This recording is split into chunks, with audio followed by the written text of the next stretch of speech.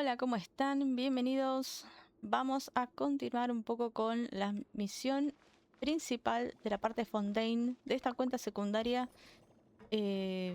Para aquellos que es la primera vez que ven esto, ¿por qué estoy haciendo esto? Todo lo que fue Fontaine, más o menos, fue cuando empecé a hacer Twitch, que es una plataforma que ya mucho no utilizo, y hubo un momento en que un amigo hizo, no sé qué me puso y tratamos de ver si podíamos cortar el video en esa parte y lo que decidió Twitch es directamente borrarlo. No sé qué pasó, en vez de editarlo lo borró y no lo puedes recuperar. He pedido varias veces que pongan como si fuera una papelera donde puedas recuperar.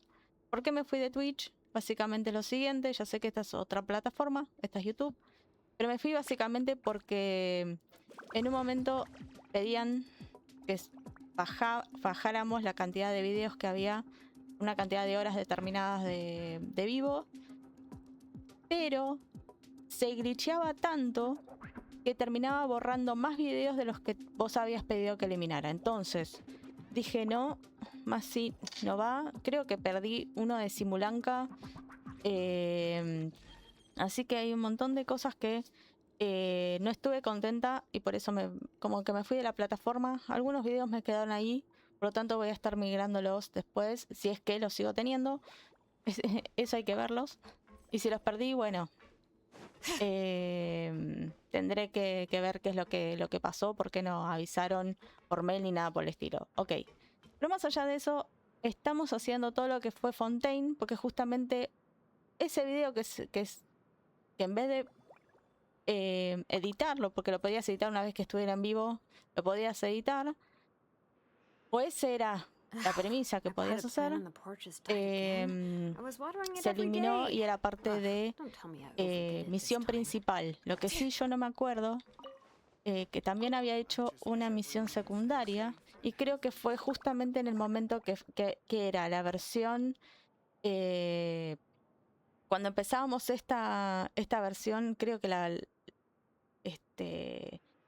el acto 3, cuando se empezaba el acto 3, pero más allá de eso, quiero dejar a todo Fontaine en esta parte que es uno atrás del otro, video atrás del otro, que también lo voy grabando y, y la verdad son bastante pesados los videos y no tengo tanto espacio, así que también los voy cortando por eso.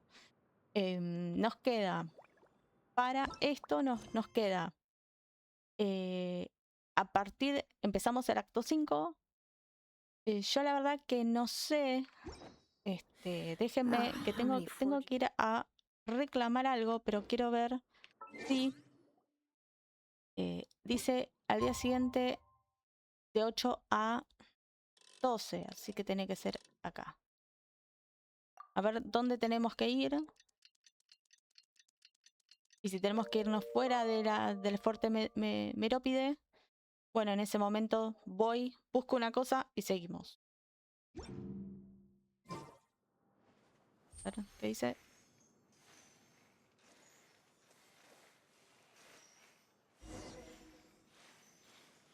¿Ves? Ahí está. Vuelve a la de descanso.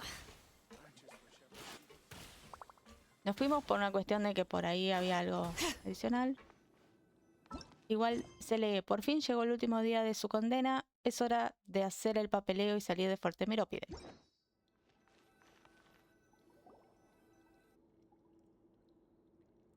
Ya ha pasado tiempo desde el incidente del Fuerte Merópide y su estancia aquí está llegando a su fin.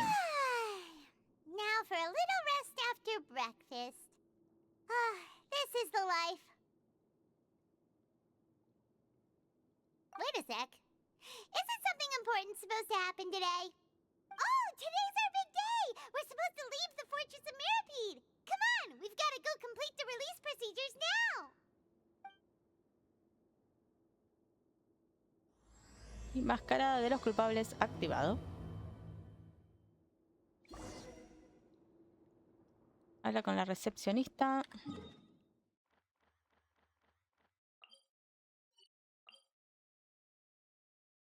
En realidad, lo mismo. Bring it.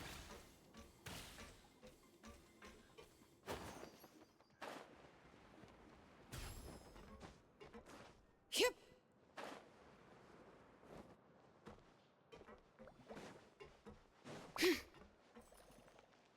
Fontaine. Please, sign here. This document will be effective immediately upon signing, and you two may exit the Fortress of Meripede via the regular channels. It's been so long since we've been to the surface. Let's hurry up and... Huh? What's happening? ¿Estás bien? I'm fine, thanks. But I wonder what that tremor was just now. Let's go ask the Duke.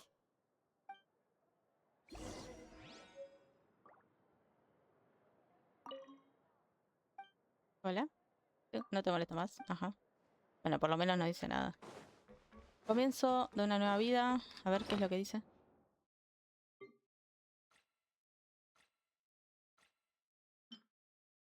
Un salvoconducto del fuerte Merópide, aunque es solo un papel, tiene un nombre inspirador. El comienzo de una nueva vida. Dice.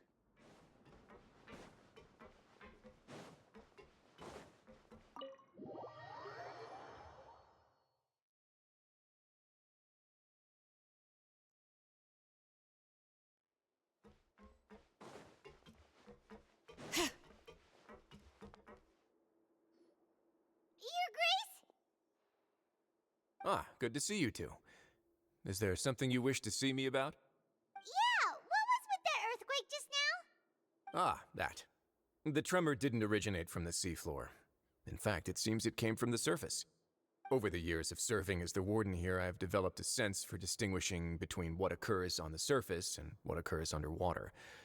Besides, the seal that Monsieur Neuvillette set in place won't fail so easily. So the fortress is okay? If you recall our last incident, if there really were a problem, there would be crowds of inmates in a panic right now. Huh, you've got a point.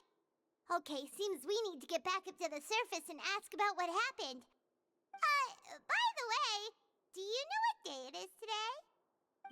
I believe today is this month's pipe cleaning day. Wait, seriously?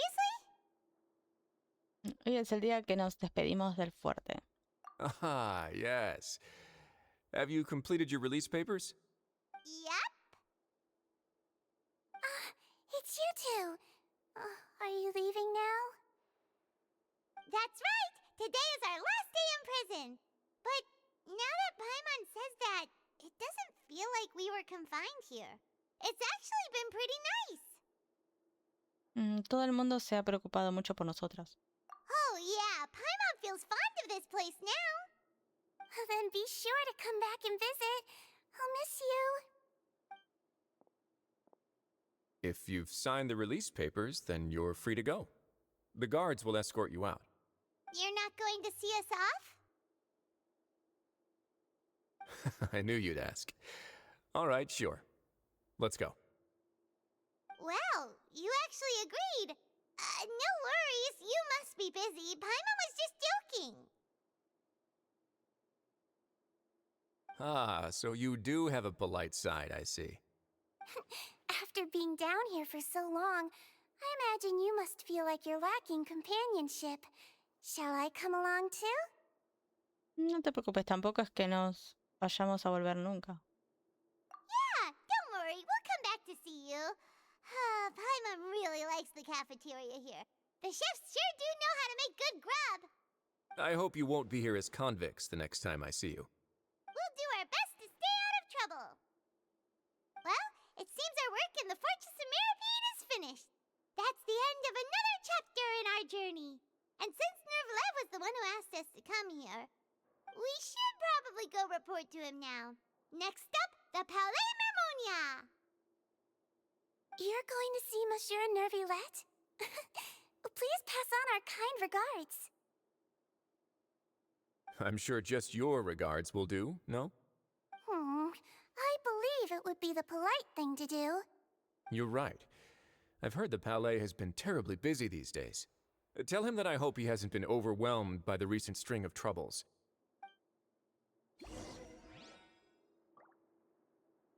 Ir al Palacio Mermoria. If you're concerned about things at the Palais, why don't you take some time to go up and check things out? I believe you should still have some vacation time to spend. Thank you for being so understanding. It means a lot. It's been some time since I've gone to the surface. I must say that I've started to miss it a little. Oh, sí, Twin.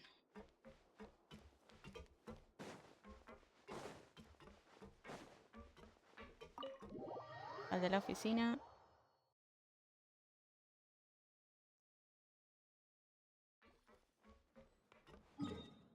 Ir al Palacio de Memoria. Pero antes, déjeme hacer una parada. En realidad vamos a hacer lo siguiente. Voy a venir acá.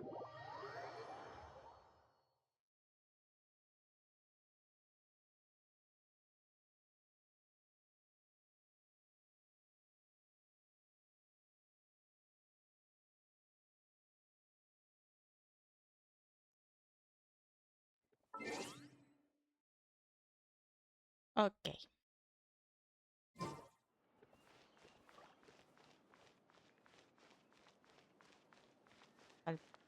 Entrar al Palacio de Mermonia. Mermonia. Ay. A ver, nivelet. Hice algo acá ya. Para el papeleo. The Palais Mermonia sure is buzzing with activity today. Halt! Huh? Oh, it's you two. Apologies. Monsieur Neuvillette did say you'd be welcome at any time. Excuse me. Would you mind helping me take a look at this report? I'll be right there. Sorry, I've got my hands full here. You can see yourselves in. Everyone's so busy. Seems a lot has been happening.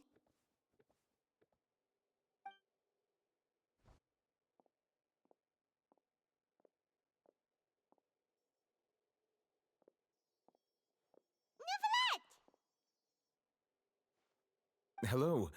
You've come at the right time, but you'll have to wait for just a moment, as there are some urgent matters I must tend to first.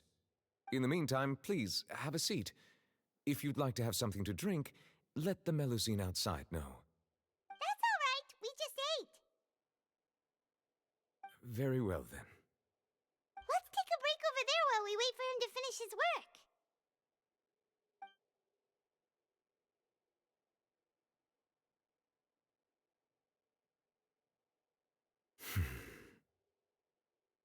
All right. That should wrap things up for now. Are you done with your work? Yes, sorry to keep you waiting. Today should be the day you were released from the Fortress of Meripede, and it appears that you've managed to complete all the release paperwork. That's right, and we came here to see you right away.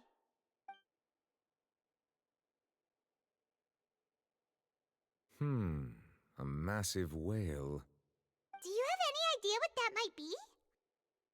Judging from your description, that cannot have occurred in any ordinary waters, but rather something like the primordial sea. A whale of that size and shape cannot usually be found in the waters of Tevat. Therefore, we can only assume that Child is presently immersed in primordial seawater. Immersed in primordial seawater? But how? And is he okay? Nobil no es de Fontaine, así que no se disolverá. Most people wouldn't be capable of entering in the first place. I'm not completely sure how he could have gotten there myself. Hay otra cosa que nos gustaría preguntarte. Yes? What is it? ¿Qué fue ese temblor de antes? Ah, right! Paimon felt it too! We asked the Duke and he said it wasn't from underwater, so we figured you might know something about it. It turns out that I have just received a report about this particular matter. In fact, that's exactly what I was busy with a moment ago. The source of the tremor was here on the surface near Poisson. After the shaking stopped, the water levels in the Poisson area rose at an alarming rate. The water levels rose? Oh no! What about Fortunately, the water levels only rose for a short period of time and have already returned to normal now. However, I still have a bad feeling about the whole phenomenon. If the change in water levels is connected with the leaking primordial seawater, then the situation in Poisson may be much worse than it appears. Navia should be in Poisson, right? We need to go check on her. Sí, allí está la base de Espina di Rosula. I would also like to go there as soon as possible, but I'm afraid I can't leave just yet. We must immediately formulate disaster prevention plans for the surrounding coastal areas to avoid potential catastrophes. I'll have to ask you two to go to Poisson first. I'll meet you there to check on the situation once I finish things here. Hagamos eso, pues. There's no time to lose. Let's get going. Please be careful.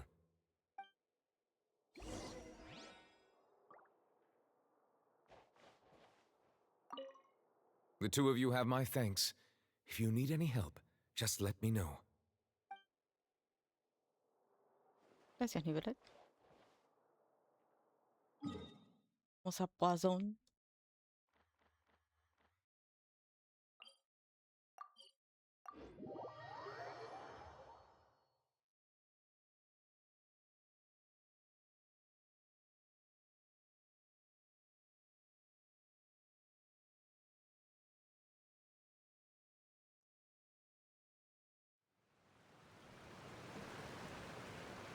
Oh no.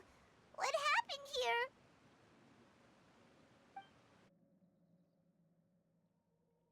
Todos los edificios de por aquí están en estado deplorable. Tampoco hay nadie en la calle. ¿Será que sean? No, no debo pensar eso. Navia should be around here, right? We need to make sure she's still... Jaime means we need to check on her.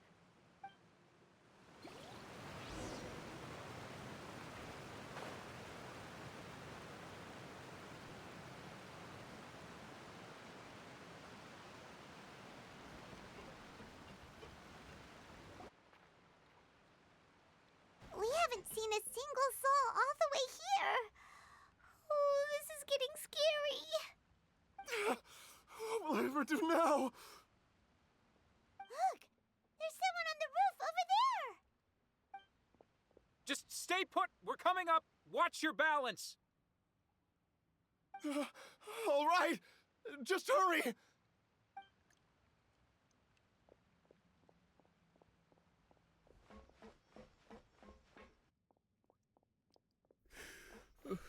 I'm not young anymore. How will I survive on my own? My Desiree! Oh, he looks pretty sad. My leg! My leg! How could this have happened? It hurts! Just hang in there. Help is on the way. You can hold my hand if it makes you feel better.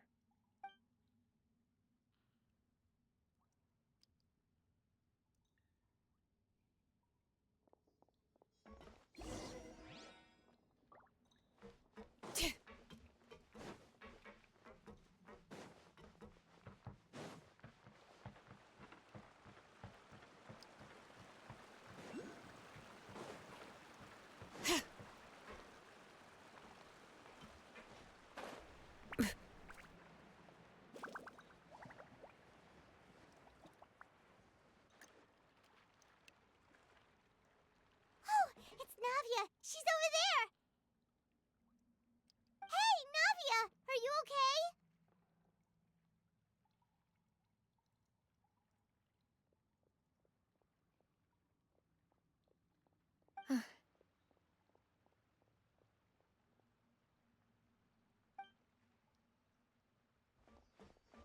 You're here. We heard there was a situation in Poisson, so we came as quickly as we could. Yes. As you can see, the water level suddenly rose. It caused quite the disturbance, in fact.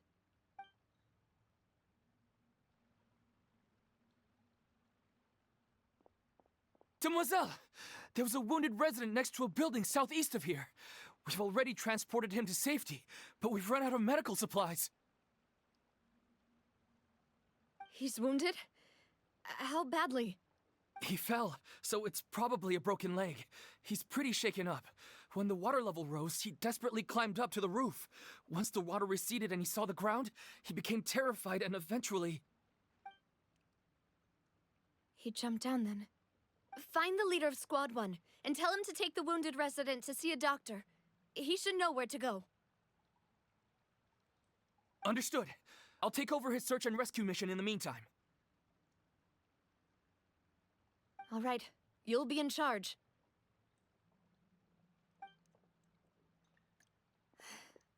I'm sorry. Where were we?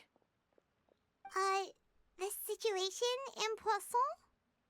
Ah, right. Allow me to explain. A little earlier, we suddenly heard a loud noise. At first, everyone thought that something might have exploded on an aquabus. But before we knew it, water started pouring out from everywhere.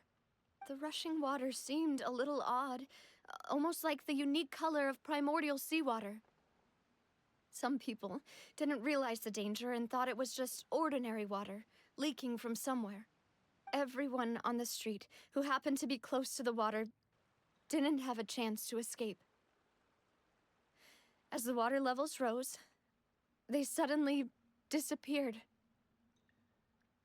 They were all dissolved. Those who realized what was happening started to flee in a panic, desperately trying to get to higher ground. Many were injured in the stampede, and some people fell from significant heights.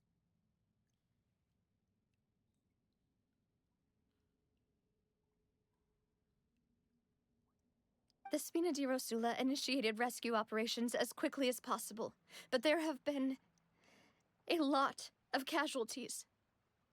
Fortunately, the water began to recede after some time, and the chaos came to an end. The water that flooded the area contained primordial seawater, so the lower levels of Poisson are still hazardous. To ensure everyone's safety, I've asked the people there to leave as soon as possible. No one knows if this could happen again.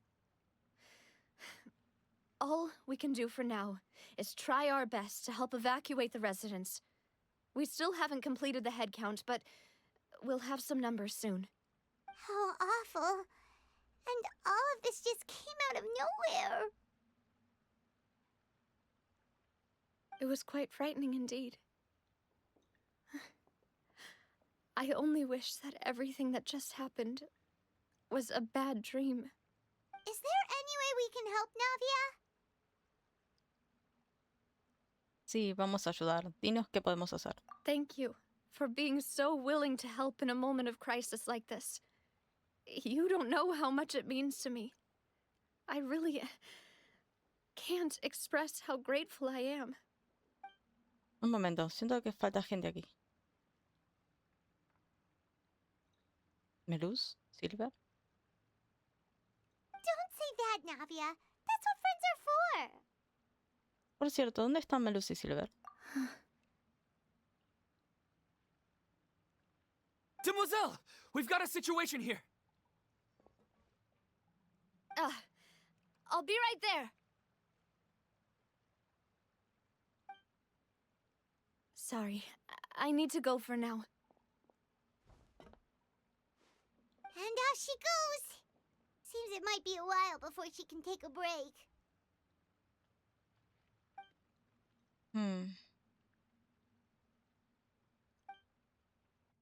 Navia va de un lado a otro hablando con la gente y organizando. Okay, the wounded are being tended to, and we finished a preliminary head count. More support has just arrived, so I suppose I finally have a moment to focus on my own matters. Of course, we should remain ready for anything, and continue doing our best to rescue others. I'll be sure to have everyone at the Spina di Rosula ready to render assistance. Traveler, Paimon, would you two accompany me to my father's grave for a moment? Huh? Right now? Entiendo. Thank you.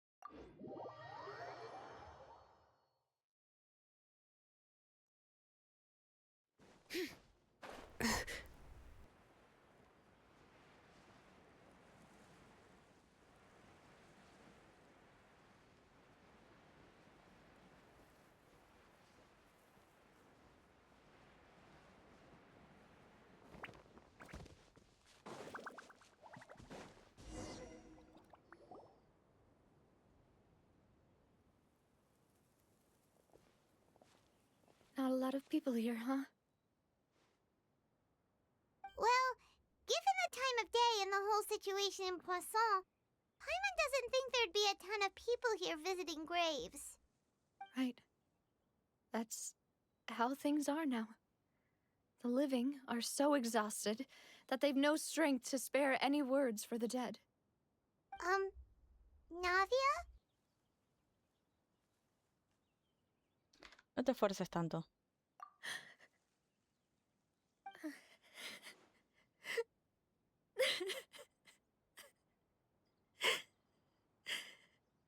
Navia, what's wrong? Sorry. I just... Malus and Silver... They won't ever come back here again. What should I do, Papa? Huh? What happened to them? Navia, lo sentimos mucho. Everyone agreed on the rescue plan, but still... I was the one who initiated it. They were helping evacuate the residents, but they couldn't leave in time. And they were caught in the seawater.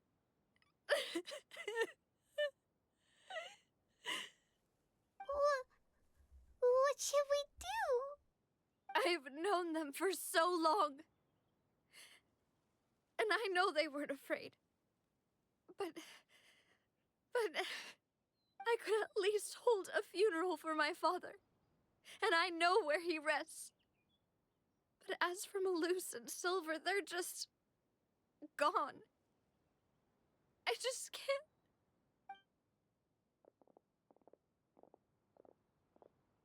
Everything looks so clean after it rains. Even the gravestones. I didn't expect that you'd enjoy a glass of red wine in front of Master Callus's grave. I can understand. Besides, the scenery here isn't half bad. See, it's not just me. I always want to bring something when I visit Papa. Perhaps we might even have a picnic. He wouldn't be angry, would he? Ah, how could Master ever be upset with you, demoiselle? Yet the cemetery is the home of those who have passed, is it not? Everyone ends up here sooner or later, no matter who you are. Buying yourself a plot in advance, are you? No need yet. But when I do, I hope you'll let me be buried beside Master Callus, demoiselle. Hey, stop joking around. I'm quite serious. That way, it'll save us both the trip to see each other whenever you visit your father's grave. That makes sense. In that case, could I be buried on his other side? After all, besides you, demoiselle, the two of us could certainly be considered Master's closest companions, no? Personally, I believe we fill those shoes just fine. Why are you bringing this up all of a sudden? Seriously. All right. I'll remember your requests. But I'd really prefer not to talk about this stuff. And what do you mean by saving me a trip? I'd make the journey even if I had to visit you two somewhere else. I'd promised to let them rest in peace here. But here I am breaking that promise. I'm sorry for letting you see me in a mess like this. I don't usually cry, really. Paimon doesn't know how to help you feel better. But, well, she understands how you feel. I had always thought I could make my wishes come true. But now that I think about it, that never solely relied on me. Many things can only be accomplished with someone else's help. Malus and Silver have helped me so much. But by contrast, I could do nothing for them. I'm so sorry. You can spend as much time as you need here, Navia. We'll stay with you. Y estamos aquí. Thank you. Right now, you don't know how much that means. By the way, you can have a look at this. It's a list of victims from the incident that took place here. Obena, Khan, Burnett, Giverny, Francine, Karina, Daisy Ray, Joinville, Jolienne, Esson, as well as Malus and Silver. So, everyone else is safe. But still... It's okay. I know what you're thinking. And you're right. We lost Malus and Silver. But we were able to save more than we anticipated. The overall outcome indicates that the cost was worth it. Pero nadie debería haberse sacrificado. Right! Don't think that way, Navia. One person might be saved at the expense of another, sure, but that isn't something we should ever consider a trade. Malus and Silver were not the price for saving anyone.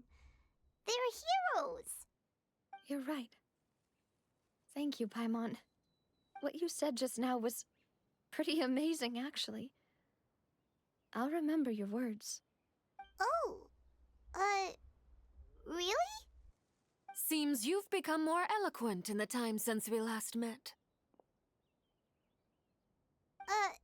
The knave? What are you doing here? Is everything going well on your side? Yes, my people are carrying out the mission according to your request. All the residents of Poisson have been evacuated, and we're preparing to relocate them to higher ground. As for these supplies, we have everything taken care of. There is no need to worry. Thank you very much. Wait, do you two know each other?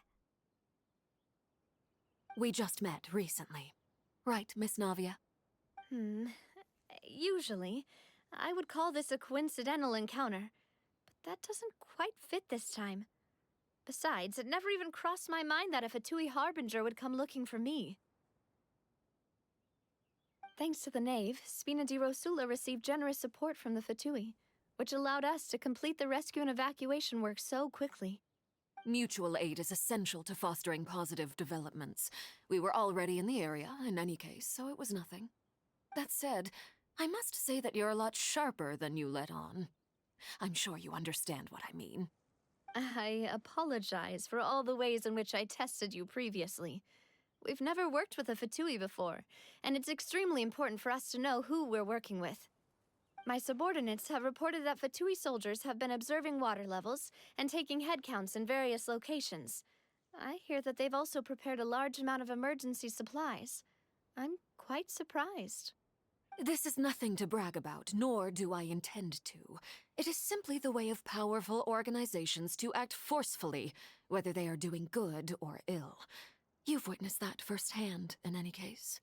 As I've told this traveler before, I know of the prophecy, and I intend to prevent the impending disaster. Lending your organization a hand was a natural first step in accomplishing that. As such, do not be troubled by this token of our sincerity. Perhaps one day, you'll also be able to help me in the same way. Without your help, there would have been many more casualties. I won't forget your kindness. Furthermore, I sincerely regret what happened to Malus and Silver. I only wish that my people could have arrived a little earlier to prevent this from happening. Don't say that. You and your subordinates did everything you could. As Paimon said, Malus and Silver didn't choose to sacrifice themselves for any specific person, and they weren't the price paid for other salvation. They chose to become heroes themselves. I've never liked hearing people put it that way. It's like trying to relieve pain by saying some noble-sounding words. But right now, there's nothing more suitable. They really did become heroes.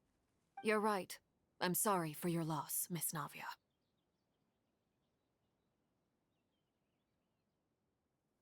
Water is life to Fontaine's people, and it also spells disaster. It's no wonder that people always say that prophecies represent fate. Fortunately, I've never been one for such opinions. So, you're one who will try to change fate then? Of course. That is why I'm going to Hotel Bouffe de Thé. I still have some things to take care of, and the children need my attention. By the way, Traveler, Paimon, one more thing. Alright, then we'll just... Huh? This isn't right. Paimon thought you would ask us to walk with you for a moment so you could tell us something in private. That is a clever and useful conversation technique, which I do like to use when necessary. But there's no need today. It would not hurt to have Miss Navia listening in. Traveler, I'm sure you remember that I said we could work together when we had the chance. You and I both know that there may be issues with the primordial sea. Previously, it was the fortress of Meripede's sluice gate, and this time it was the water levels in Poisson. These are both signals.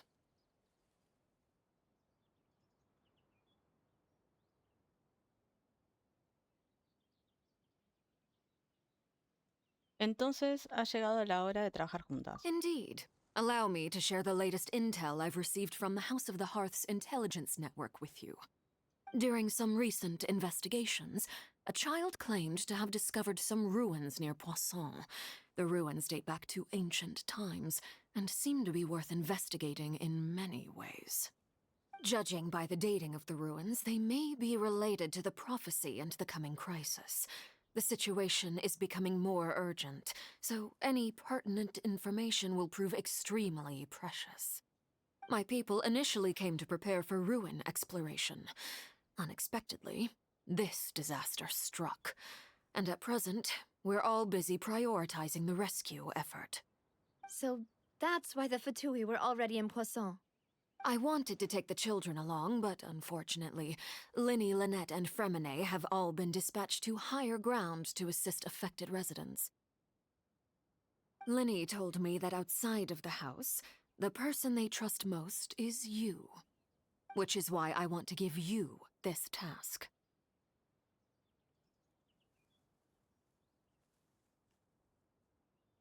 ¿Seguro que no hay problema? No pasa nada porque no sea de la casa. No pasa nada porque no sea de la casa de la hoguera. The House of the Hearth's members see each other as family, but Linny, Lynette, and Fremine said that they also see you as such, even though you are not from the house. I'm sure you already understand how earnest they consider their friendship with you to be. Oh, that somehow makes Paimon feel kinda happy. The intel I just shared about the ruins could fetch a high price. But since the children consider you family, it's only natural that I freely share it with you. Got it! So all we gotta do is go to some ruins, right? We can handle that. Excuse me, but may I tag along? You wish to join, Miss Navia? But are you sure you're up to exploring some ruins? You need to rest. Well, I'm sad, yes. But I can't just go back and plop myself into a chair by the roadside and do nothing. There's no point in being depressed while we still have a disaster on our hands. As my father's successor, I must live up to the hopes he had in me. Besides, I'm also doing this for myself. I need something, a distraction, to keep my mind off Malus and Silver.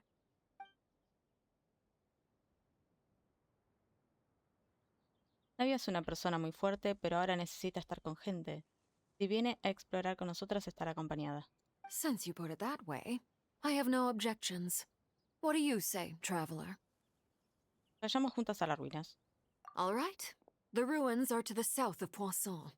Here's the map. Okay, the three of us will handle it. Come on, let's pack up and get going.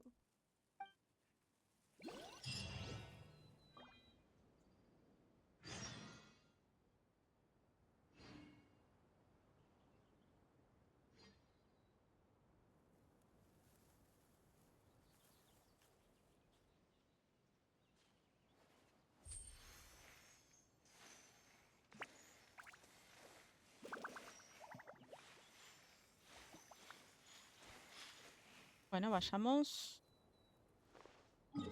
Las ruinas. ¿Dónde están? Acá. Hay que venir desde acá.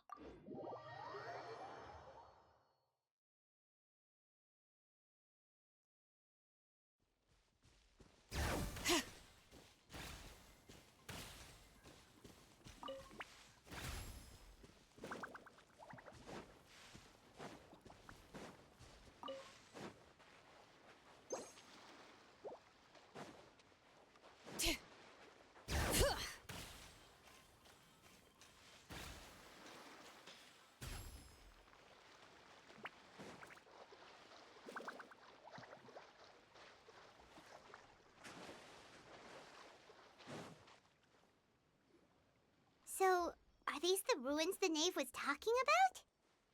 Whoa, talk about old. They seem to be pretty ancient, all right. Let's go in and have a look. Just be careful.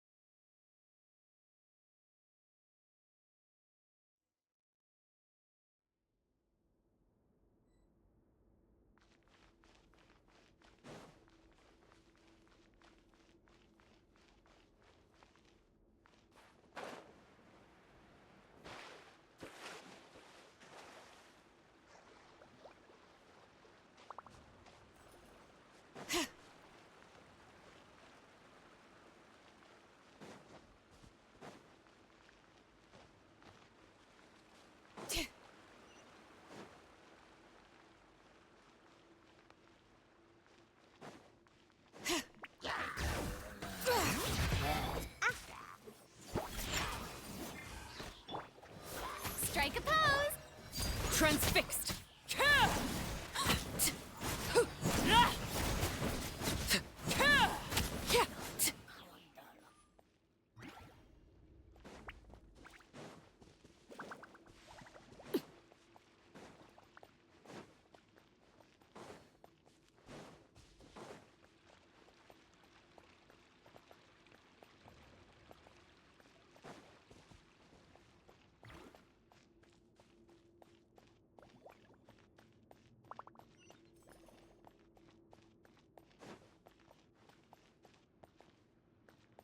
What? The floor here isn't safe.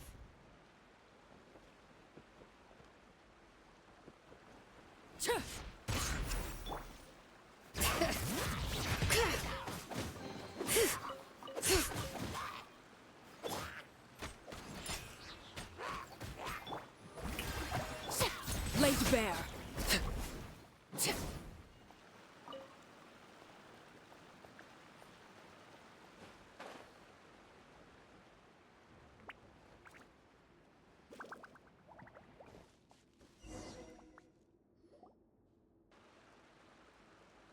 This place has also been contaminated by primordial seawater. Yeah. And a lot of it, too. A Fontainian would most likely dissolve the moment they fell in.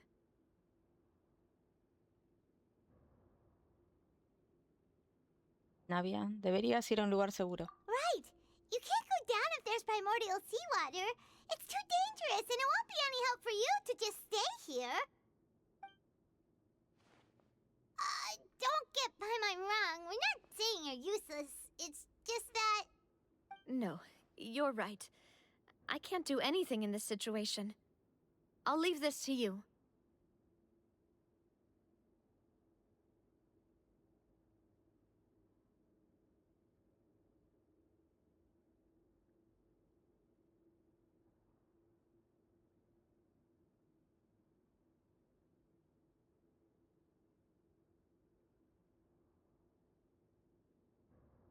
A juzgar por cómo está el terreno, no sé si podemos regresar. Puede que no haya un camino de vuelta.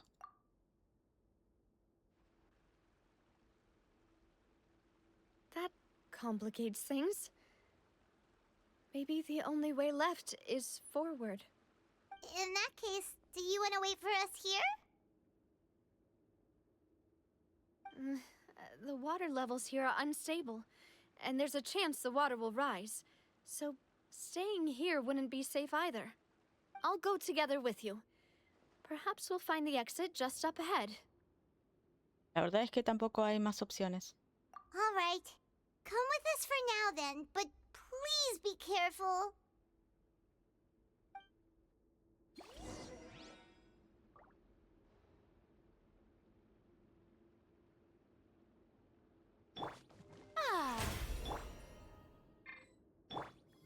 May I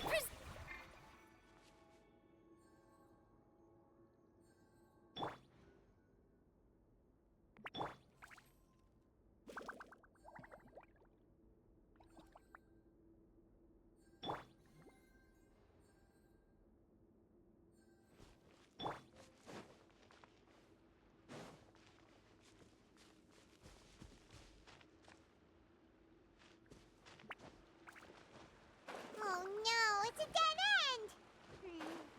Let's try climbing over from the side.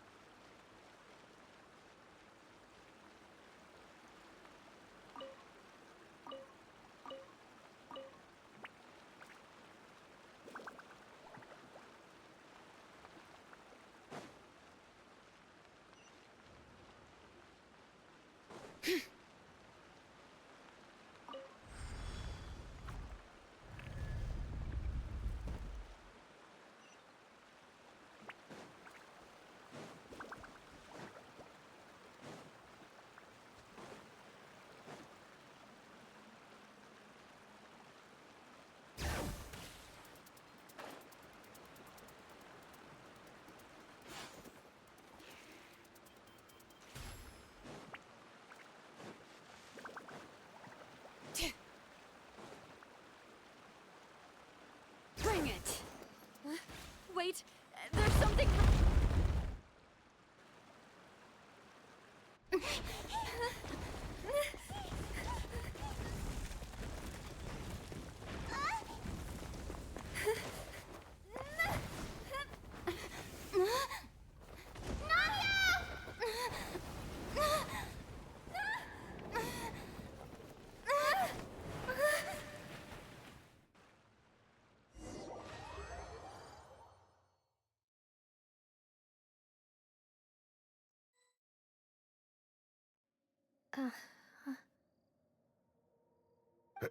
Demoiselle?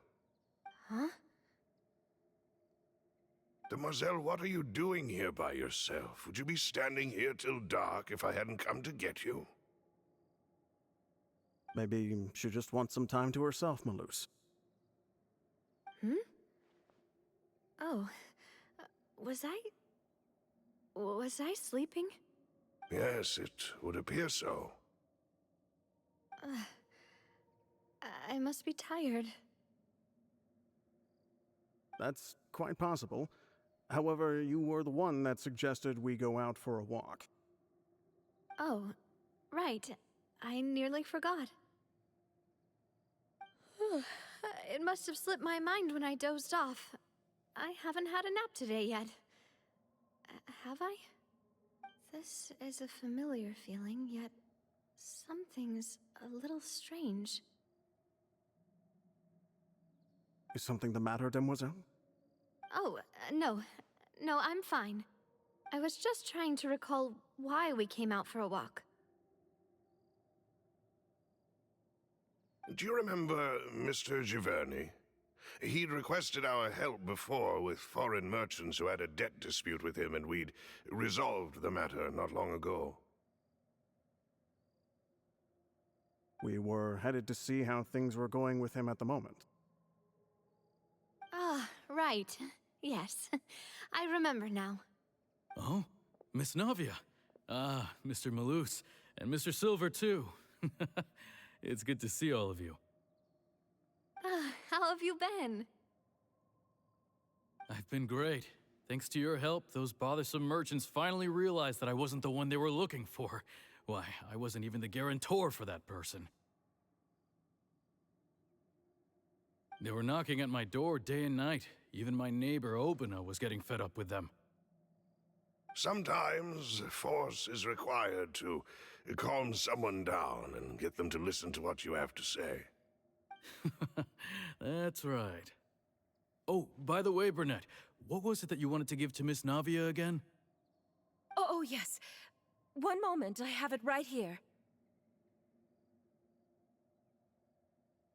Miss Navia, these are some flower seeds that I prepared.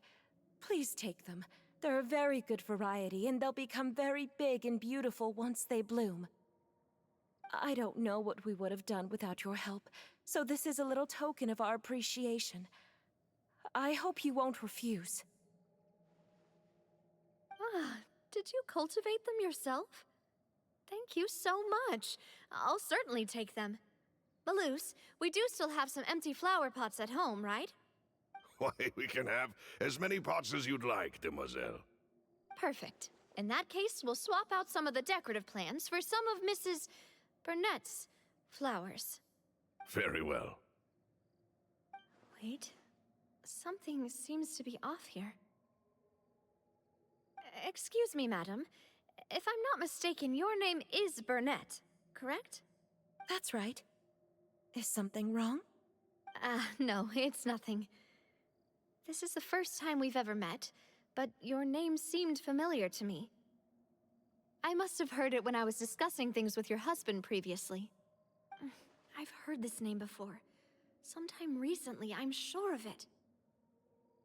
And why are there so few people around here? Where did everyone go? We must mind the time, demoiselle. We still have important things to attend to today. Huh? We do? Like what?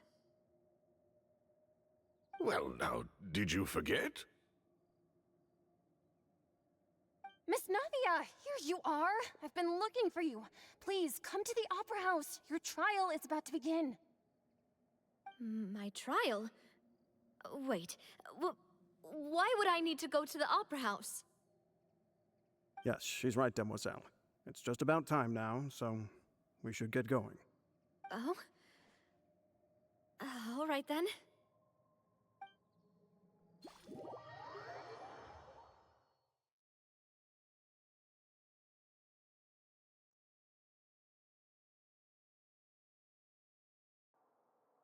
Look, it's Navia!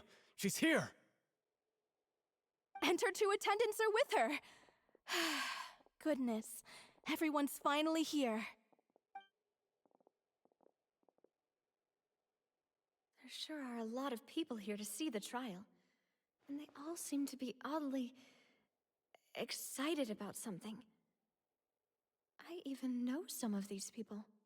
Karina, Desiree, Joyville, Jolien, Essen. Why are so many people here? And why do I have no recollection of this case? And as for the judge... huh? Where's Monsieur Neuvillette? Please sit in the defendant's seat. Don't worry, Silver and I shall accompany you. All right. But are you sure you can stand behind me? Typically, it wouldn't be allowed, but today is an exception.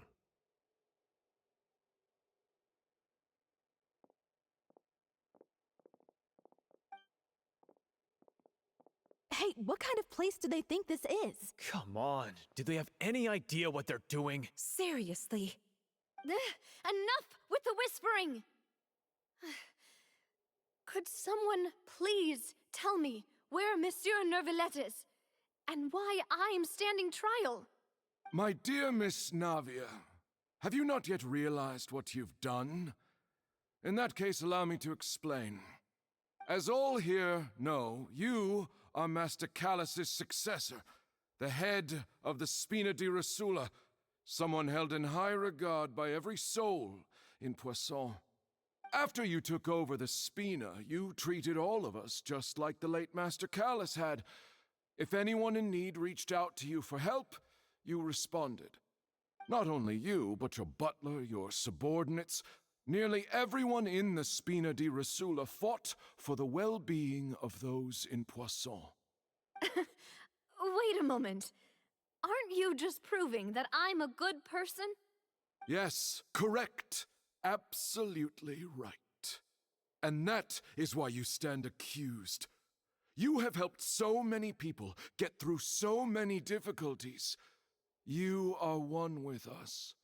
We are inseparable. We are one big family, all of us who are from Poisson, inextricably linked. And with you being so important, we couldn't possibly do without you. Therefore, this fair and honorable court shall declare you guilty, and you shall stay here. You will be together with us forever. Huh? What are you saying? Everything you have said is correct. I have indeed done a lot for my hometown, and I would be willing to be with you all, but what is the purpose of having me stand here like this? What is there to discuss? Ah, well, if that's what you think, then I have no further comments. How wonderful, Miss Navia!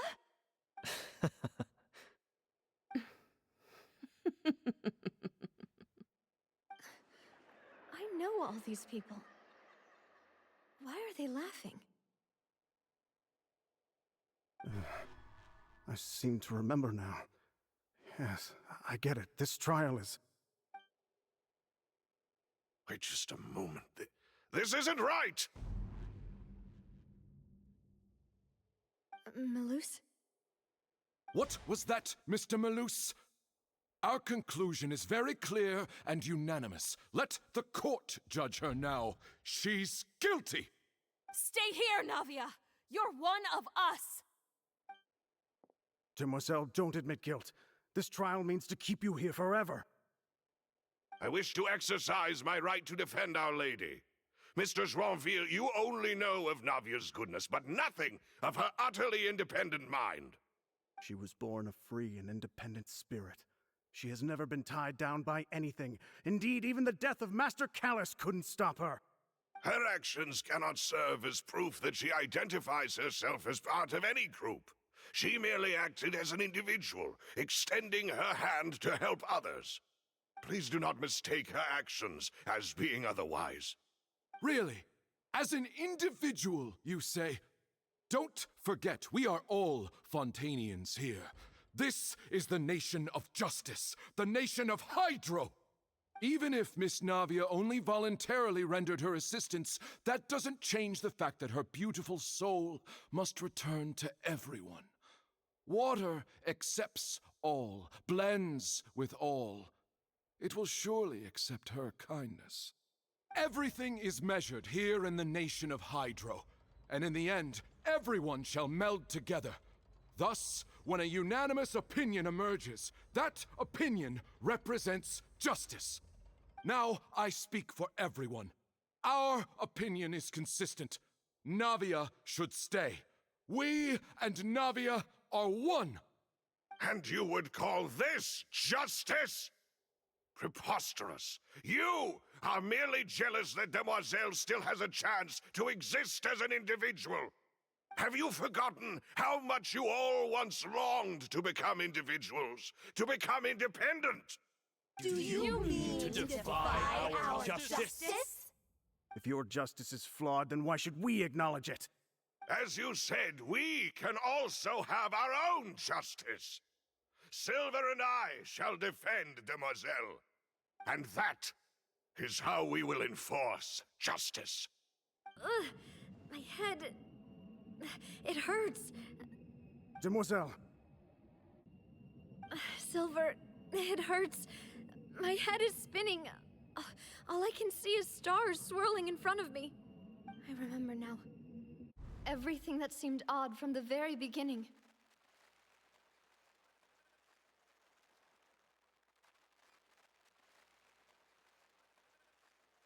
Karina, Desiree, Joyville, Jolien, Essen, and Mr. Giverny and Mrs. Burnett, who we met earlier. Even Malus and Silver. I don't want to admit it, but they're all dead. Don't be afraid, and don't admit guilt. We will protect you to the very end. Absurd! Who are you to say that she cannot be judged?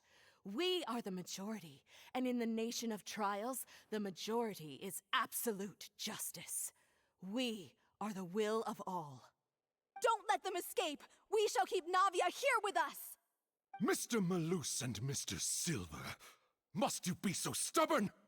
How could the two of you possibly hope to stand against the collective? Do not resist. This judgment is fair and just. Navia belongs to us. After all that happened, she should not be left alone in Poisson. What are you saying? No more excuses! He says we're jealous. Jealous? How could she possibly be an independent individual? What's with these people? Who's jealous of her? She belongs to us! Miss Navia, she... Silence! That's...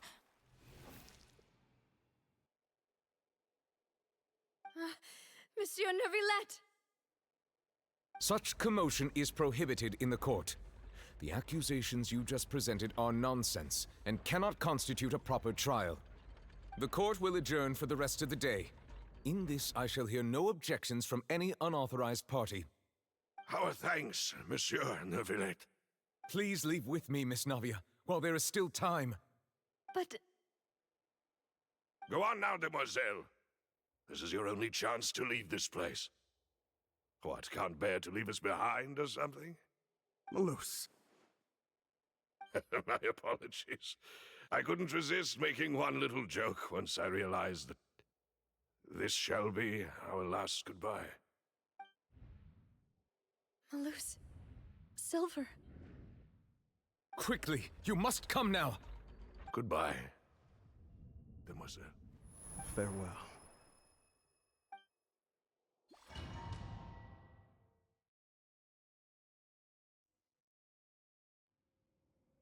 No, wait! Just a second! Navia? You're awake. Good. I must have been dreaming. Malus and Silver were still alive, and they were defending me at some insane trial. It looks like you're all right. Did all the sad feelings cause you to have a nightmare?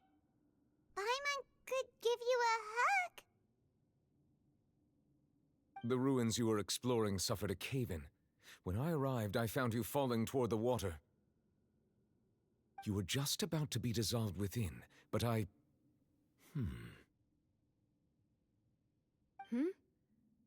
What is it? I think I saw 2 Oceanids protecting you. It was only for a moment, perhaps even a fraction of a second, but they gave me the chance to retrieve you. Were it not for their intervention, I would not have been able to rescue you before your consciousness dissipated. Wait, did you say Oceanids? You mean like what happened with Vache? Entonces la gente que se disuelve se convierte en oceánidas. Perhaps those 2 Oceanids were the people you saw in your dream.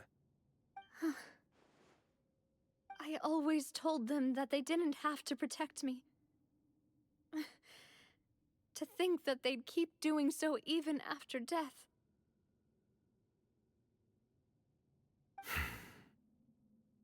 Please come with me.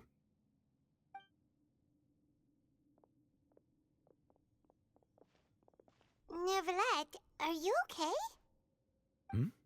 Oh, I am quite all right. Perhaps there's something we could chat about? Why do you look so stiff all of a sudden? Oh, Paimon knows. You're the type who feels awkward when there's nothing to talk about, right? I merely thought that we should give Navia some time to herself. Huh? Why didn't you just say so then. Don't you think it's even more awkward to call us over like this and then have nothing to talk about?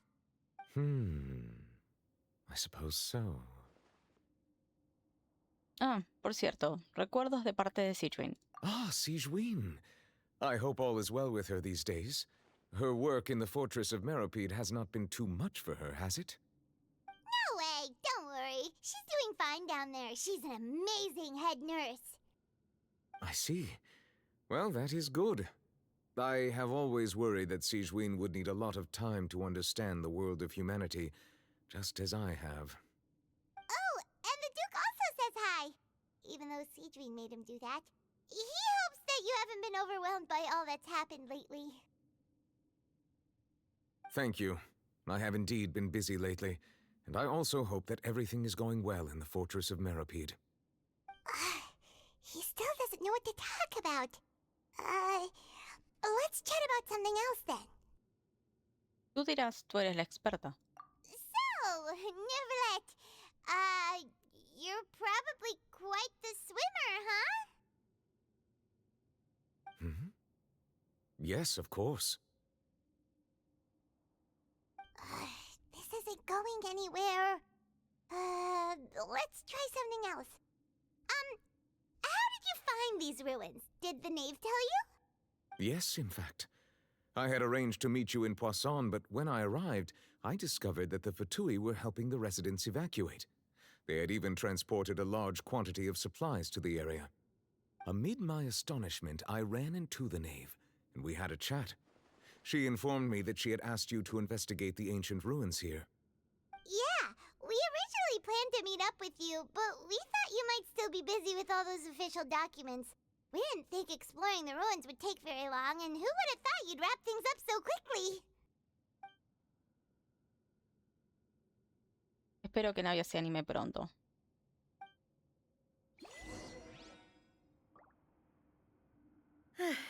I'm sorry to have kept you all waiting like that. I'm feeling much better now. I guess we should get going again. Will you come with us, Monsieur Neuvillette? Yes, if you wouldn't mind my company. All right! Another one joins the party! Let's get going then!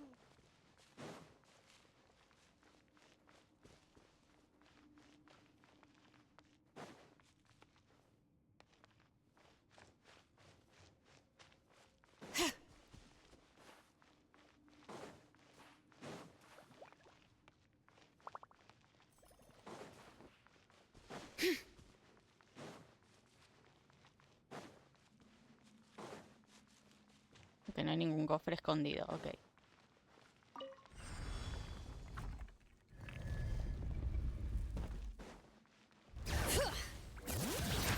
Yeah! Shower me with praise! Overruled.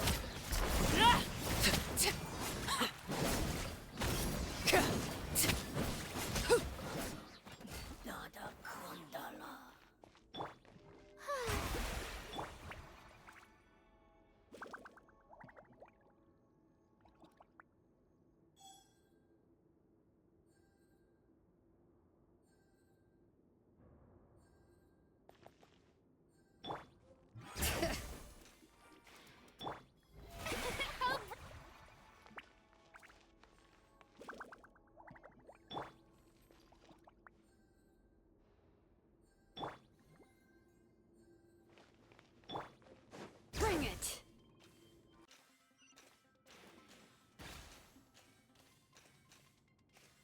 Oh no, another unstable path. Watch your step.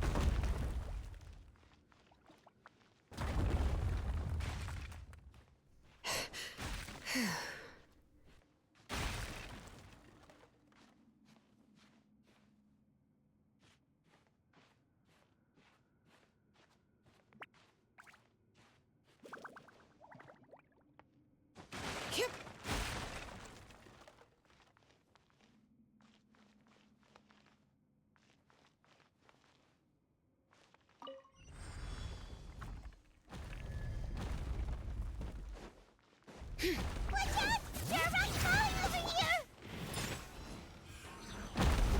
Let's go! May I present?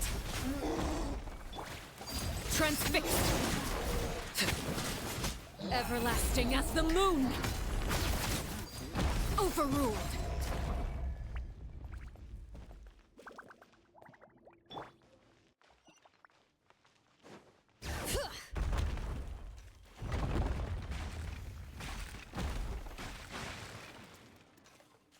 Seems we're almost at the top. Keep it up!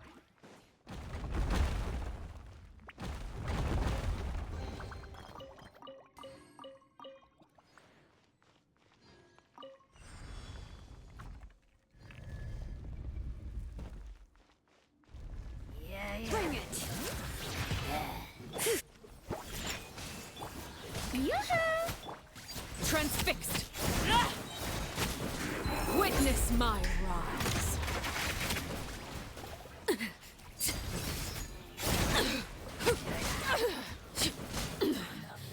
Pitiful.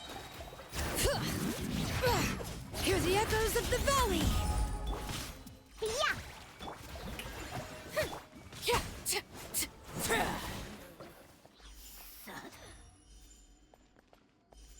This is where you fall.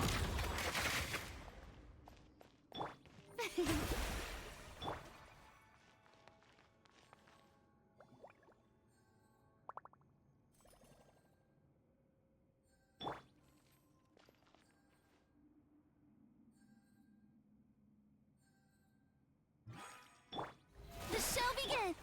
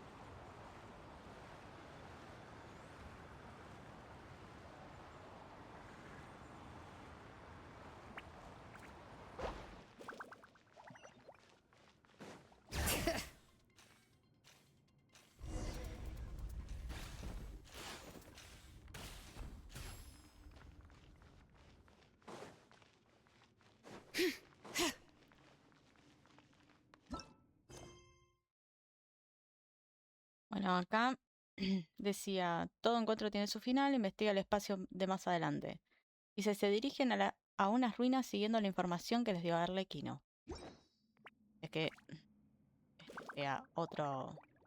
cambie la redacción. Bring it! Looks like we've reached the end. This is the place. There should not be any other hidden spaces in the vicinity.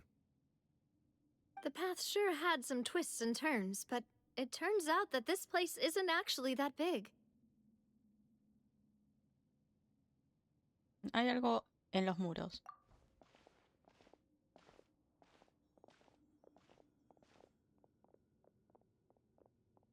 Stone slates.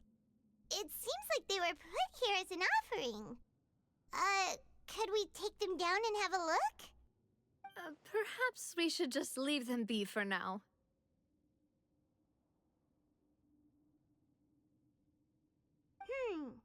There are 4 locations in total, but only 3 stone slates. The slate that should be in the first empty spot is missing. The surrounding walls also show signs of damage. There's something written below. Let Paimon see. Reason dictates that this nation be destroyed. I shall record the history of its future here in its past. Say what? It feels like someone left these slates and these words here for a purpose. But does he mean that Fontaine should be destroyed? That would fit the circumstances dictated by the prophecy, yes. Indeed, the slate's contents correspond to it. Take the second slate, for example. There's a person kneeling here. She seems so dedicated. And there's a whole bunch of other people behind her doing the same. She's facing this... what is this? Some kind of island in the sky? And is that Lady Farina in the third image? Did the Hydro Archon fall into the water? And is that a ring of people around her? Paimon doesn't quite get it. Are they all in the water? The fourth image. I know this one. This exactly matches the content of the prophecy. The people will all be dissolved into the waters, and only the Hydro Archon will remain, weeping on her throne. Las imágenes coinciden con lo que dice la profecía.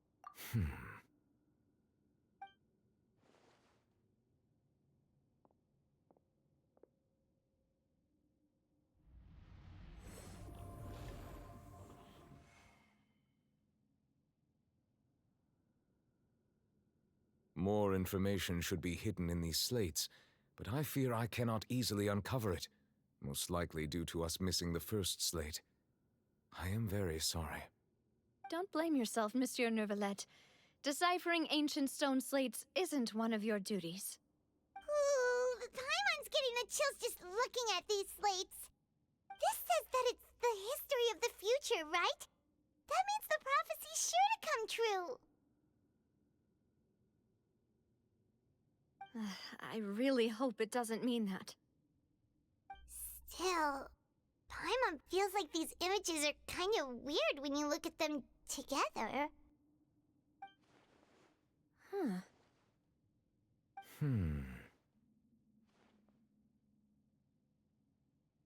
Emon tiene razón, el orden de las imágenes está mal. El problema está en el orden de la tercera y cuarta imagen. That's right! If the images are in chronological order, shouldn't the fourth, the waters drowning Fontaine, come before the third, where the Hydro Archon herself falls into the water? And yet the order is reversed here.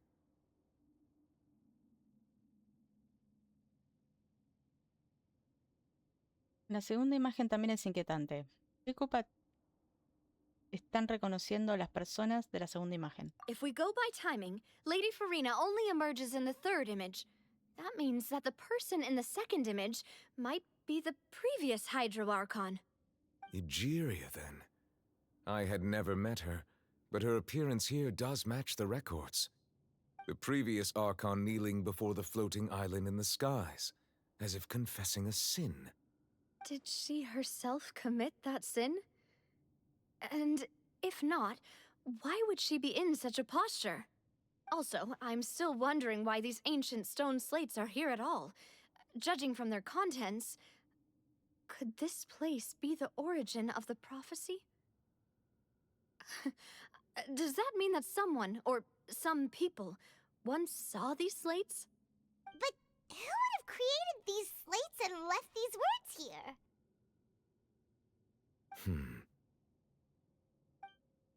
It seems that any further clues will have to come from Farina. In that case, there's no time to lose. There's nothing else to be gained here, so let's head back first. Yeah, we better get somewhere safe for now.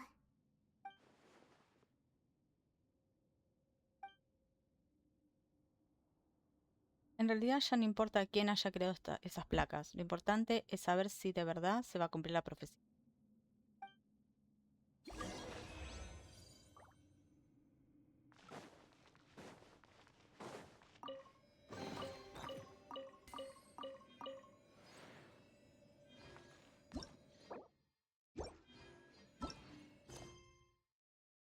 Ok.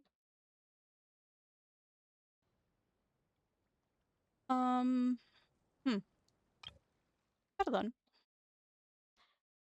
Let's split up here. I'm going to check on what's happening with the Spina. You know how it is. There's some things you just need to be there for yourself.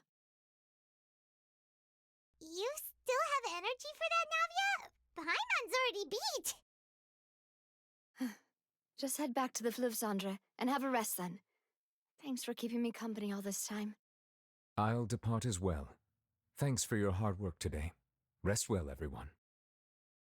Traveler, I will go talk to Farina tomorrow morning to ask about the stone slates. I'm sure that you're concerned about this matter as well. If you have time, drop by my office. I will share the results of our discussion with you. Ah, pensé que ya había salido del lugar y no. Lo pausé para hacer una cosa y volví y ya habían hablado. Bueno, por lo menos un poquito menos. De acuerdo, hasta mañana pues. Are you really gonna talk to her about this directly? Will that be a problem? Paimon's getting a little scared now that it's come to this. She has long been harboring secrets and will not give them up easily, which makes it all the more my duty to ensure that she understands the present situation. All right, we'll leave it in your hands then. You're probably the best person to talk to her anyway. I will be carefully considering my words tonight. Traveler, Paimon, our safe house at the Fleuve Cendre is always open to you, as ever. So please don't think you're an imposition. All right. I'll be on my way then.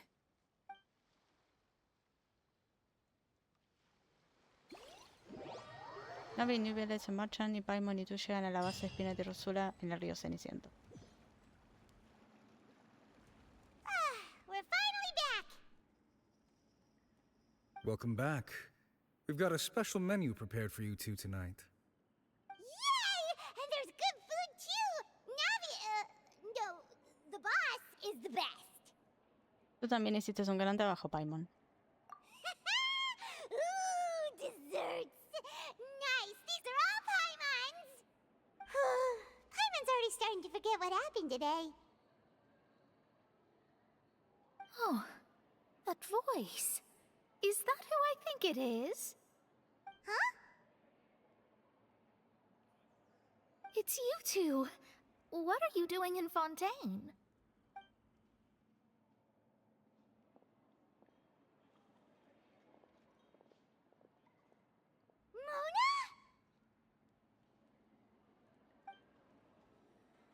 ¿Cómo es que no adivinaste que estábamos aquí? Seriously, nobody just uses a scry glass whenever they've got time to just see who they'll meet on the road. Still, we didn't expect to see you here. Wait, you're not a Fontainian, are you, Mona? Well, I have some business to attend to here, so I booked a hotel in the city. I was just out for a stroll when I bumped into you. Quite unexpectedly, if I might add. Why did you think I was from Fontaine, though? Is that because Magistus doesn't sound much like a Mondstatter surname? Yeah, let's go with that. Well, I used to have my own surname, which was, well, some other thing. Either way, the old hag told me when she took me as her disciple that the first step to being a great astrologist's pupil was to change that name. There was nothing for it, really. She really is amazing at astrology, so I changed my name to what it is now according to her wishes. To my surprise, however, Magistus is not the name of some ancient house or clan. It isn't? Nope. Although it is used by us in place of surnames, it generally just means great. Wow! Imagine including a boast in your name. Wait, are you gonna have to put that into your genealogy as well? I reckon so. In any case, I'd give my disciple a name like this as well, if I were to take one. ¿Cómo se llama tu maestra? Astromancer Barbeloth Trismegistus. Whoa, that's a long one. Does it also mean great or something? My name means Mona the Great Astrologist. As for the old hag, hers is, in plain speech, the thrice-as-great Scholar of the Stars. Just take it as a title specific to astrologists. Thrice as great? That's so petty. I know, right? That's just how she is. She used to call herself Magistus, actually, but when she took me in, she changed her name to Trismegistus. Talk about excessive. Magistus is thus the calling card of our school, so to speak, which makes it about the same as a surname. It's all right if you don't get it. You can look into it further should you need to study astrology more deeply. Yo podría llamar mi aventurera trispoderosa. Paimon, tú podrás ser hada blanca trisglotona.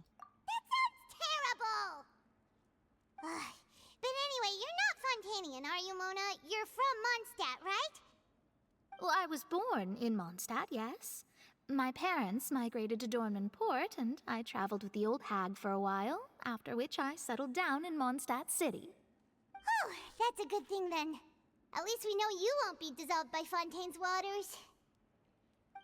Speaking of that, I'm sure you're aware that a bunch of things have happened here in Fontaine, right? I know you're not a local, but I'd avoid getting too close to any water that looks strange all the same. There's something ominous about it. Well, the water, I mean.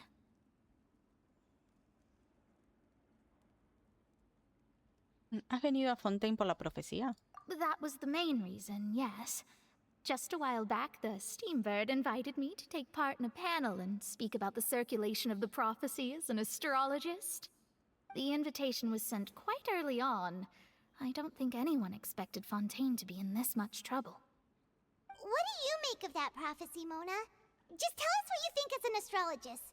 Your word would go a long way to make things more certain and less scary. What I can tell you is that I'm an astrologist, and that this prophecy concerns the fate of Fontaine, even that of all Tevat. Ascertaining this is akin to reading the fortune of the whole world. I'm afraid that this is not something that just anyone can do. If I could do it, you would no longer call me an astrologist, but a visionary. But on the flip side, the prophecy is so huge and powerful that it must surely come from a powerful visionary. Its contents involve the fate of the world. Disregarding it would be a mistake. A visionary? Sounds really powerful and all, but does such a person really exist? Of course.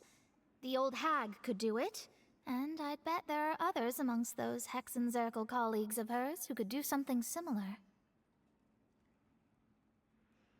Necesito saber si la profecía es real o no. ¿Podrías ponerme en contacto con tu maestra? Are you sure? All right, I'll help you. It isn't often that I see you with such a serious look on your face. I'll tell you once I hear back from her. Thanks, Mona. You're amazing as always. Oh, well, this is something only I can do after all. So yes, your praises are quite welcome.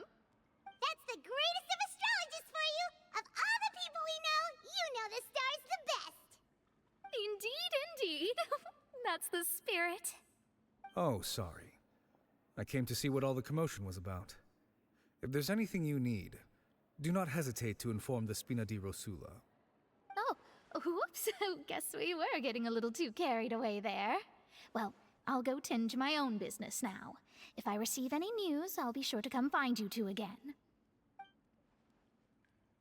And there she goes, quick as rushing water. And here we are with the Spina guy giving us suspicious looks. Bueno, la verdad es que nos lo merecemos. La próxima vez bajaremos la voz. Right, but we were able to recruit Mona's help, didn't we? Our Fontainian friends will thank us someday.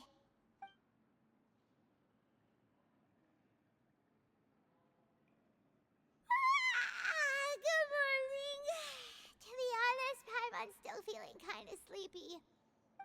But it's time to get up, traveler. We agreed to go see Neuvillette, so let's pack it up and get going.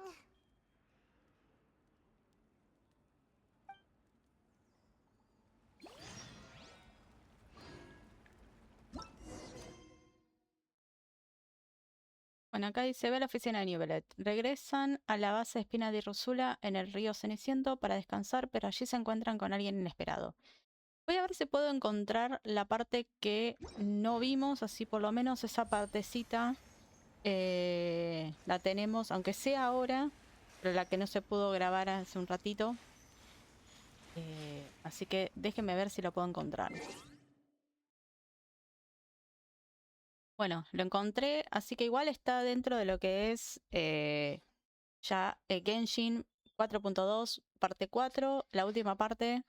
pero igual lo quiero dejar acá. ¿Ven?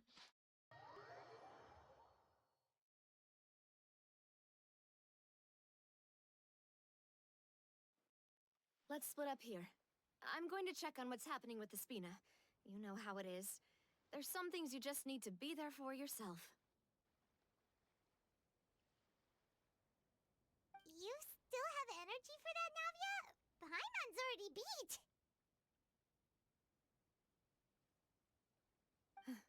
Just head back to the Fleuve Cendre and have a rest then. Thanks for keeping me company all this time. I'll depart as well. Thanks for your hard work today. Rest well, everyone. Traveler, I will go talk to Farina tomorrow morning to ask about the stone slates. I'm sure that you're concerned about this matter as well. If you have time, drop by my office. I will share the results of our discussion with you. Bueno, ahí está lo que no se había grabado, pero sí está. Así que, bien. Vamos a seguir entonces con lo nuestro. Perdón por el desorden, pero pensé que me había salido y no me salí de la ruina. Pero bueno, son cosas que pasan. Vamos a continuar entonces con esto. Voy a la oficina de Newbelet.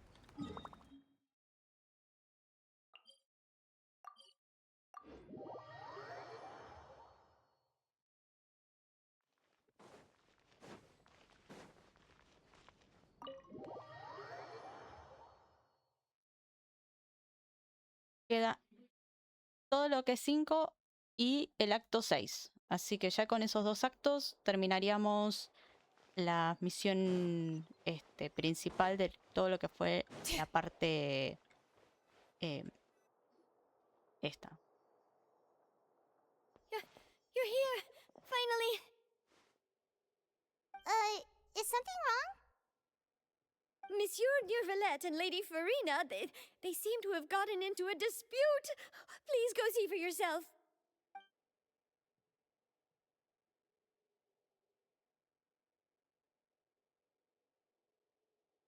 Like I said, I've already explained everything. And yet the problem has not been properly solved. There is little space for excuses between us.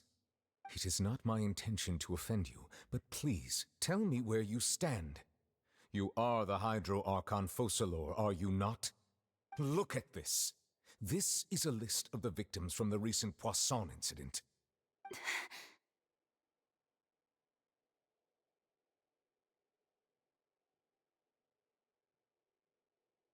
You mean, they're all...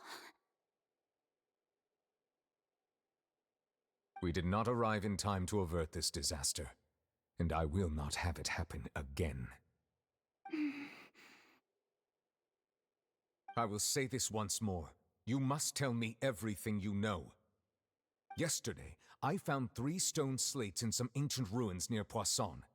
Do you know anything about those? Seriously? You're questioning me like this is a court case now.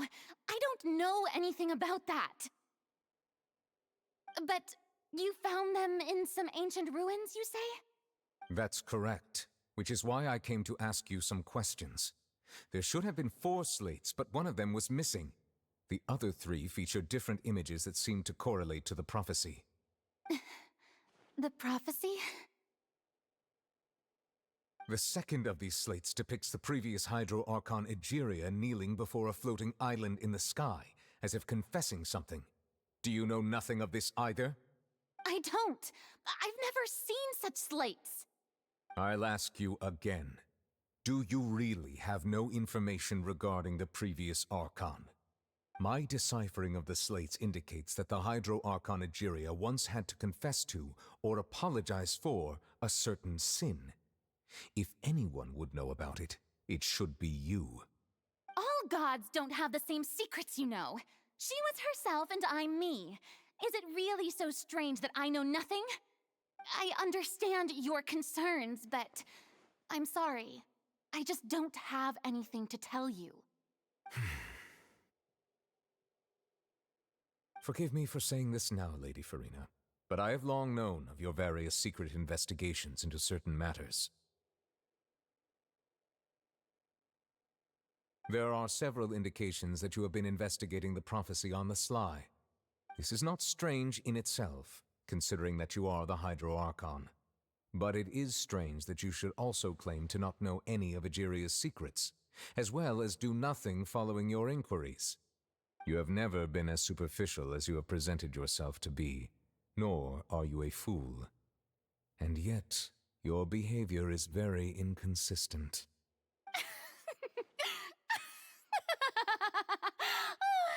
So you've been watching me all this time, have you? I didn't think you were that type. You...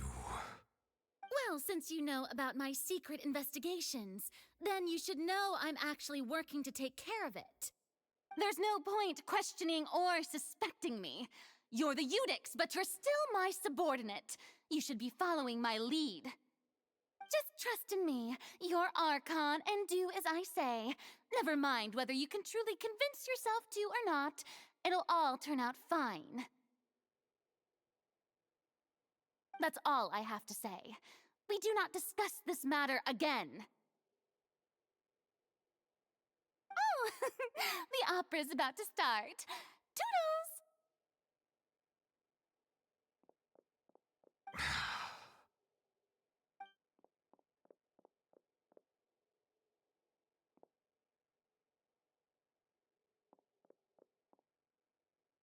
Did Farina not notice us standing by the door? Wonder what's up with her. She was smiling. She didn't seem in the mood to care if we were listening in or not. Está afligida por algo. Está ocultando algo a propósito. I assume you've been outside for a while now? Oh, you noticed. Seems Farina didn't even realize we were here. She was in a great panic, though I cannot discern the reason. Our discussion reached impasses time and again, a state of affairs that we cannot allow to continue. Still, I do not understand. Dialogue is the basis for understanding, so why did she keep refusing to engage? A lo mejor interrogarla no era la mejor aproximación. Farina se tiene que dar cuenta por sí misma de la gravedad del asunto. Everyone in her inner circle has noticed that she is hiding some secret. The issue is her attitude. I fear that she will not reveal anything unless absolutely forced to. We may have to create a situation in which she will have no choice but to speak. Oh? Like what? Normally, people will only reveal the truth when standing trial. Perhaps we must have the Hydro Archon experience just such a scenario. But Farina's seen so many trials, and she's really good at dodging questions. How do we make sure that she won't just slip away at the first chance she gets?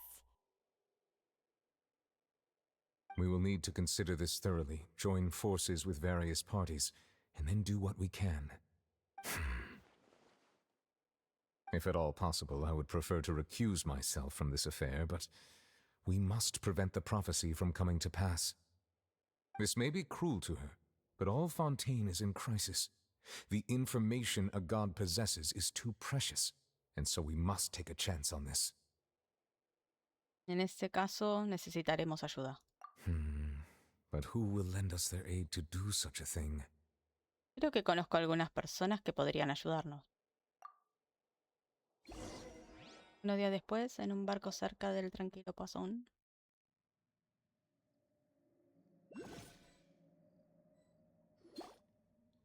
Well, that's everyone, huh?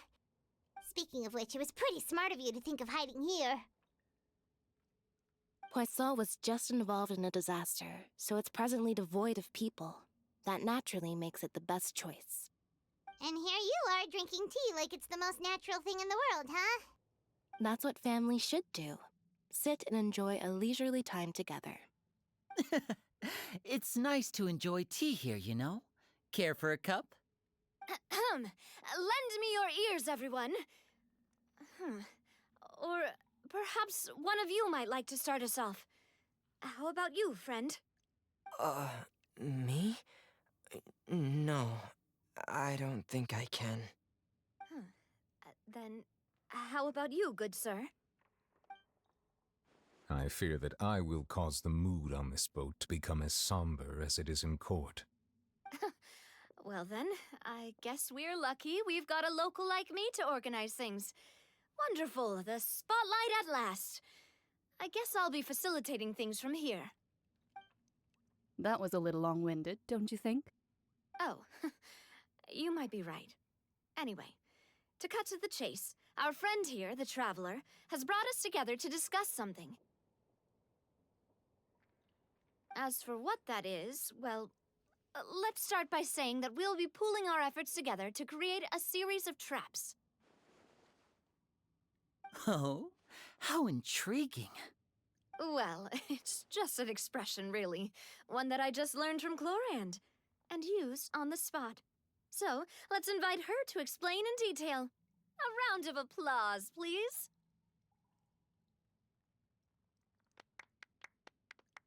Huh? Didn't you say that you would be facilitating this? Oh, come now. Your work doesn't involve much public speaking, right? This is a good chance to practice. You might even pick up some fancy oratory tricks to impress your boss with in the future. I see. And what does my boss say? He is glad that you consider him your boss. Do go on.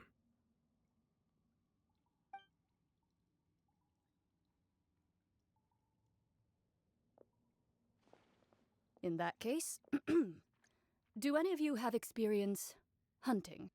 Not that I recall. Fremine and I once used a wooden stick in a basket to catch wild rabbits when we were younger. As for Lynette, oh, right. You were sick that day, weren't you? I've also gone diving to catch some fish before. Does that count? I'm afraid not. You may or may not have heard, but Fontaine once played host to a group known as the Marechaussee Hunters. Though that was their name, they did not hunt animals, but rather various monsters left behind by the ancient dynasty of King Remus. Today, Fontaine's monster population has already thinned greatly, so the hunters have blended back into society, taking up arms in other lines of work. They even left a unique methodology of hunting in their wake. A trap comprises of the following components: bait, a trigger, and a containment device. Sometimes a lethal implement will also be necessary to deal with the prey.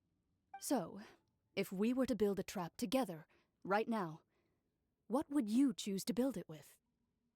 For me, I would prefer something basket-shaped. Pigeons and rabbits will see the bait and naturally enter the snare.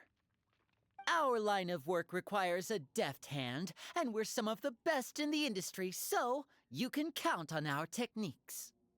You used some of those techniques while moving the people of Poisson, didn't you? My subordinates mentioned that you even performed some magic for the bawling children. Yes, and I even managed to gather some intelligence in the meantime. I'm quite the multitasker if I do say so myself. I'm afraid I can't claim that as my strong suit. I prefer more stable methods, like placing bait in the water and waiting for the fish to come within reach. That's the kind of method I would count on. Calm and steady. Exactly the kind of person who would catch loads of fish. And I can be their assistant. With discretion, I'm sure. I'd probably use some sort of mechanical animal. Papa once bought me some small clockwork squirrels, mice, and such. When placed in the forest, they can attract others of their kind. I remember that you liked those too, didn't you? I did. And that would be a good way to go about it. If they're realistic enough, animals of the same kind will follow them all the way to the trap.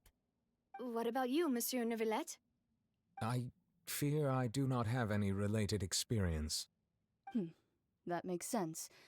You usually solve problems directly, without the use of any such tricks. But I do have one more question for you, Monsieur.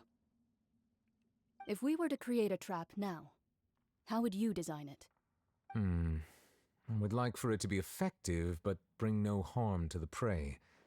A more gentle trap would be ideal.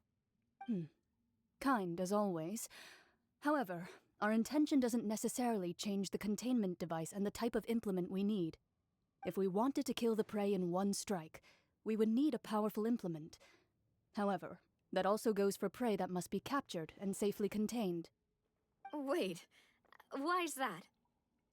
Only a hunter who's a true expert at subduing their prey can snare it without harming it. The line that divides life and death is often exceedingly thin. So are we going hunting together? Huh.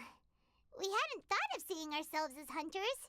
It kinda works, but maybe it's still not the best metaphor. If our means of capturing and dealing with our prey is to put them on trial, then the hunting metaphor is actually quite accurate. But we shall require much more courage than any hunter to judge a god, a being whose seat is an exalted throne. Así es. Oh, so that's what's going on. Sounds very interesting.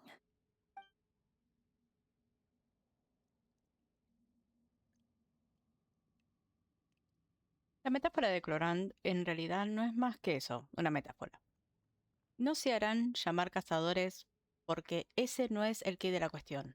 Además, su relación con Furina tampoco está en un punto tan malo como ese. Solo necesitan averiguar qué secreto esconde. Es irrelevante indagar en los secretos de un dios, pero deciden asumir el riesgo para evitar que Fontaine se hunda bajo el agua, tal y como predice la profecía. En este caso, no existe ni un cazador ni una presa, pero sí la posibilidad de tender una trampa. Eso es lo que necesitan, una trampa.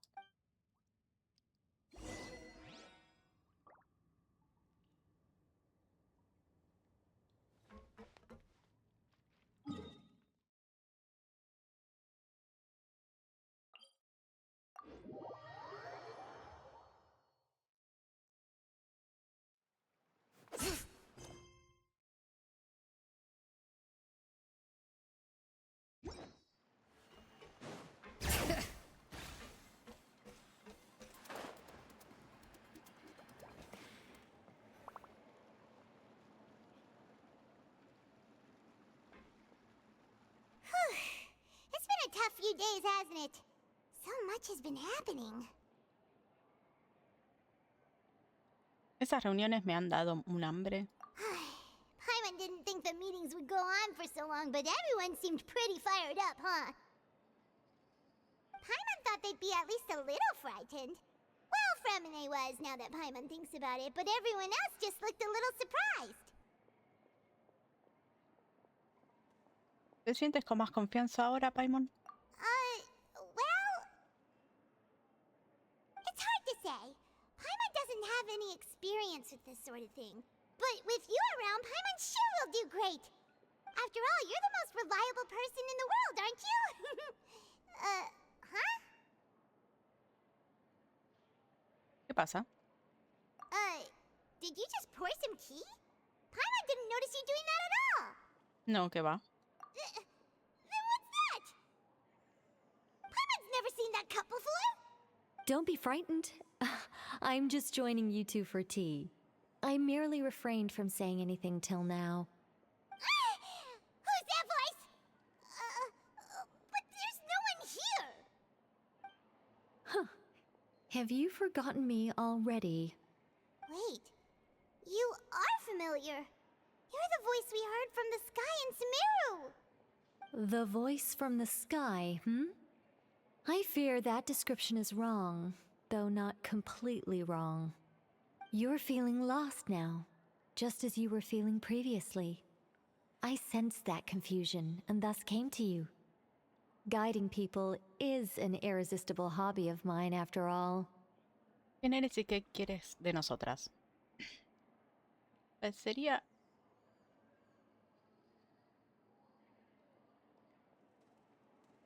No sé si Alice. Yo sé que tendría que ser Párpalos, pero Párpalos tiene otra voz después. Pero bueno, a ver. ¿Quién eres y qué quieres de nosotras? Consider me a passerby, just accepting a commission from my friend's disciple on a whim. Quería preguntarte algo sobre la profecía. ¿Sabes si la profecía de Fontaine se cumplirá? The prophecy. Yes. What has been prophesied will be fulfilled. You may view such things as the history of the future.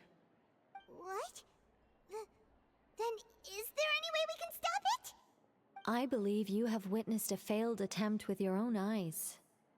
Can everything in Tevat so easily be changed? Bruja N, Nicole. Esta vez es el destino. No puede haber ninguna excepción. Ah, so you've caught on. Just as prophecies are usually only the future as seen from the perspectives of the gods, could things be happening in hidden corners, where the gods' gaze does not fall? Are the things that you shall see different from the fate that the gods perceive?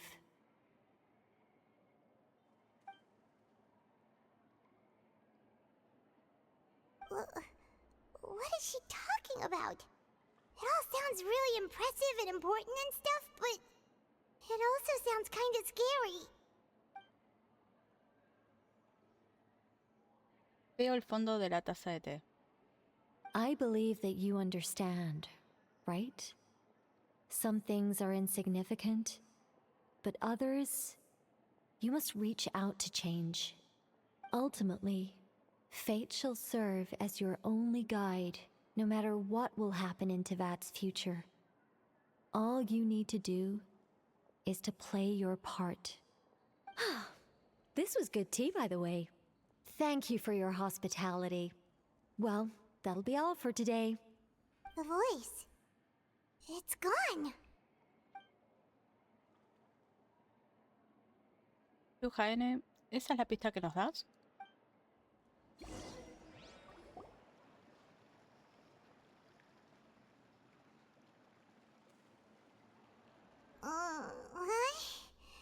I want to hear someone talking. All right, coming. ¿Qué trabajadora te has vuelto, Paimon? Hey, it's you who's getting lazy, okay? Well, I see I've walked in on some lively banter. Mona!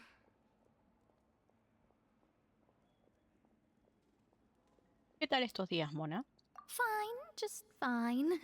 I went to take part in that Steambird panel. It turned out to be more interesting than I expected. Not all Fontainians are pessimistic about this.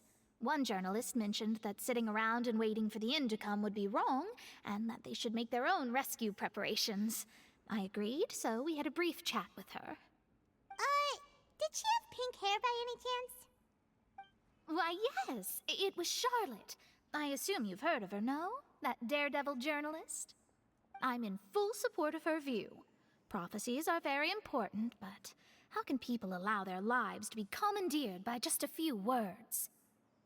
That's right! Paimon's glad to hear something sensible for once. Ah, yes. About what we had discussed before. I did try, but I'm afraid I couldn't reach the old hag. I'll try again tonight, but I wouldn't get your hopes up. En realidad, alguien ha venido a visitarnos. Huh? Le cuenta a Samona lo ocurrido con la persona misteriosa. Goodness gracious. Are you serious? Imagino que vino a transmitirnos un mensaje. She said that even the god's gaze has blind spots. Pretty bold if you ask Paimon. Most people would believe the gods to be all-knowing, right? The Hexen Circle members are certainly anything but ordinary. As for the mage named N, the old hag has mentioned her a few times. She said that N's sense of direction is incredible, and that she loves guiding those who are lost. But I've never met her, and if she were still alive, she'd be... well, suffice it to say that the hag's at least a few hundred now, and N's been around for longer than that. Whoa. The Hexen Circle sounds like a scary group. But they must really stay in shape to live so long. Their abilities alone are pretty terrifying. If she came to see you personally, then the problem you're facing must truly be of great importance. Well, it's not like Paimon could understand anything she said. Yes, she was quite cryptic, but I suspect she means that there is still a way to turn things around. She didn't say when or what that would be, though, so... Perhaps it is something that you cannot know right now. Es posible. Seguro que la pista que nos dio es útil, pero entenderemos su valor y significado. ¿Fue esa la mejor respuesta que había a mi pregunta? Traveler, Paimon, are you two all right? Oh, we're fine. We're just a little down right now. It kind of feels like the end is coming, you know? I see. I feel that same sense of desperation, too. I guess you could consider me someone who has often witnessed fate. So far as I have seen, it cannot be swayed. But even so, I still hope for, and believe in, miracles. Astrology is eternal and rational, but fate may not be. It is cruel, but it can also be beautiful. Perhaps that's what En was trying to tell you. Not to lose heart, and to believe that what you are seeing playing out before you is not yet set in stone. I did originally think of steering clear of all this, but I couldn't. Even if this is all futile, I still wish to help everyone. If we don't struggle to the last, then how can we face the end when it comes? Huh. You do have a point. There I go, talking about astrological principles again. Sorry about that. The moment I start talking about work-related stuff. I need to get going. No te preocupes, Mona, y gracias. It was worth trying to comfort you, even if only a little. I believe that you'll help those who are struggling in the same way I did. I suppose that might be why we always seem to meet by coincidence. Paimon feels kinda moved by what Mona said. But also kinda sad, too. Hey, Traveler. Paimon suddenly feels like going outside for a walk. Let's go. Let's walk around the city, shall we? There's a few spots we always like to walk by.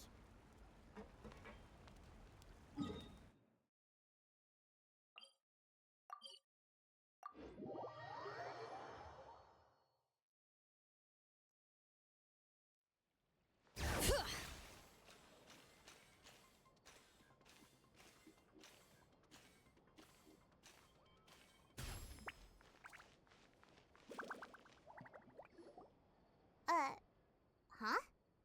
Our names are written in this newspaper. What's going on? Nos hemos hecho famosas sin saberlo. Let Paimon see! The underwater stronghold, the Fortress of Meripede, has continued in its noble autonomy, but that does not mean that others cannot interact with it. My recent attempts to enter the fortress bore little fruit. Huh. Guess Charlotte still hasn't given up on that. Thus, did an Outlander friend become the focus of this report? A blonde adventurer with their white fairy, legends trailing in their wake. It is said that this mysterious traveler once visited the underwater fortress. So while the fortress's interior remains a mystery behind closed doors, do not fear, for the tales of the traveler contain surprises in spades. Journalist Charlotte's biggest scoop yet, the Traveler's Trail, World Walker. Huh. Charlotte took so many awesome photos of us and we never even noticed her. She hasn't been able to get a hold of anything at the fortress, so since we're easier to find, she's using us as the subject matter instead? Eso parece. Ugh, seriously? Well, fine. Those headlines and photos do look cool, so Paimon will forgive her this time.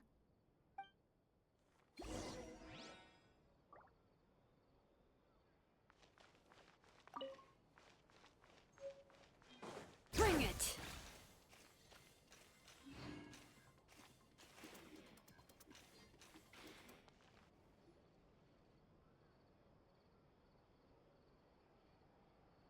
We're here! Paimon's hungry. Should we go in and get something to eat?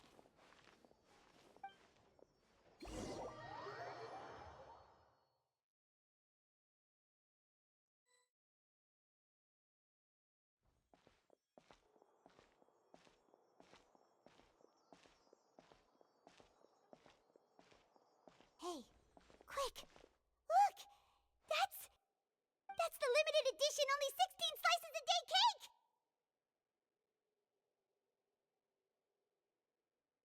Y aún no se ha agotado. It was so delicious the last time we tried it, despite the tense situation we were in. Let's give it another go. I'm sure it'll be great. Rápido, antes que alguien se nos adelante. One slice of cake, please. Someone showed up after all. Oh, wait, you're the one from the Palais Mermonia. Oh, are you here to buy cake too? It seems Monsieur Nervalette was right. You really can eat. Wait, did he really say something like that? That's right. Even he has his own preferences when it comes to food. As for me, I love the cake and coffee here. Do you come here often? Usually every day. Every day? It's part of my daily schedule, apart from work. I shall have my cake and coffee. Then what if someone told you one day that this place would be closing soon, and you wouldn't get to eat cake here anymore? What would you think? But why would it close? Well, Paimon doesn't know either, but maybe the waters will rise tomorrow. You know, like in the prophecy. Oh, the prophecy. To be honest, I haven't paid much attention to that. No, still, even if there'd be no more cake tomorrow, that wouldn't keep me from having some today. No, it's the same for eating in general. You might not be able to eat tomorrow, but if you can do so today, then you should carry on. That's what people call living, you know. Huh. Don't be sad. Excuse me, could I have 2 more slices of cake to go? These 2 slices are for you. Sijuin said that this kind of expression you're making is what humans call being sad. Oh, you know Sijuin? I sure do. She was born before me, and she sometimes comes to the surface to teach us things about humans. She said that humans are creatures that are saddened easily, yes, and you can only lift their spirits by feeding them delicious food. So please try the cakes here. I've got something else to do, so I'll be going now. You two try to stay in a good mood after eating, all right? Bye.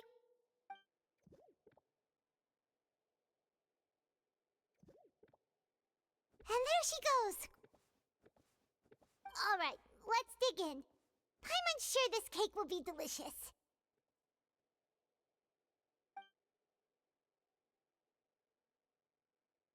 It's more delicious than last time, and the flavor gets even better with a sip of tea.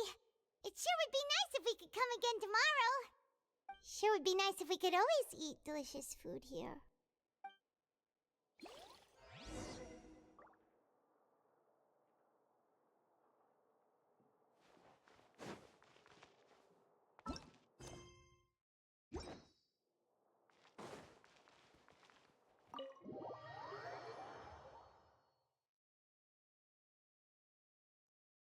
Oh, we're near the Steambird office.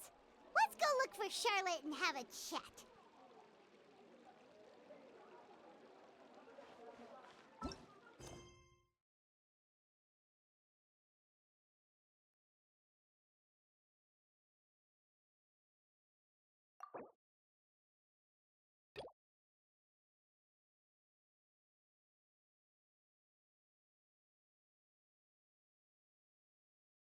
Bueno, vamos a vamos a ver esto.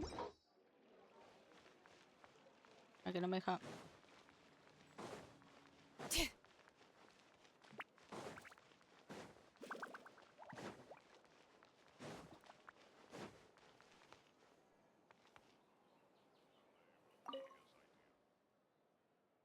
Qué buen tiempo hace, ¿verdad? Sí, se está muy a gusto. Ojalá haga este tiempo todos los días laborales, estaría encantada.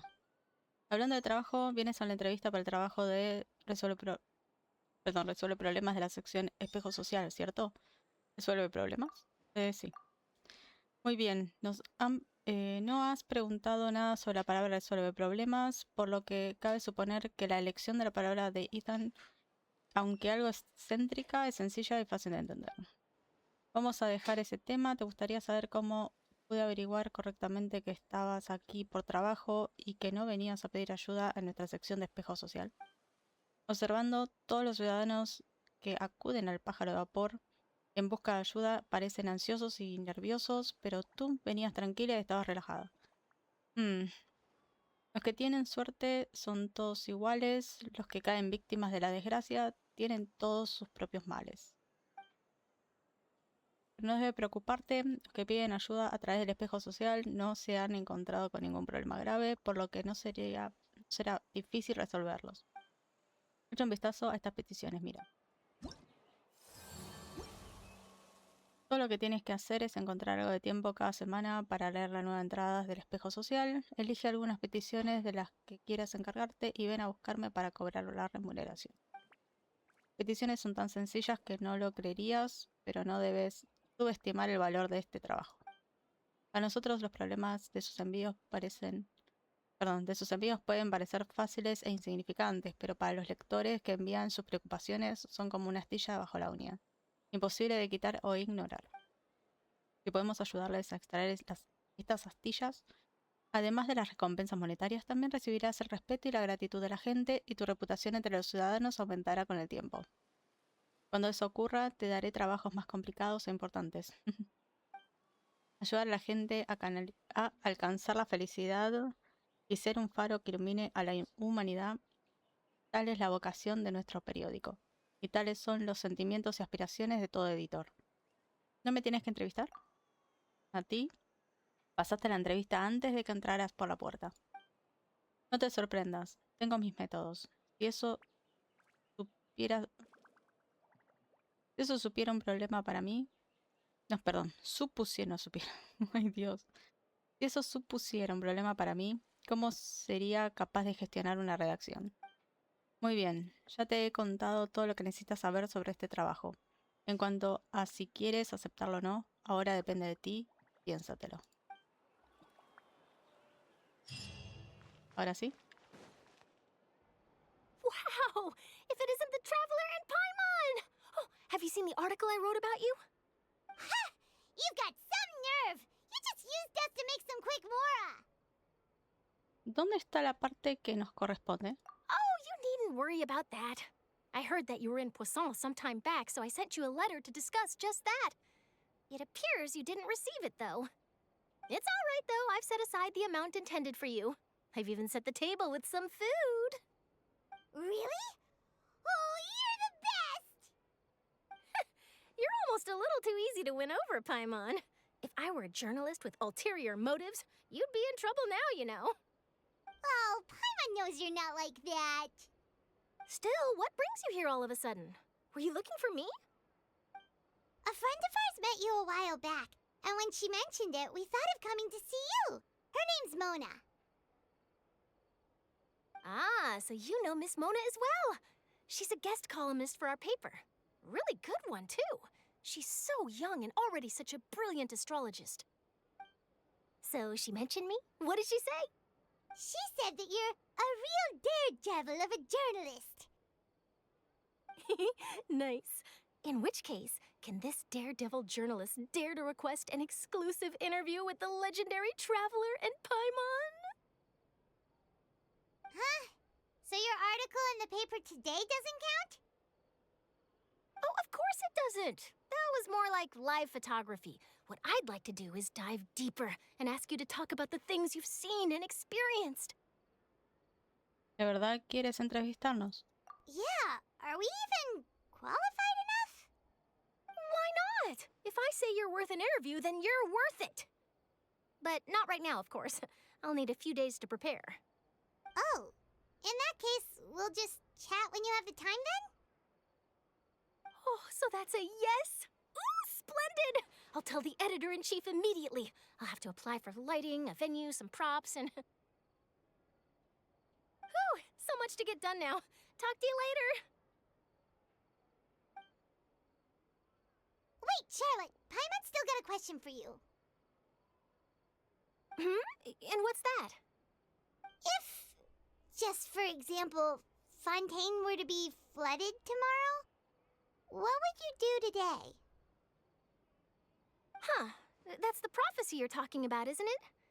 I mean, I do hear about it often, but I've never once thought that the day could be tomorrow. if you're seriously asking, then I might try and think of a way to leave Fontaine. Oh, but I'm still a journalist first and foremost. That means I have a duty to be reporting from the scene. And secondly, I wouldn't forsake my homeland that easily. From what I've seen, most people don't know what they'd do should the worst come to pass. In truth, it might be better just to behave like normal rather than worry over such an end. So in all likelihood, I'd probably still be prepping at the office for that interview of ours. I know what you're thinking. That sounds a bit sad, but I've always believed that it's best to do what you enjoy. Just think about it. If this nation really were to be suddenly destroyed tomorrow, but I still successfully finish an exclusive interview with a truly unique person, then the story I would wind up writing would truly be timeless. And then do you know what I'd do? Well, I'd write that story, send it for printing, and use messenger pigeons to get copies out to the various nations as soon as possible. I'm not a dreamer, nor am I a workaholic, but I do love my job, and I'd be proud of leaving such an article behind. I guess you could say that I was born to be a journalist. But anyway, that's my answer. And on that note, I'll get back to my preparations. That's so nice. All of a sudden, Paimon actually kinda envies her. Anyway, let's go and take a look at the sea, shall we?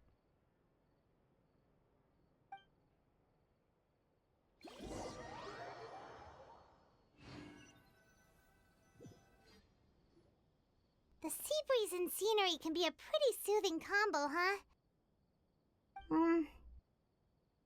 Paimon's been thinking. Okay, Paimon. If it wasn't Fontaine, but all of Tevat that would be destroyed tomorrow, where would we go and what would we do? No, Paimon should ask, if you could choose, what would you like to do? Si pudiera elegir. Es como lo que dijo Charlotte. Desvanarse los sesos pensando en ello no tiene sentido. We've always been moving to the next destination, so we haven't spent much time thinking about these kinds of things. We didn't have to either, with us always being on the road and whatnot. Y seguiré haciéndolo hasta que ese día llegue. You mean, still traveling? Sí, apreciando cada segundo. Sí, admirando todo lo que hay en este mundo. Huh. Wait, isn't that what we've always been doing?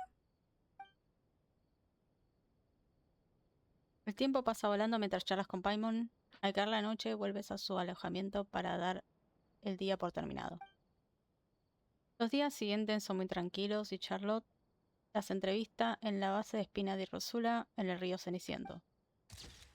Tras terminar lo que tenía que hacer en Pozón, Navia regresa a la sede y toma una imagen conjunta de ustedes. Todo parece ir bien.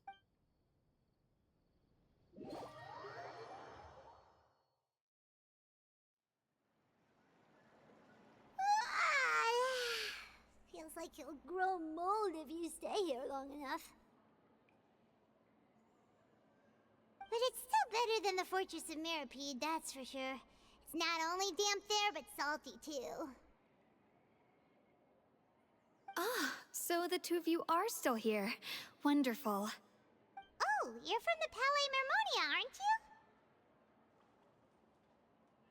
you? Yes, I'm Isadora. Monsieur Nervillet sent me to look for you two before. I heard that afterward you went to the Fortress of Meropide. ¿Y pensabas que éramos fugitivas? Not at all. I'm well aware that you're friends of his. Actually, I'm here to pass along a message from him.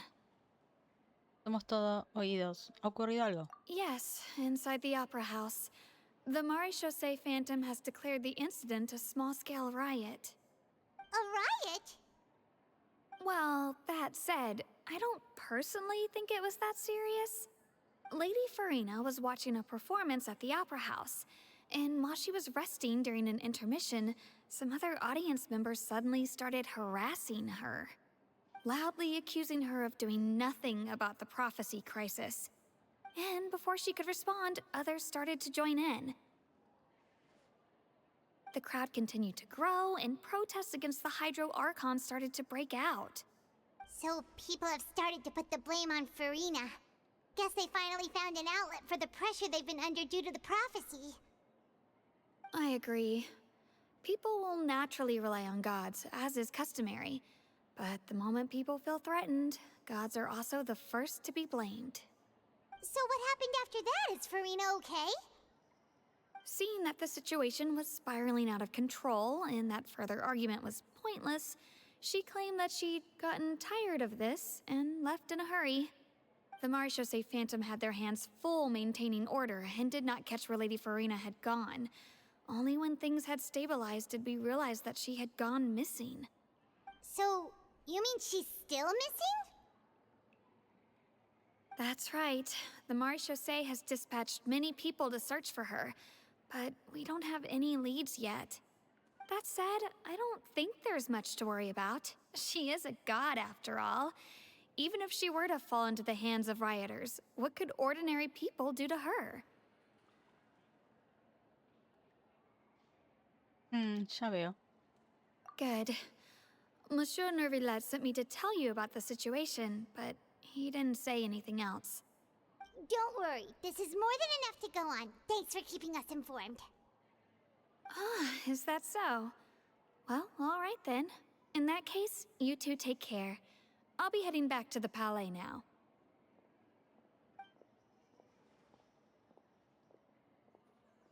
Well, sounds like we should hurry over to Poisson then.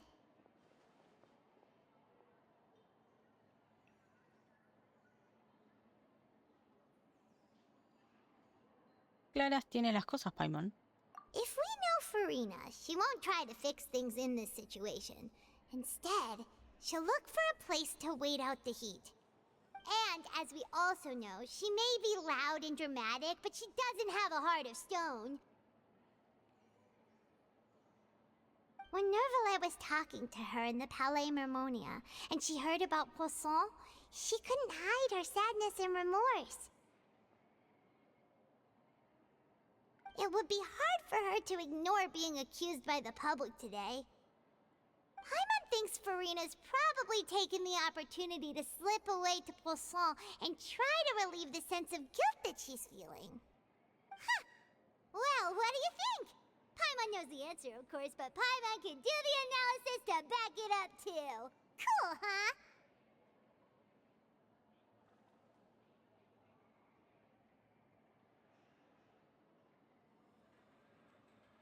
Desde luego, no eres la misma cuando te conviertes en detective Paimon. Leer novelas de misterio ha servido de algo. In that case, there's not a moment to lose. Poisson, here we come!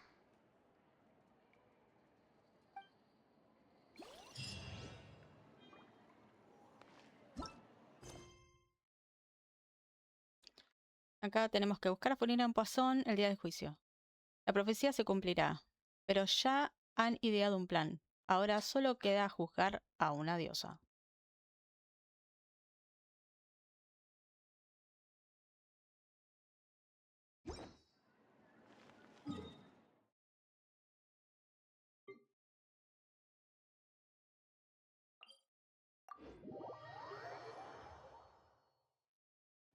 This place looks deserted. Guess all the survivors must have evacuated already. All that's left here are signs of devastation. Could Farina really be here? Let's try to find her as soon as possible.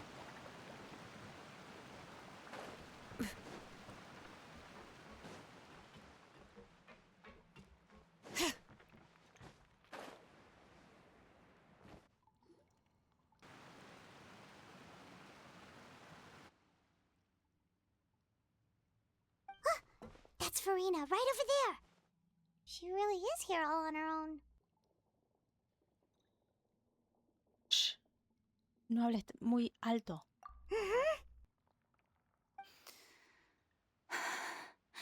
Should I just give up? This is all meaningless. What was meant to happen did happen after all. Everyone's dead. I'm sorry. I'm so sorry. Give up, Farina. There's no point in holding out. I'm sorry. But what can I even do? other than to repeat meaningless apologies over and over. Furina. Who's that? Don't worry, Farina, it's just us.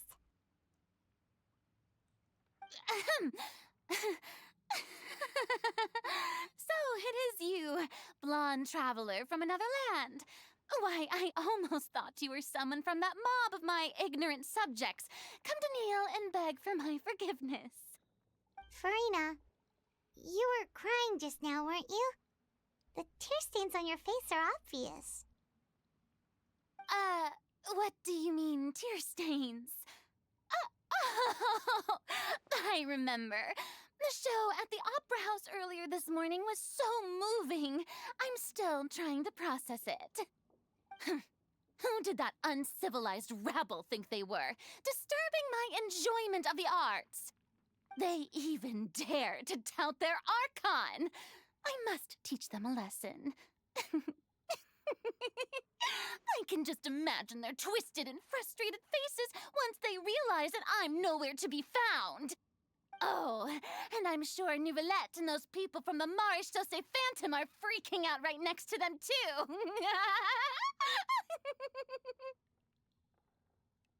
Deja de fingir, Furina. Furina, no ocultes, claramente estás triste. Of course not. Hey, there she is! The Hydro Archon's over there! Quick, after her! Farina, those people seem to be after you. They are? They're just some rabid fans who want to cut the line because they haven't been able to meet me in person, aren't they? That's against the rules. I can't let them get their way. Farina just ran off! Quick, we have to catch up with her!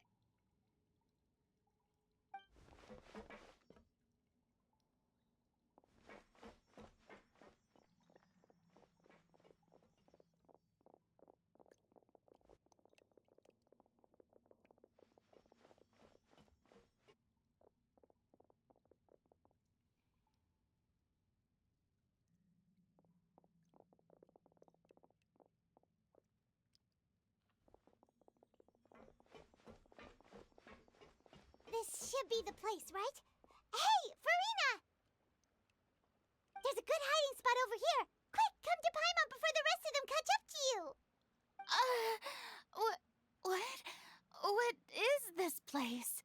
Hurry, they're almost here. Fine. I suppose haste is warranted. Lead the way.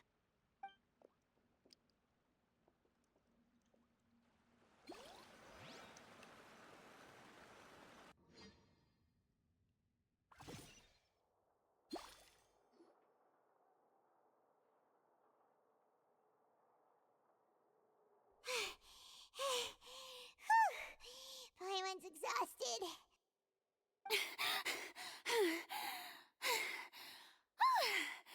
I'm so tired. I totally thought they had caught me. No, I mean, I merely gave in to the sheer enthusiasm they displayed. Un poco más bajito, este sitio no está insonorizado. No hables tan alto, Furina, podrían descubrirnos. You're right. Yep, that's a good girl.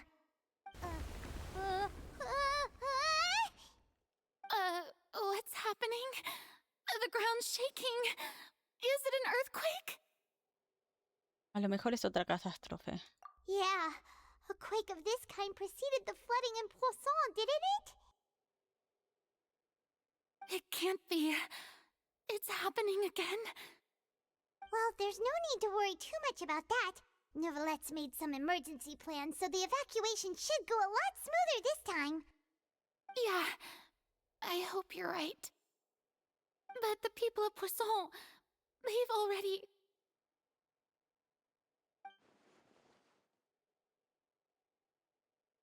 ¿Habrá llegado Furina ya al límite? Parece que ahora se comporta de una manera más natural. Furina se relaja y charlan un rato. It's true. I've been investigating the prophecy for hundreds of years.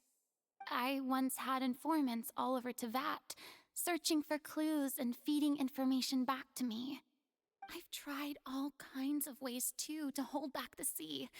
Anything to keep the coastline from advancing.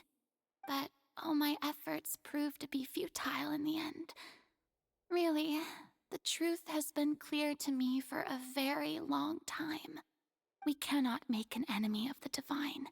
No matter what we do, the will of the heavenly principles will have its way, and the prophecy shall be fulfilled.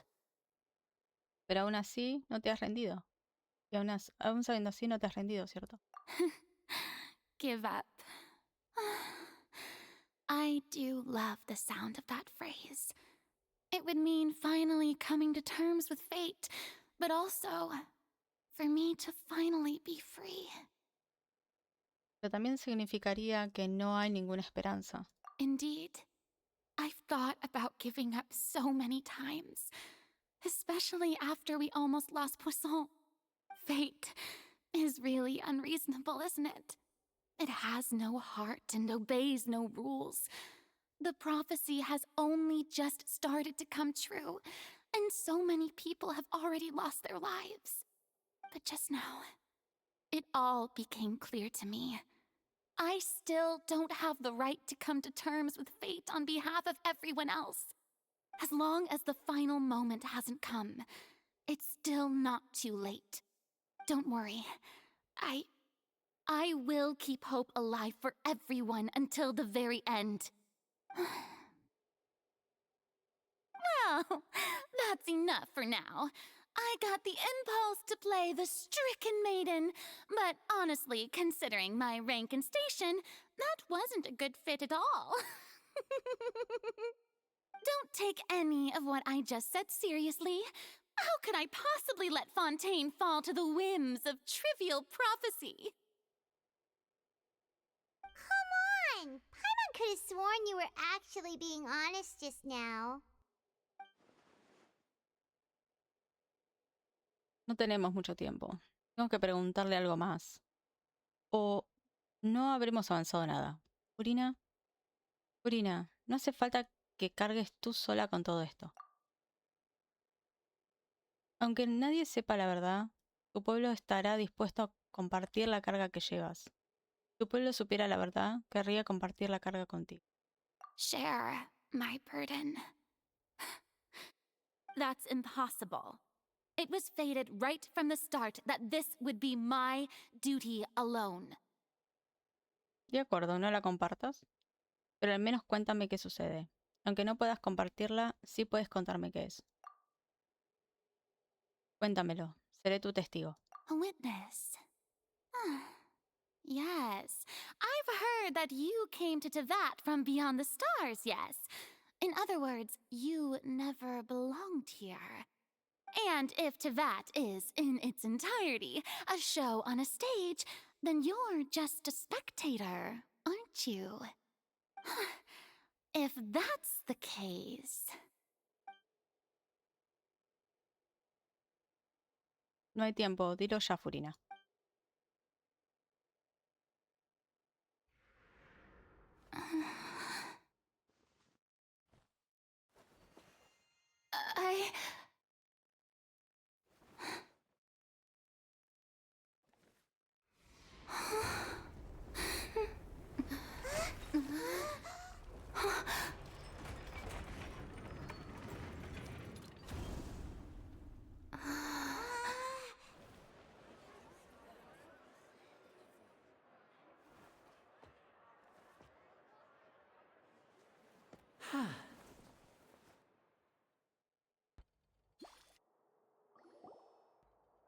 Ladies and gentlemen, this concludes my opening performance. Now, without further ado, we may proceed to the trial of our god. So this is what it is. Yes, you deserve praise for the effort you took to raise the dramatic stakes. Do not forget, however, that I am Focalor, the god of justice, the embodiment of justice itself. Does it not strike you as even the least bit absurd to bring the very concept of justice to trial? May I interpret these words as your refusal to stand trial? In that case, you will have the opportunity to defend your honor through a duel. You would draw your blade against a god?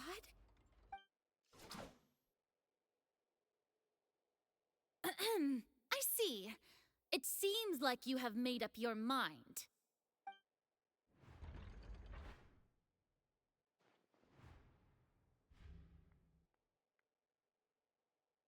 Paimon can't believe it. She just surrendered. What the heck is going on? Did I just see an Archon surrender to a human? Wow, how utterly humiliating. Lady Farina, what is the meaning of this? Shh! It would seem that there has been a misunderstanding. To be clear, the raising of both hands is not always an indication of surrender. Looking for excuses again, huh? I raised my hands just now to indicate my acceptance of the trial. No duel shall be necessary. I will admit that I've been running away for a long time. I'm sorry, everyone. I was unable to protect the people of Poisson. It is my duty to stand trial for my crimes. You are not the only ones to be disappointed in me. I, too, am exceedingly disappointed in myself. But now, it is time for the Hydro Archon to show you her courage and resolve.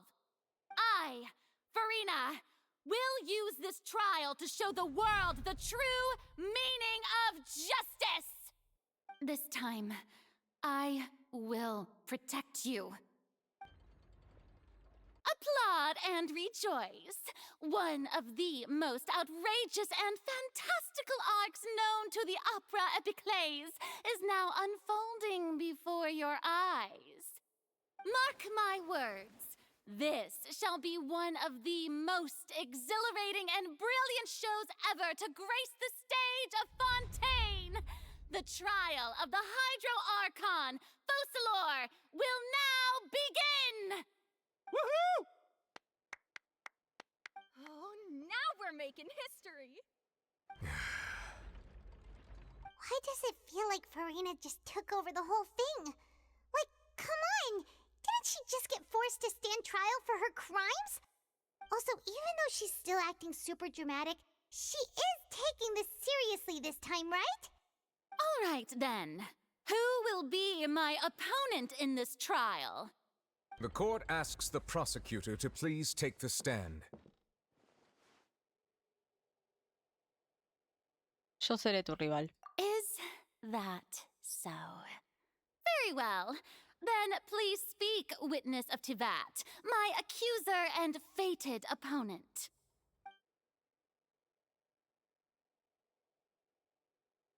Unina estuvo a punto de contarnos su secreto, pero al final ocurrió esto. No pasa nada. Mientras gane el juicio, seguiré teniendo la oportunidad de que me lo explique todo.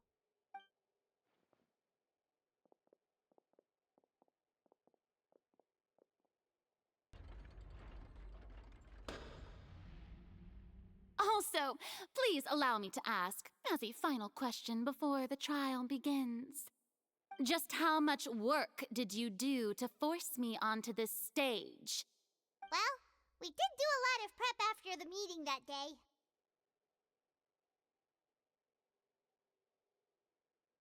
I can go over the tasks assigned to the Spina di Rosula, since they were rather straightforward and easy. Navia, the president of the Spina di Rosula. Most of the people who participated in the disturbance this morning were my subordinates. They changed into plain clothes and came to the Opera House as regular audience members, waiting for the perfect opportunity to incite insurrection against you. The people's resentment against their Archon has been building as more and more of the prophecy is fulfilled. A spark was all we needed to turn smoldering anger into a flame. Moreover, according to our understanding and analysis of you, when something like that occurred, you would likely flee the scene and head to Poisson by yourself. So, we arranged for a second group to lie in wait there. So, you mean the ones who scoured the settlement for me were also from the Spina? And their goal was to force you to step into the giant magic box so you may personally participate in the greatest magic performance in all of Fontainian history. That's right. That house was a magic box, rather than someone's residence. As the super ultimate version of the setup that I used when I first performed at the Opera Epiclese, the volume of the box was increased by a whole order of magnitude, and the distance it traversed was the entire gap between Poisson and Araneas. Its cargo, of course, was an Archon instead of a human. My thanks, Farina. Without your help, we could never have pulled off such an extraordinary performance. You're welcome? Of course, this performance was only made possible with Father's support. The House of the Hearth spent a massive amount of labor in Mora to pull this off. We had to select a location, construct the giant magic box, dig a tunnel, and open up a path through the water. It was a lot of work for all of us. So, in other words, the earthquake that we felt within the giant magic box was just a normal tremor from the transportation of the whole house? That's right. It wasn't a sign of another disaster to come. Siento, Furina, te engañé. Then, I can guess Nervilette and Cloran's parts. You gathered a crowd, prepared a stage, and made sure that the champion duelist would be immediately ready for a fight. Also that as soon as I appeared on the stage, the trial may commence without a hitch. Am I right? Yes, that is correct.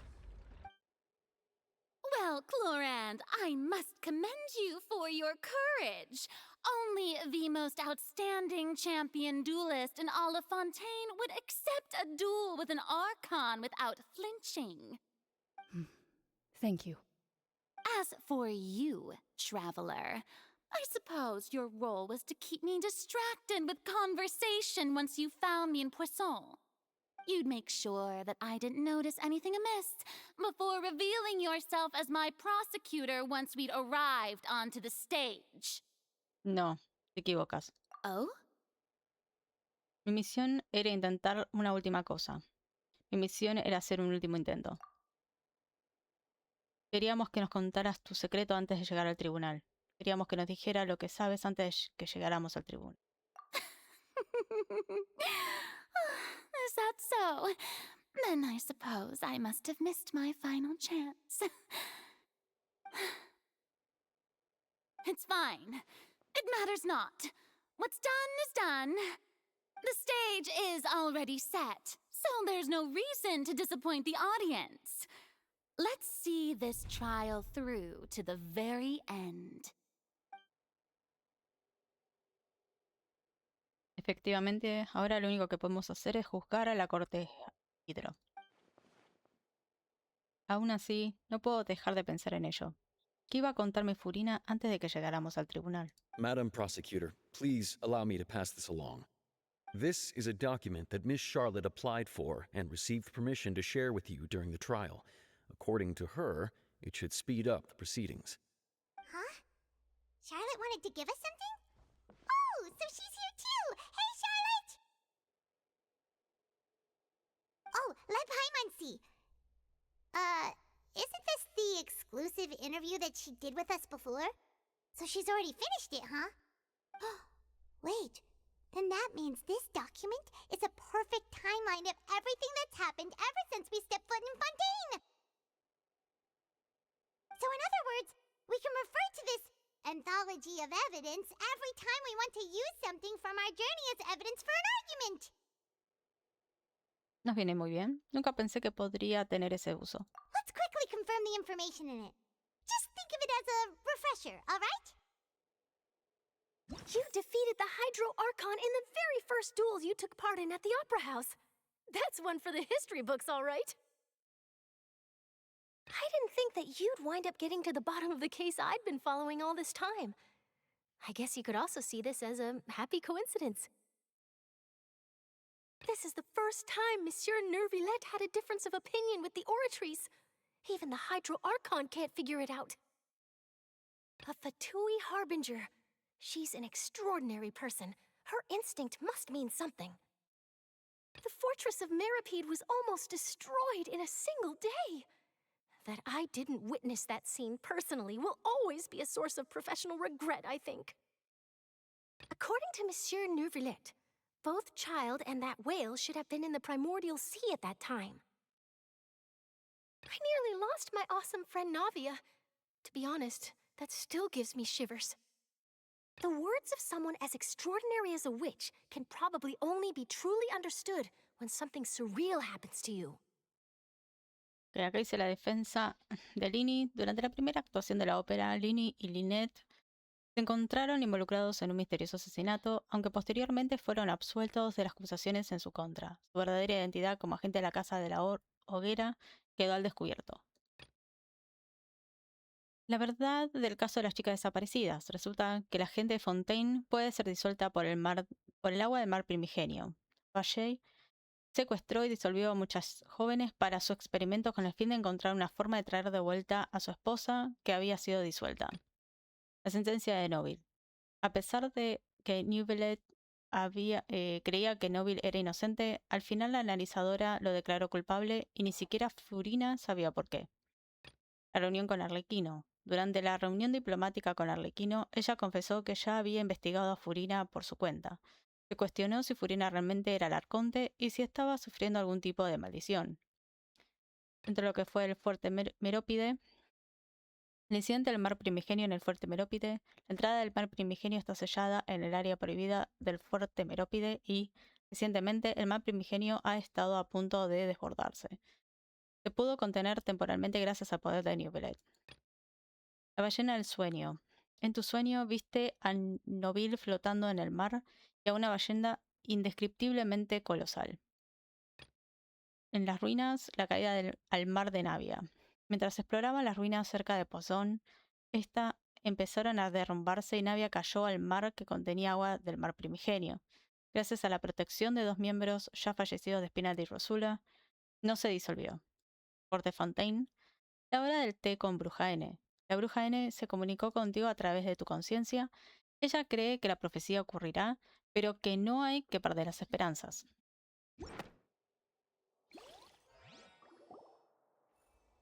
The prosecution and the defense are both in position. The trial shall now begin. Oh, come on, Nervillette. There's no need to repeat all the unimportant legalese. Just fast forward to the part where the prosecution lays out my offenses. As the defendant and the lead actress of this performance, I still haven't even been informed of my supposed guilt in all of this. Of course, it is only natural for humans to struggle to understand the actions of a god. However, you will need more than that to convict me of a crime. That's true, but my charge here is unrelated to your conduct as an Archon.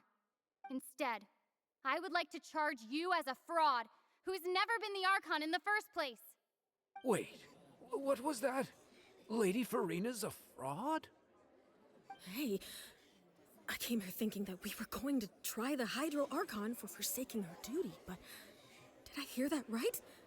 She's not our Archon at all? Charge accepted. Lady Farina, do you plead guilty to the charge?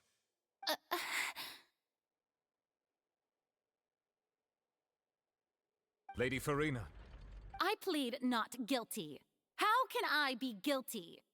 There is no way that I, Focalor, otherwise known as Farina de Fontaine, a member of the Seven and the Regina of all waters, kindreds, peoples, and laws of Fontaine, could be anything other than your true Archon. Yeah. Even though Lady Farina can be rather eccentric, isn't it going too far to doubt her very identity? Yeah, I've never questioned her identity either.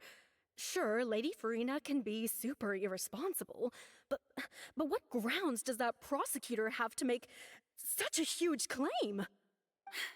I have cause to believe that common sense will prevail in this case. Many of the members of the audience have known me as the Hydro Archon ever since they were born. There would be no fooling their memory. See? Even the Oratrice has decided to show me its favor. Are you sure you want to commit to a charge that will never be upheld?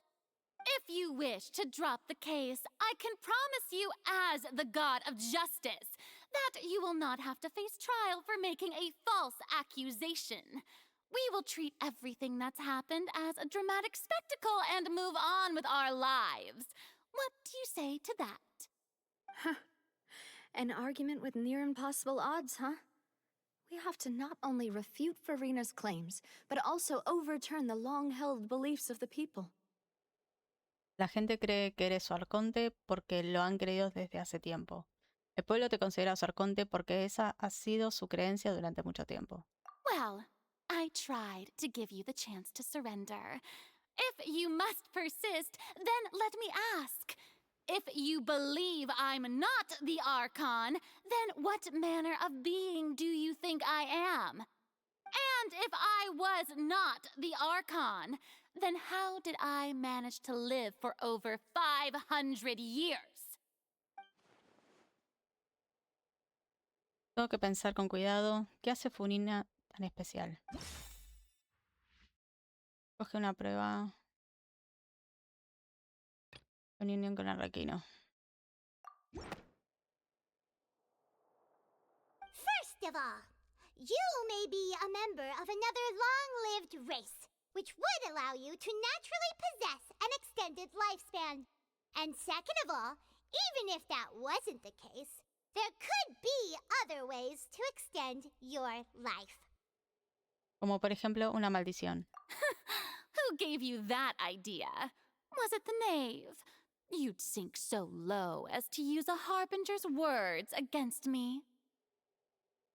No importa quién nos lo haya dicho. No importa. Lo importante es cuál es la verdad. A curse? I once thought it possible that the aura of an Archon might naturally resemble a type of curse. But in light of this claim, perhaps what I sensed was not your divinity, but a curse after all. Neverlet sensed it too, huh? Por eso, Furina, eres una humana con esa maldición. Así pues, Furina, ¿es posible que seas una humana maldita? Lady Farina is actually a human? Well, it is true that it's extremely difficult to tell humans and gods apart just by looking at them. It's not impossible.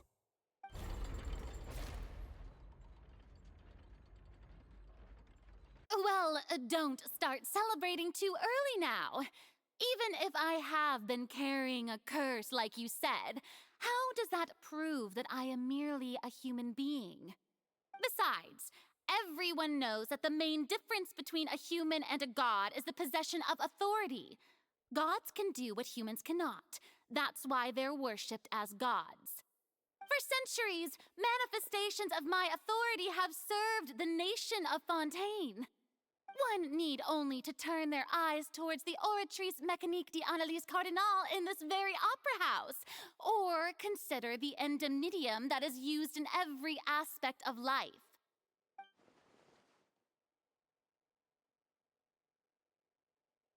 Un momento, ¿está demostrando que Furina no controla a la analizadora?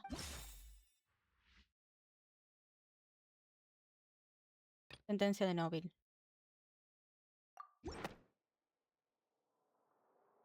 You tried to reference the Oratrice. But weren't you as confused as all the rest of us when the Oratrice declared Child to be guilty without any proof? Otherwise, you should have come up with a good explanation for that by now. Didn't I make myself clear at the time?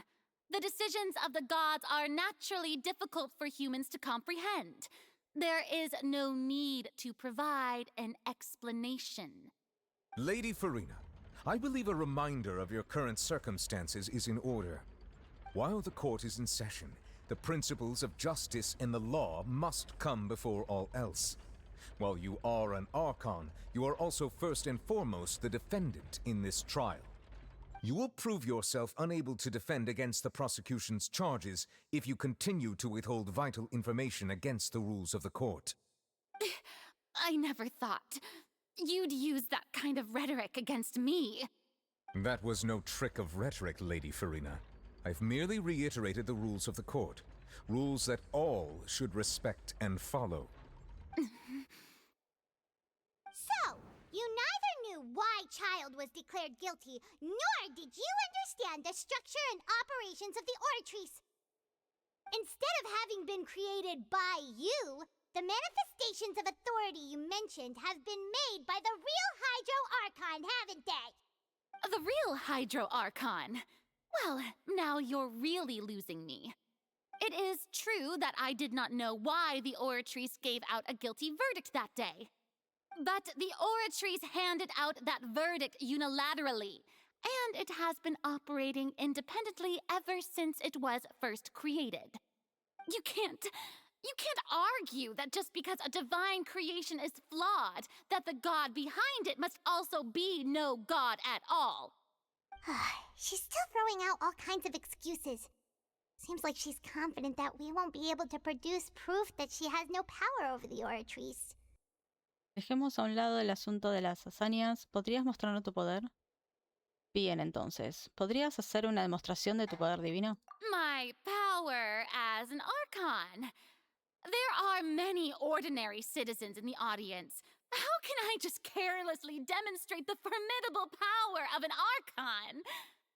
If that poses a concern, I'm prepared to extend my protection to the audience. You don't need to go that far. Muéstranos brevemente cómo usas el elemento Hydro. Hasta un humano con visión podría demostrar su poder sin problema. Aren't you the Hydro Archon? Or is it that you can't even wield the power of Hydro, much less the authority of a god? Indemnitium! Yes! It's all because of Indemnitium!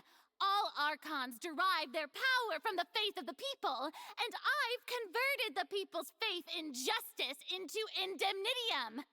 Thus did I give up all of my divine power to provide everyone with energy for their daily lives. Have you ever seen a more magnanimous god? Isn't that a huge stretch? Yeah, no matter how generous an Archon can be, how could they give up all their power? Can a god with no power even still be called a god? It seems like nobody's buying Farina's excuse. Hey, come now, everyone. Please don't stare at me as if I was a liar. I'm still the same Farina you knew, right? The one that you loved. Shouldn't you want to believe in me? Please? You've got to believe me. If what the prosecutor said is true, she really has committed a grave offense. Did she deceive all of us? And all of our parents and grandparents too? And all of our ancestors? Ever since they were born? Enough. That's enough. Tell me then, if I'm not the real Hydro Archon, then who is? If you have no evidence of another Hydro Archon's existence, nor can you find anyone who can back up their claim to be such, then what grounds have you to say that I'm not actually the real deal? Wow, she came up with yet another argument. How can we refute her now? Seems like she really doesn't want to give up. Aunque no tengamos pruebas de que no es un Arconte, al menos podemos demostrar que es humana. Si Farina es humana, entonces...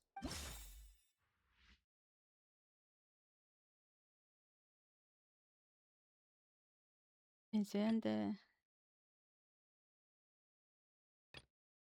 Mientras exploraba... el caso de las chicas desaparecidas. Sí, entre este y el de Navia. It has been established that all Fontainians can dissolve in water from the primordial sea. And that means... Since you insist on claiming to be a god and not a human, then there's a method that you can use right here and now to eliminate all suspicions of you being the latter. Miss Navia, Please apply to serve as a temporary attorney for the prosecution before addressing the court.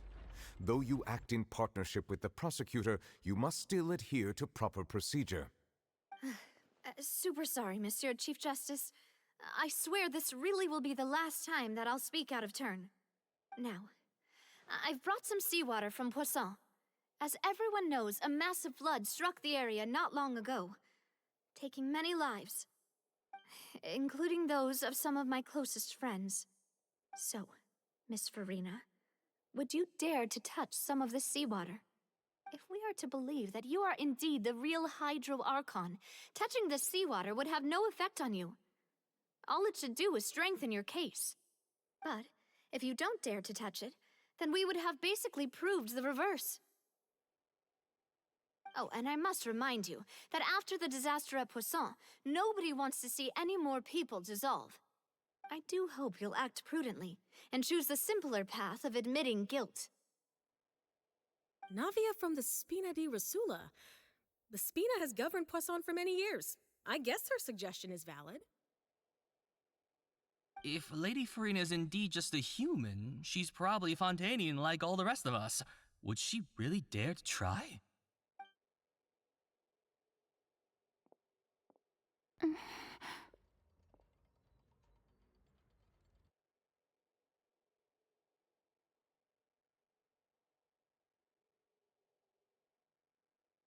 Farina? Lady Farina, this test has been unilaterally proposed by the prosecution. As it falls outside the realm of standard court proceedings, you possess the right to decline participation. Well, of course he had to tell her that. But refusing to participate is basically the same as a confession of guilt. She's just staring at the water without saying a single word. It really does seem like she's quite terrified of it. That could only mean... What's going on? Is she really planning to... that's not what we thought she would... Due to the inherent risk of the test, Lady Farina, you may...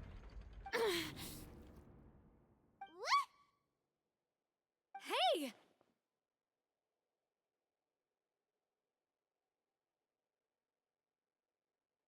Lo ha hecho.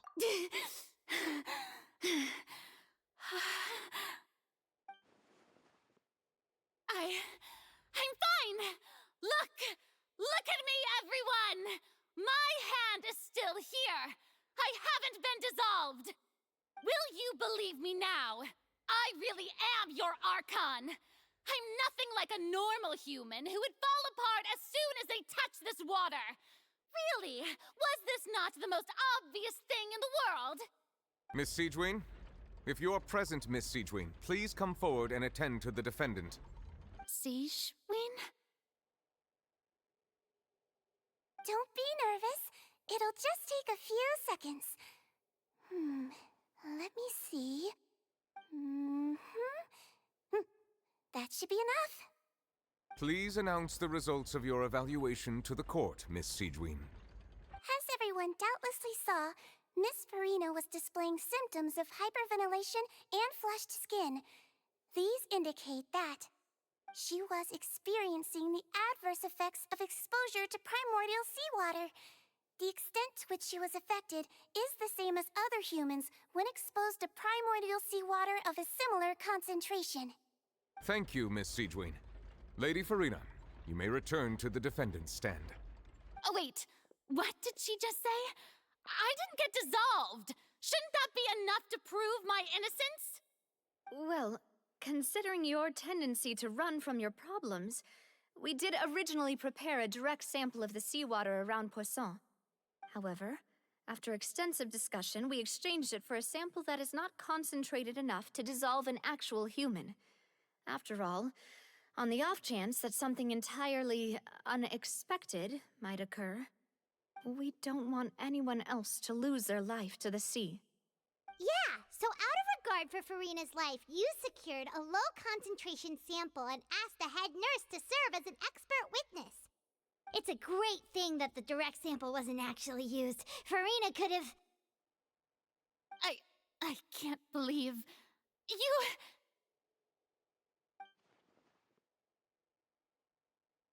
está pasando? Es imposible que Furina no supiera las consecuencias de tocar el agua.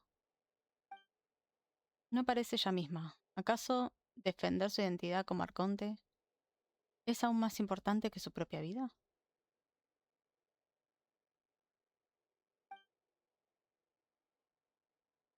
A lo mejor hace tiempo que se ha rendido. Listen to me, everyone. Please don't give me such cold and disdainful looks. What happened just now didn't prove a single thing. Think about it.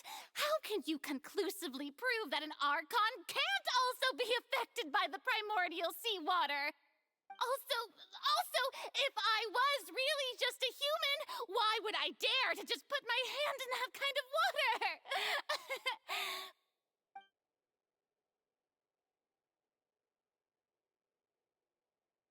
Please, everyone, anyone, just listen to me.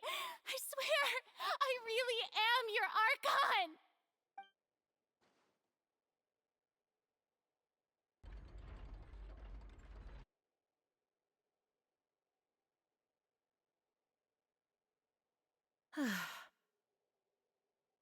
I don't think anything she says at this point will sway anyone.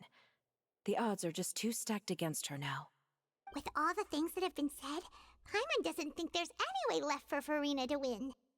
I believe the time for arguments and presentation of evidence has come to an end. If there are no objections, we will move on to the final judgment.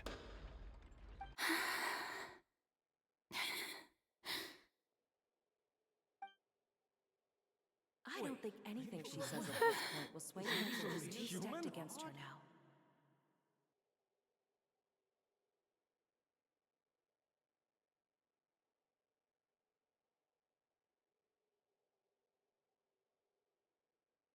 In my capacity as Chief Justice, I shall now render judgment on Furina's misrepresentation of herself as the Archon of Fontaine. As a human who knowingly deceived her fellow citizens, Furina is guilty.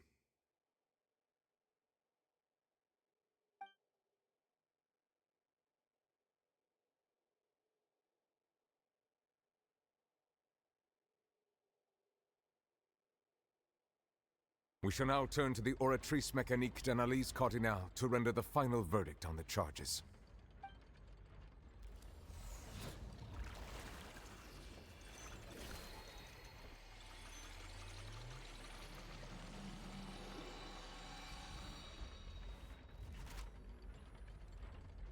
According to the judgment of the Oratrice Mécanique d'Analyse Cardinale, Furina is... Well, what's wrong? What's the Oratrice's verdict? ¿Será que la analizadora la ha declarado inocente? No, the Oratrice also displays a guilty verdict. Isn't that correct then? However, the exact wording of the verdict is thus: the Hydro Archon, guilty, to be punished via the death sentence.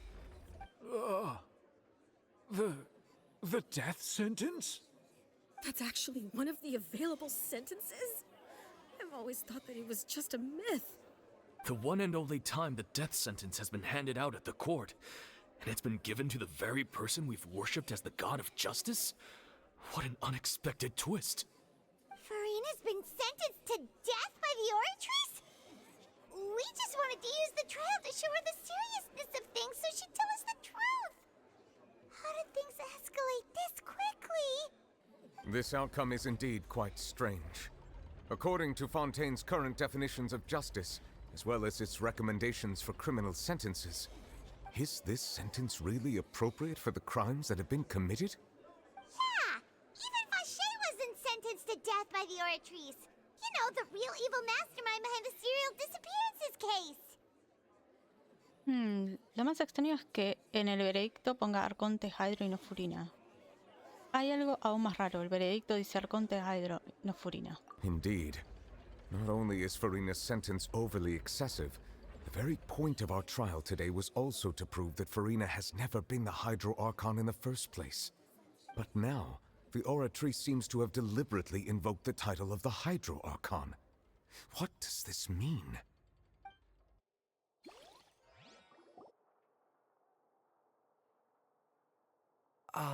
Excuse me, if I may interrupt. Is the trial still going? Fremine! Oh, you finally made it. I assume this means you've completed your mission? Mm-hmm. Any mission Father assigns to me will always be top priority.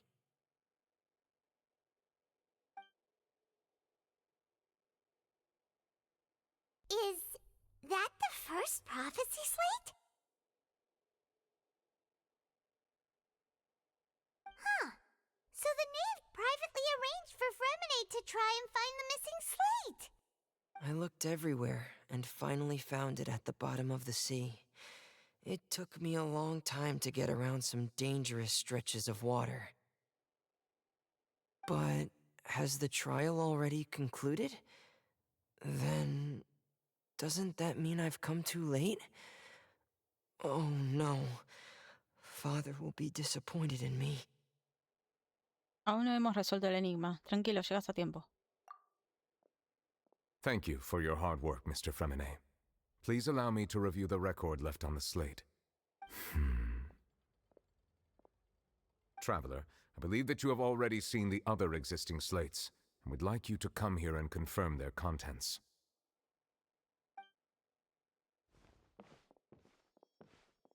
Huh? So what do you see? What is it? Esto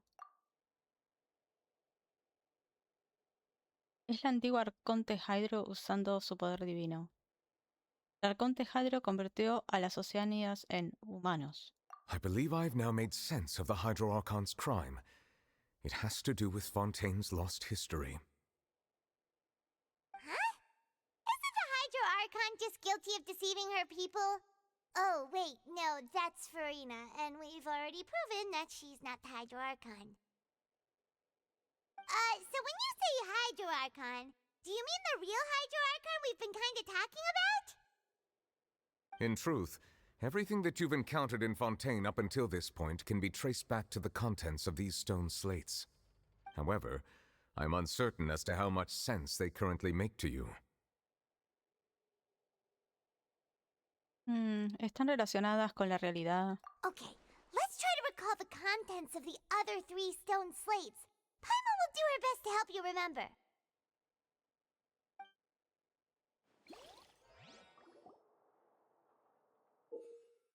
Observa las imágenes de las placas para extraer de ellas la información clave. Entre los incidentes apuntados en el manual de entrevista, encuentra situaciones relacionadas con las imágenes de las placas para corroborar su veracidad. El nivel del agua de la fuente de la interfaz aumentará conforme avance el progreso de corroboración. Cuando corrobores la veracidad de todas las placas, se revelará la veracidad de la profecía. The first stone slate describes what you just said. It seems to show the previous Hydro Archon using her divine power, and then the Oceanids turn into humans. Does that mean that Fontainians are transformed Oceanids? Oh, Paimon wasn't expecting that. But if Oceanids can turn into humans, then perhaps this process can be reversed as well. The second stone slate shows Celestia floating in the sky, and the Hydro Archon and her people worshipping it together. But the heavens still brought judgment down upon them. This must be the point when the Hydro Archon and the Fontainians were branded with their original sin. Does this mean that the original sin and the Hydro Archon sin are the same thing?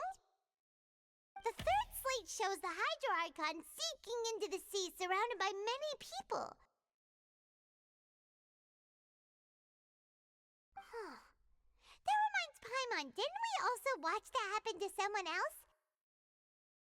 Well, the fourth slate is the prophecy the Fontainians have been talking about.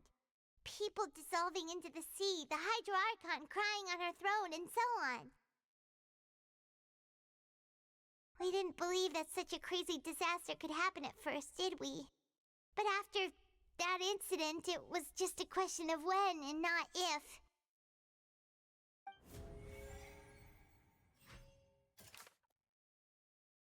Los sucesos reales relacionados con las placas de las profecías. Una placa de piedra profética encontrada en unas ruinas y que relata la historia del futuro de Fontaine. Es la primera de todas ellas la que había desaparecido, pero más tarde la encontró Freminet. Su imagen parece retratar a la anterior Arconte Hydro usando su poder divino, tras lo cual las oceánidas se convirtieron en personas. Corroborar.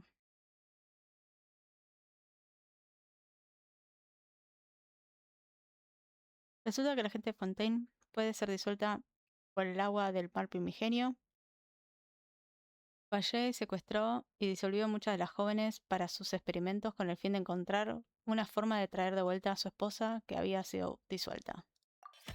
We know from the case of the serial disappearances of young women that Fontainians can be dissolved in primordial seawater. And the first stone slate tells us that long ago the Hydro Archon used her power to turn Oceanids into humans. This might be the reason that Fontainians can dissolve. Los humanos que se convirtieron en oceánidas. Las personas de Fontaine se pueden disolver en el agua del mar primigenio y convertirse en oceánidas. Esta prueba corroborará el origen de la gente de Fontaine. Placa profética 2. Una placa de piedra profética encontrada en las ruinas que relata la historia del futuro de Fontaine en la segunda de todas ellas. Retrata a Celestia flotando en el cielo y al Arconte Hydro y su pueblo arrodillados mientras la miran. Aún así, parece que Celestia los castigó.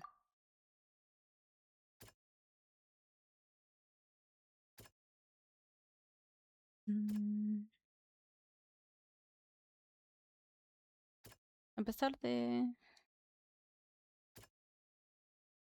Tras demostrar en el tribunal que Furina no era Arconte, resultado declarado Arconte Hydro culpable y la condena a pena de muerte. Perhaps what is about to take place has all happened before. The true sin of the Hydro Archon that Nervilette mentioned, and the original sin cast down on the people of Fontaine by Celestia, as recorded on the stone slates. La Conte Hydro condenada a pena de muerte. Una sentencia que nunca había sido pronunciada en el tribunal, pero que ahora se ha impuesto al Arconte Hydro. ¿Qué clase de pecado se merecía semejante veredicto? Placa profética 3. Una placa de piedra profética encontrada en unas ruinas y que relata la historia del futuro de Fontaine es la tercera de todas ellas. Relata que la Arconte Hydro hundiéndose en el mar y rodeada de muchas personas. Mientras se exploraban las ruinas cerca de Poisson, estas empezaron a derrumbarse y Navia cayó al mar que contenía agua del mar primigenio. Gracias a la protección de 2 miembros ya fallecidos, Espina de Rosula, no se disolvió. It's not as simple as falling into the sea. When Navia fell into the sea, her consciousness was subjected to judgment. The stone slates show the people gathered around the Hydro Archon in the sea. Could that be alluding to the same thing? Durante la exploración de las ruinas, Navia cayó al mar que contenía agua del mar primigenio. Dice, es la placa profética 4, es la cuarta de todas ellas. Lo que relata coincide casi a la perfección con la profecía Fontaine. Al final, toda la gente de Fontaine se disolverá en el mar y solo quedará la Conte Hydro sentada en su trono divino mientras llora. A pesar de que Nivelet creía que no era inocente, al final la analizadora declaró culpable y ni siquiera Furina sabe por qué. La bruja N se comunicó contigo a través de tu conciencia. Ella cree que la profecía se cumplirá, pero no hay que perder las esperanzas. That doesn't sound quite right. Let's think about this some more. Entonces es esta. La entrada del mar primigenio está sellada por el área prohibida del fuerte Merópide y recientemente el mar primigenio está a punto de desbordarse. Se pudo contener temporalmente gracias a poder Nivelet. The prophecy from the stone slates found its way into society. But not many people believed it at first. The fortress of Meropide was nearly flooded with primordial seawater, which we know can cause Fontainians to dissolve. It seems increasingly likely that the prophecy may come true. If we hadn't dealt with it in time, things could have gone very badly. They'll dissolve into the primordial sea but won't cease to exist. Their essence will flow in the seawater, converge, and take the form of an oceanid. The Hydro Archon was sentenced to death in court, shocking everyone present. Perhaps this means that her sin was actually Fontaine's original sin. Navia fell into the water inside those ruins, and she nearly dissolved. She was surrounded by the people of Poisson in a court within her consciousness, and was forced to take part in a trial meant to make her stay. The eruption of the primordial sea at the fortress of Meropide was the surest sign that the prophecy was about to come to pass no matter what. The stone slate's contents can all be verified by recent events. If we combine what we know together, loads of truths should come to light.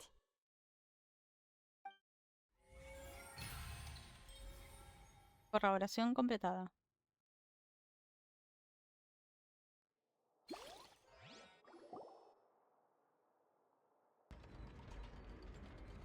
Huh? Oh, Paimon gets it now!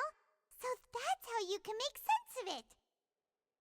But then it feels like we're going to have to share some truly shocking revelations. Let's hear them. La primera placa demuestra que la gente de Fontaine no es realmente humana. Según la primera placa, la gente de Fontaine no es humana de verdad. Incredible. Linny, did you hear that? We're not real humans. All Fontainians were originally created by the late previous Hydro Archon, with oceanids as their basis. The evidence for that can be found in how only Fontainians could dissolve in primordial seawater, and how all the girls Vacher dissolved were also turned into oceanids. Oh, and according to Navia, when she was about to get dissolved, she also saw everyone gathered around for a trial, all of them in the shape of oceanids. Indeed. La segunda placa demuestra que el pecado del Arconte Hydro fue crear a la gente Fontaine.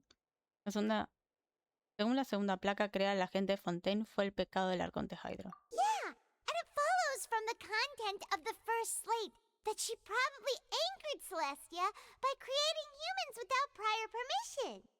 That could also explain why the Oratrice judged the Hydro Archon to be guilty. It's to account for that ancient sin. The Hydro Archon's true sin was creating us? And yet, after many hundreds of years, the Hydro Archon's creations have turned around to try to judge the Archon within the Opera Epiclese. The twists of history are often the most unexpected of all. En cuanto a la tercera placa, sigo pensando que debería ir después de la cuarta. La tercera y la cuarta placa deberían ir en el orden contrario. Yeah, isn't the image here just like when Navia fell into the sea? So wouldn't it be trying to show the image of the Hydro Archon also falling into the sea once the prophecy has been fulfilled in the fourth slate? La cuarta placa representa la profecía. La cuarta placa hace referencia a la profecía que todos conocemos. In the end, the people will all be dissolved into the waters, and only the Hydro Archon will remain weeping on her throne. Only then will the sins of the people of Fontaine be washed away. Did Paimon get all that right? You've made some keen deductions. I must say, given how much you still don't know, it is impressive that you've already managed to connect so many pieces of the truth. However, while you were able to decode all the information on the slates, they've also been etched with an additional layer of hidden information using a different power source. When we were at the ruins, I tried to decipher the hidden information recorded in the slates. But since we only had 3 slates at the time, I was unable to come to a full conclusion. Now that the slate collection is complete, I shall make another attempt to decipher the narrative recorded within. If everything goes well, we should finally be informed of the unadulterated truth.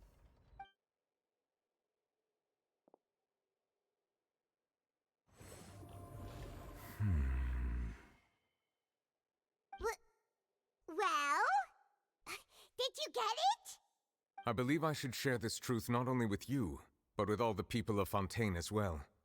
I will try to briefly summarize it for you.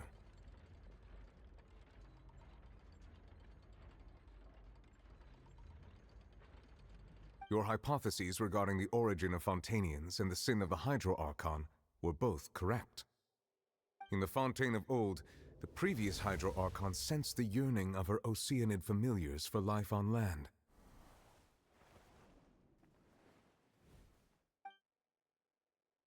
The Oceanids were enamored with the beauty and romanticism of human beings, and wishing to have those experiences for themselves, expressed to the Hydro Archon their desire to become of a similar kind. However, even though water as an element is intricately linked with the power of life, the Hydro Archon, as one of the seven, did not possess the authority to create a new form of human life. Not one to give in, she eventually found a way to create permanent humanoid bodies for her familiars by appropriating the power of this planet's primordial sea. She poured primordial seawater into the Oceanids' blood vessels, creating humanoid mimics in the process. But if Fontainians were to ever come into direct contact with water from the primordial sea, the power within their bodies would escape these artificial restraints and return to the sea. As a result, their forms would collapse, and they would be reverted to their original forms as Oceanids. Of course, the Hydro Archon never received permission from the heavenly principles to create a new human race. And thus, the Hydro Archon and all of her creations came to shoulder the original sin of appropriating the power of the primordial sea. That is the true history of how the people of Fontaine first came into being. So we were all Oceanids before we turned into human beings? That's way too much information for me. I think I'm just going to pretend that I never heard a single thing. Wait, but if that's the truth, we can't let the Hydro Archon be sentenced to death. After all, her only sin was creating us. This really might be too much information for your regular Fontainian, but it does answer a lot of our questions. Alas, your hypothesis regarding the third and fourth stone slates was inaccurate. The slates' respective positions are, in fact, correct.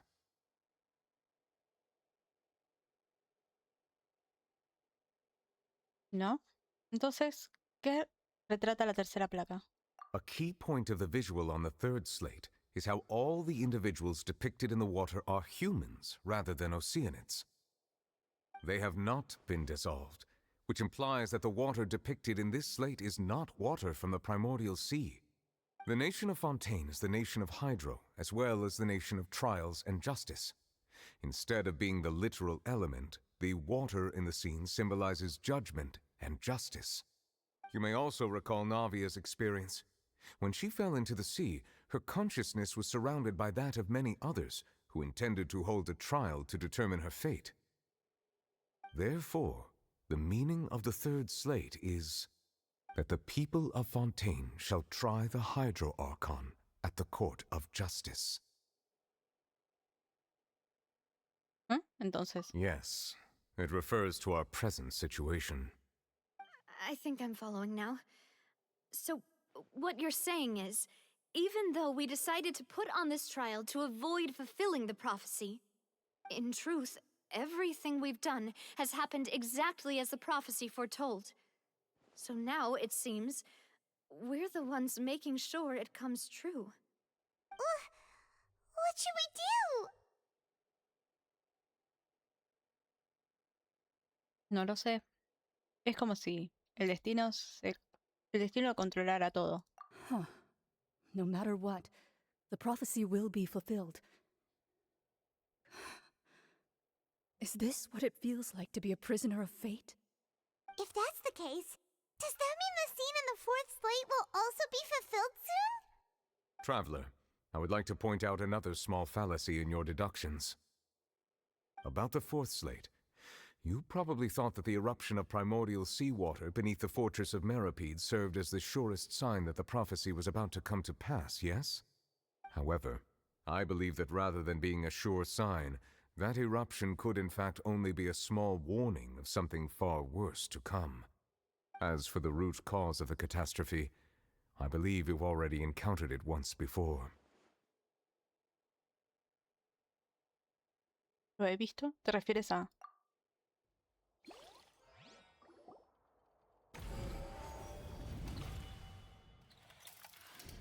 This eruption was just a small warning of the things to come. We must find the root cause of the disaster.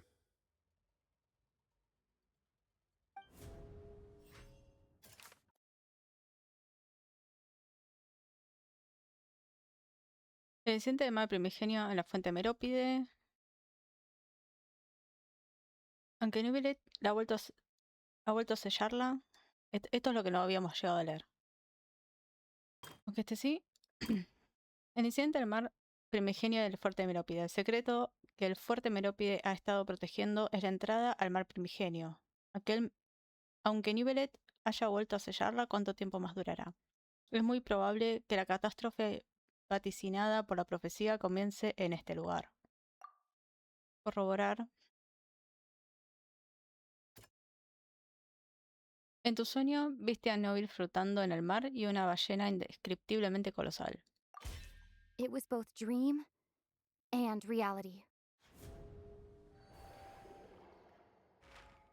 If we're talking about a true culprit, that could only be that thing inside the primordial sea, right? The truth, the original sin, the trial, and the root cause of the disaster.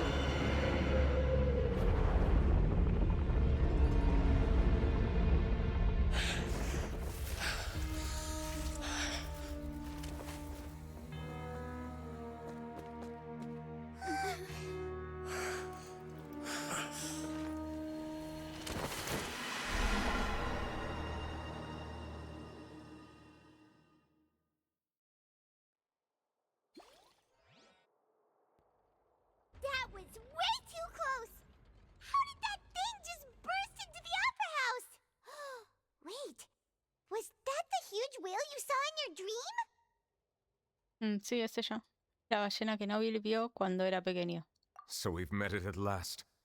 I understand very well why it has chosen to make an appearance here. That whale does not belong to Tevat.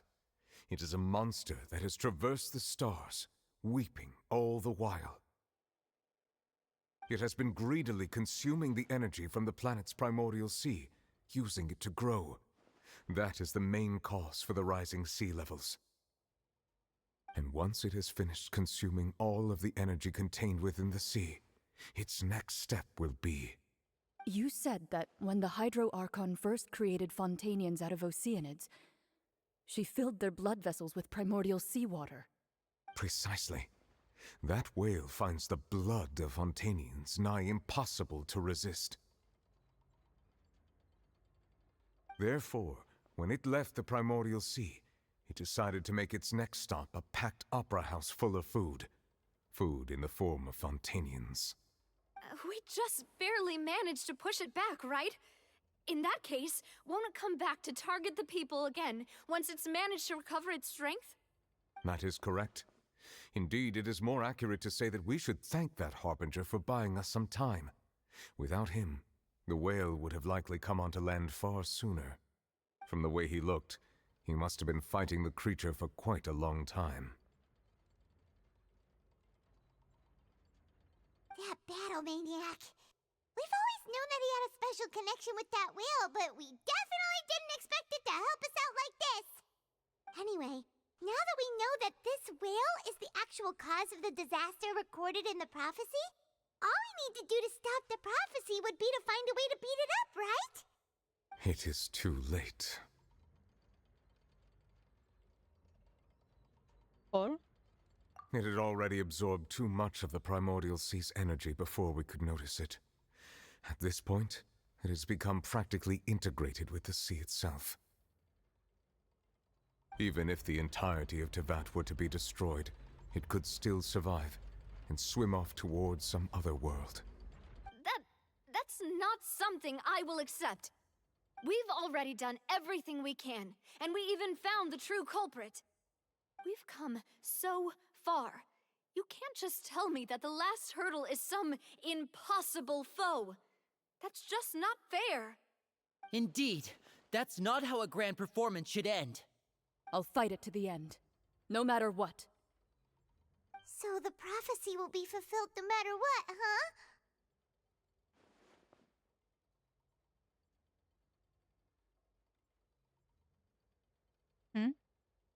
The prophecy. Yes, what has been prophesied will be fulfilled. You may view such things as the history of the future. Al final, las cosas han tenido que salir así. Es imposible luchar contra el destino. Un momento. ¿El destino? Just as prophecies are usually only the future as seen from the perspectives of the gods, could things be happening in hidden corners, where the gods' gaze does not fall? Ultimately, fate shall serve as your only guide, no matter what will happen in Tevat's future. All you need to do is to play your part.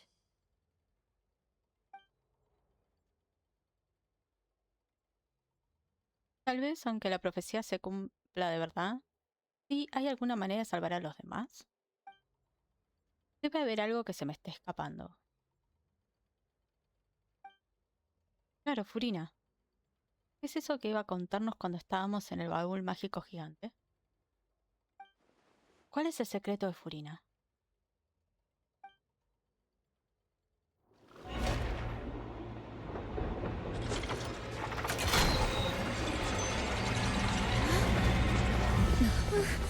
What's happening with the aura trees? I believe it is preparing to carry out the death sentence.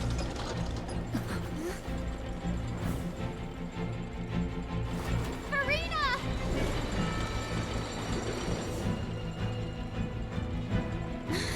No, I still need answers.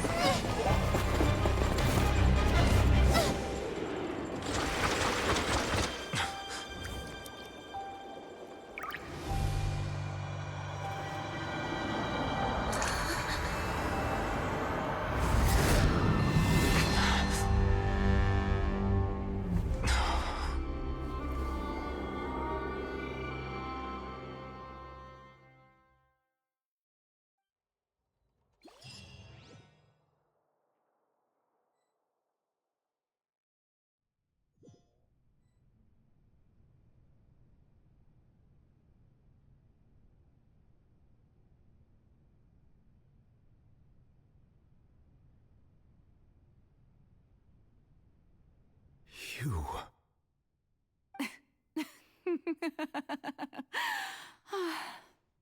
Sorry.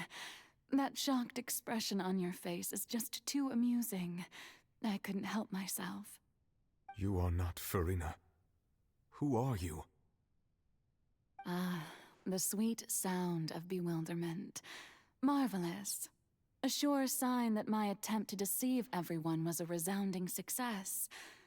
But to answer your question, I am Focalor. You know, the god. Focalor. Why did you deceive us? Oh, that wasn't my goal, of course. Goodness, no. But I had to fool everyone else too, if I was to stand any chance of deceiving the heavenly principles. Deceiving the heavenly principles? It's all because of that pernicious prophecy. Dreadful, wasn't it? Everyone doomed to dissolve. Fontaine condemned to be flooded. One was not amused. In fact, one was positively bemused when that problem was thrust upon me by my dearest predecessor. That's the former Hydro Archon Egeria, for the uninitiated. It hardly gets more disastrous than a preordained national catastrophe, now does it? She knew full well that the prophecy would surely come to pass. And as one of the seven, she also knew full well that one defies the heavenly principles at one's peril.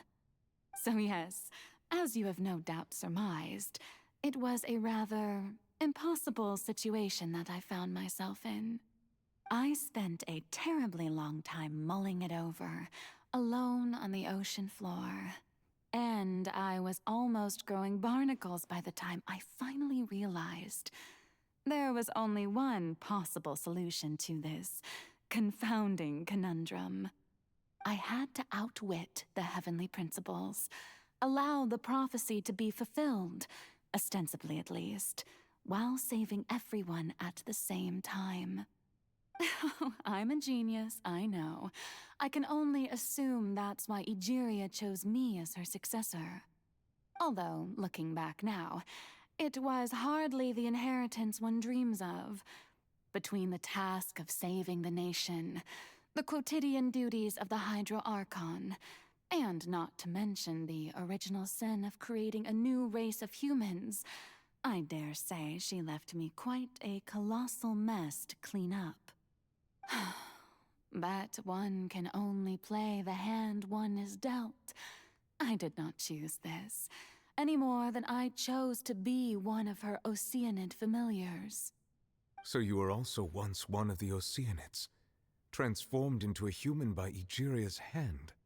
Yes, I was. I always dreamed of becoming human. And I still do, even now. In my eyes, to be human is to be part of the greatest opera ever known. After becoming a god, I separated my divinity from my body and spirit, leaving behind only a self that was as naive and bewildered as my past self on her first day as a human being. The me you see before you now is that divinity. And the human counterpart I left behind, I named Farina. She could feel joy, sorrow, and everything in between. She could be as vain and conceited, or as meek and vulnerable as she wished. Her strengths were of a kind only a human could possess, as were her shortcomings. But in my eyes, Farina's humanity was what made her perfect. She was perfectly human in every way. The person I always wanted to be. Anyway, so then I cursed her. All part of the plan, of course. The plan to deceive the heavenly principles. Do you still remember the final scene of the prophecy? The Hydra Archon alone, weeping on her throne. In order that the prophecy might appear fulfilled, I invited Farina to be an actress, to play the part of the Hydro Archon in the prophecy. Under the curse I placed on her, so long as I, Focalor's divinity, continued to exist, she could not die. But nor was she free to live her life in the pursuit of happiness. Instead, she was forced to take the stage in the opera house, to embrace the role of leading lady, to forever play the part of the god from the prophecy, all to create a deceitful appearance of that prophecy coming to pass. I suppose now you probably understand why your court is called the Opera Epiclese. But Farina is only human, isn't she? Even though she has had a long life, her mind is no stronger than that of any other ordinary human being. I cannot begin to fathom what she has had to endure. It must have been torture for her. It has indeed. And although she is, in a sense, me in human form, I most definitely owe her an apology for it. It's been 500 years, and all along, she's been playing her part in the most unimaginably long, unbearably lonely, and agonizingly painful opera of all time.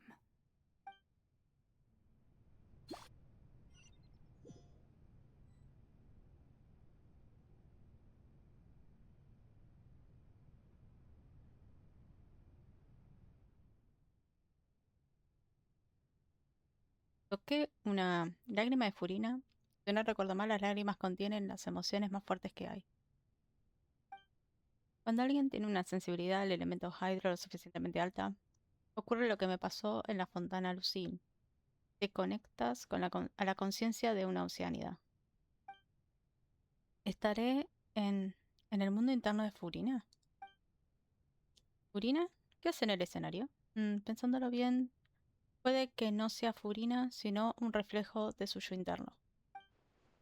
Si pudiera hablar directamente con ella, tal vez averiguaría algo importante. He venido en busca de respuestas, así que no puedo dejar pasar esta oportunidad. Intentaré hablar con ella.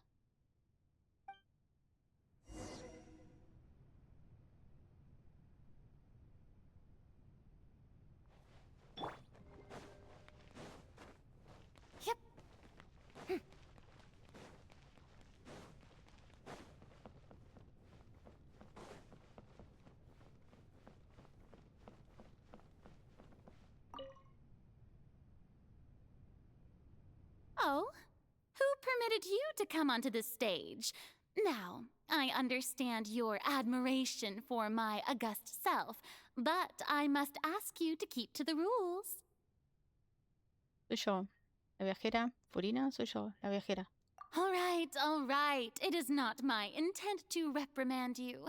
There is no need to state your name. Just be off with you. Do not distract me from my performance. ¿Tu actuación? Pero si aquí no hay ningún público. Oh, do not jest. Can you not feel it? I am Focalor. The eyes of countless Fontainians are upon me. I must, at all times, display the utmost elegance and nobility. Nada, es posible hablar con ella. En su interior sigue interpretando el papel del Arconte Hydro. ¿Qué gran determinación tendrá para haber creado este muro en su interior y en su subconsciente?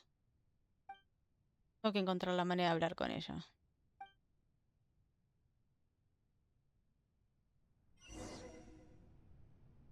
Una parte dice que apagamos todos los focos, que no la miremos. Dear audience, the performance is experiencing a technical difficulty, but worry not. The guards shall resolve it soon enough. Strike a pop! Yeah, overruled. Grito sin eco, grilletes.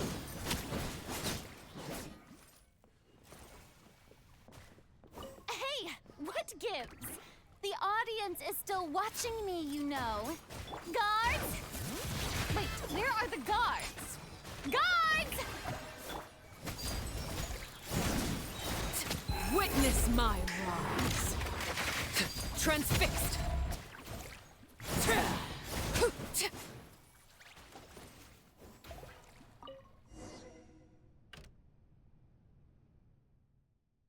He apagado todos los focos. Seguro que en el interior de Furina esas luces simbolizaban a las personas que la miraban. ¿Y qué fueron esas palabras que escuché antes? ¿Será la verdadera voz interior de Furina? ¿Es una entrada? ¿Cómo he acabado aquí?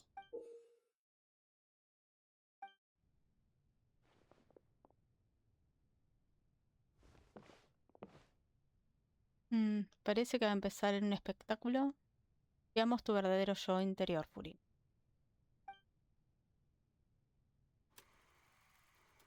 Acto 1, enfrente del espejo, Furina.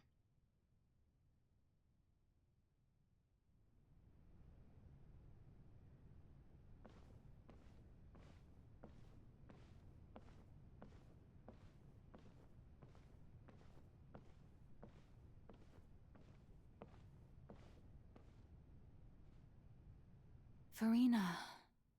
Farina. Huh? Who's that? Who's calling me? Where are you? Be not nervous. Be not afraid. I am before you. Wait a moment.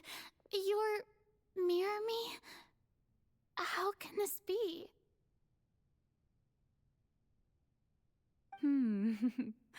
Mirror you, huh? You know what? That's not bad. Let's go with that.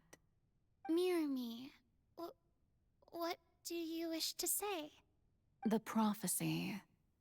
Have you heard of it? What prophecy?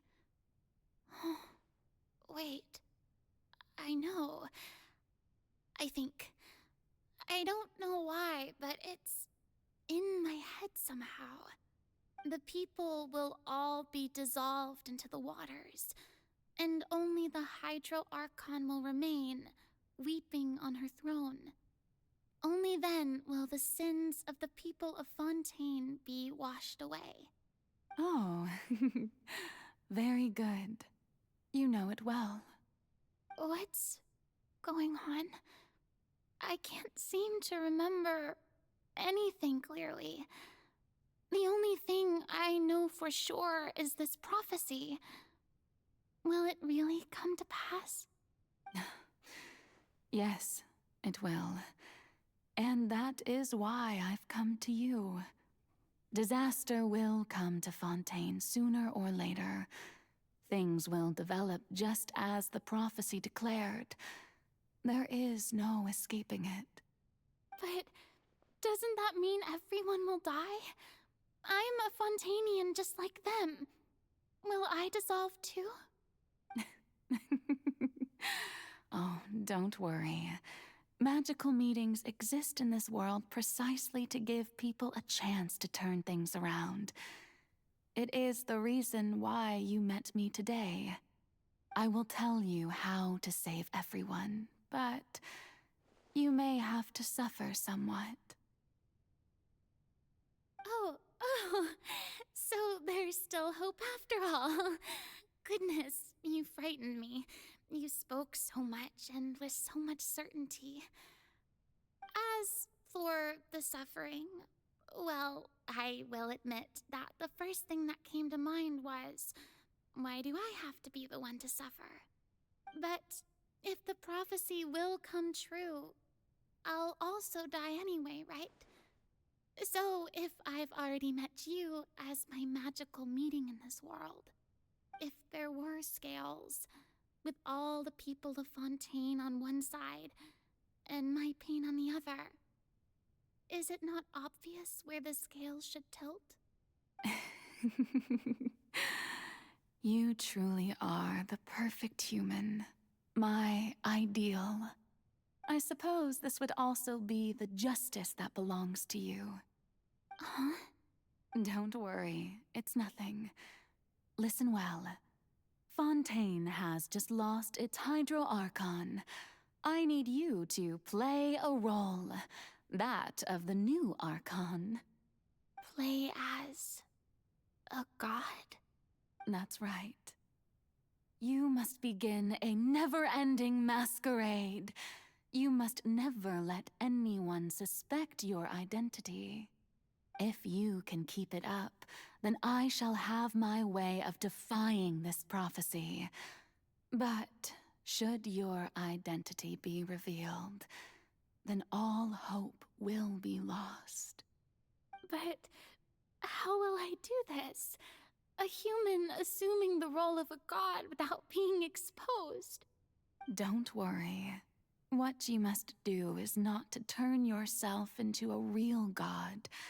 You simply need to play the role of a god as humans imagine them to be. Being a human yourself, I'm sure you already know what such an entity would be like. Remember, your true challenge will not be pursuing divinity, but contending against humanity. I'm still not sure I understand, but I'll try. I'll try to do this. So, how long am I going to have to play this role? To accomplish this mission, you will have to stay on the stage for many, many years. You will endure and not grow old until your task ends. But I promise you, all will eventually end in a magnificent and dramatic trial, and everyone will be saved.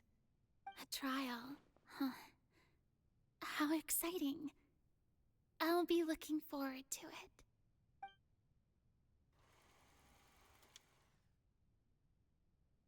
Acto número 2, el discurso de toma de posesión, Furina.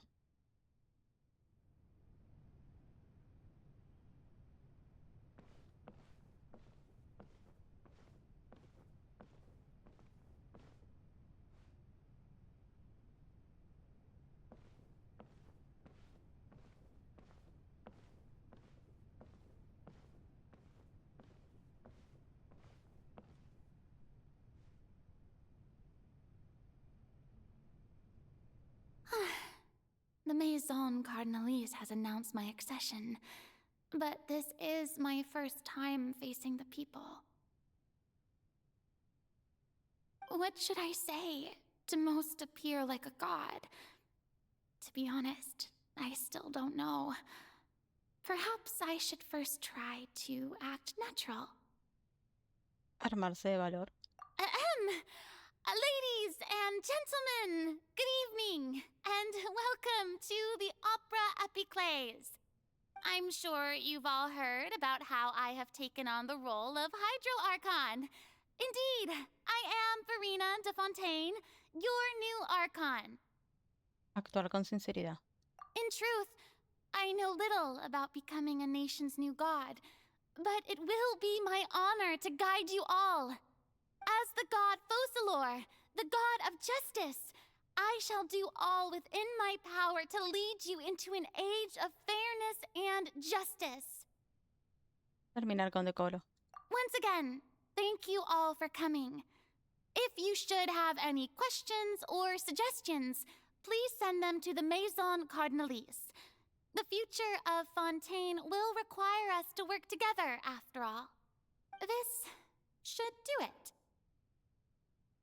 I thought I might stammer, but thankfully, I was able to convey my thoughts just fine. Okay, and next. That's the new Hydro Archon. Is this some kind of joke by the Maison? I would have thought that a being that surpasses humanity would be a bit more assertive. Hey, did you hear that? She even told us to send her suggestions there at the end. Shouldn't gods be all-powerful? She's being so modest. What's the difference between her and an ordinary person, then? If you ask me, perhaps the succession didn't actually happen. She might just be a Maison-back puppet. Wait, what's going on? Why is everyone suspecting me of being a fake? Oh, this is bad. If I get exposed here, there'll be no saving the people from the prophecy. Right. Mirmi said that I just need to play the role of a god as humans imagine them to be. Calm down, Farina. Think. What do the people want? How would they imagine a god to speak and act? Assertive, with a strong sense of presence, one who can dispel all doubt. That is the character I'm fated to play.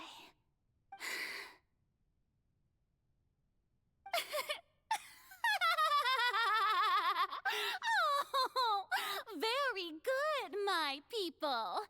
Only ones such as you are deserving of my rule. Now, I was wondering if some weak puppet were to one day come onto the stage and claim ownership of this opera house, would the children of Fontaine follow them? Well, it seems that you would all see right through them.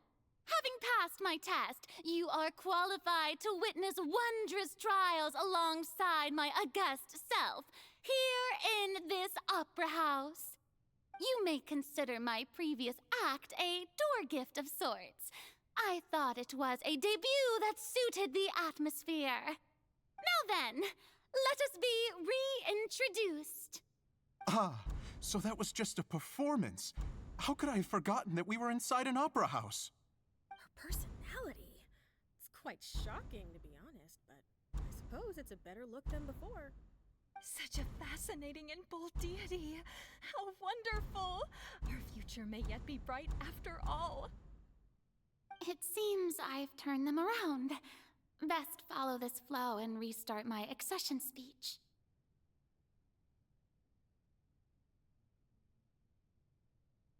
Armarse valor, actuar con total convicción. My dear people, whether you acknowledge me or not, whether you trust me or nay, I say to you, keep faith in your ardor for justice. We have heard it said that this nation's sins can no longer be washed away. Well, I say that justice is most fragrant when it blooms amid sin.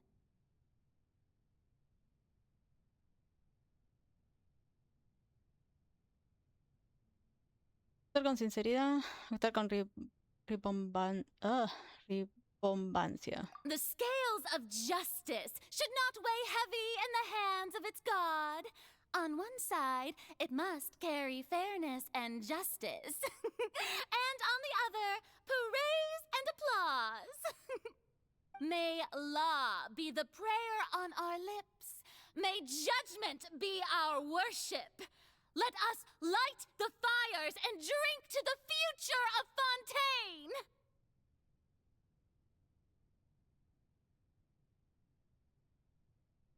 Terminar con decoro, terminar de manera impactante. There is no trouble in this world that justice cannot solve. All that is needed is for you, my people, to believe in it, heart and soul. So long as I, the Archon Focalor, stand within the Opera Epiclese, so long as I stand before the Oratrice, I shall even judge the gods of this world! Yes!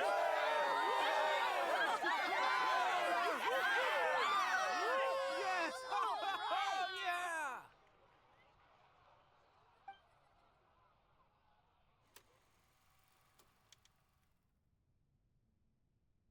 Acto 3, la ópera.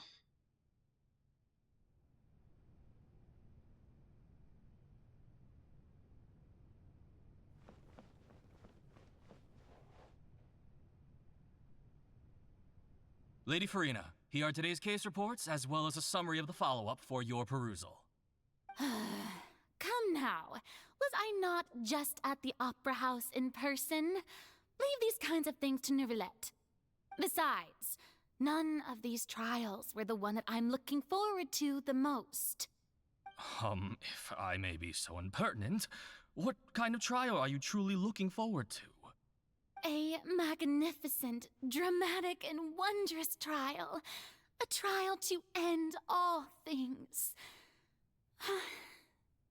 How could you hope to understand?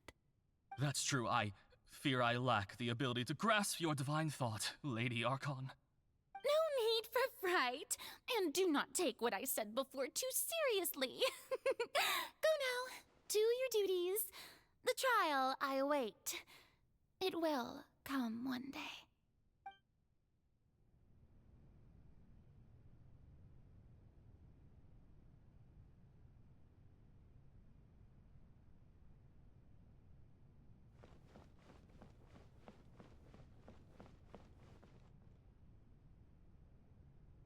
Lady Farina, I don't know what to say.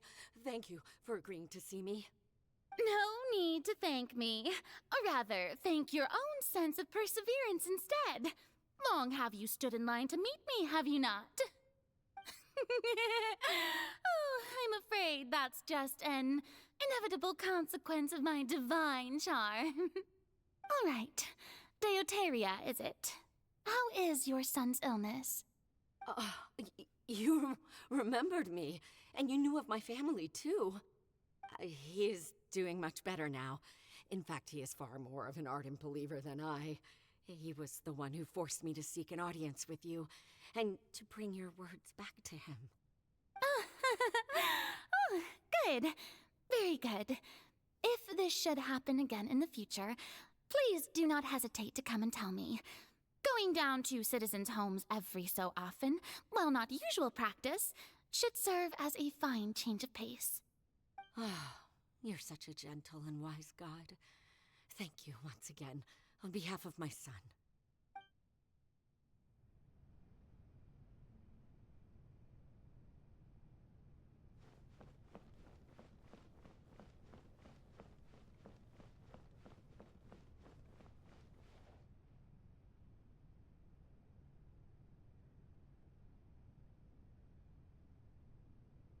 Lady Farina, here are the latest hydrological reports. As for the specific parameters you asked to take note of, I'm afraid things still don't look good. I see. It's as I thought, then. As your god, I did already expect this, but I wanted to see how far your human wisdom would allow you to analyze it. All manner of signs indicate that the prophecy will still come to pass. Forget it. That's not something you need to worry about right now. Well, as I understand it, the Fontaine Research Institute is also trying to find a way to counter the rising water levels. Really? Have they found anything? I'm afraid that they haven't found any effective solution thus far. Oh, is that so? Well, no wonder. This issue has reached the realm of the gods, after all. Still, their spirit is praiseworthy.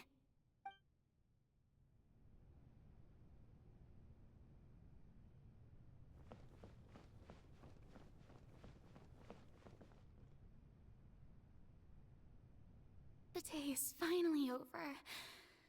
I haven't had a moment to breathe this whole time. But it's good to see that everything's getting on track. There are no longer any voices of suspicion. Maybe this is fine. I just need to keep going, and everyone will be saved. All right, Farina, don't think too hard about this. You need rest. Tomorrow's a new day.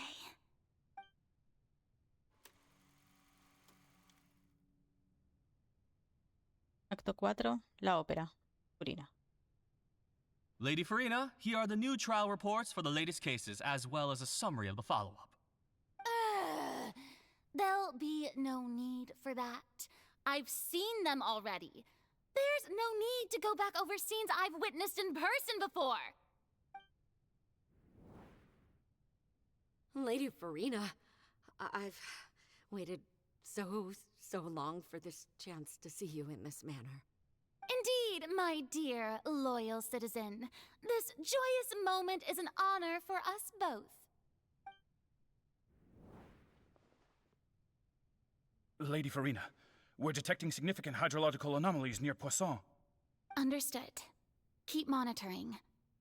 Keep me informed should anything come up at the Institute.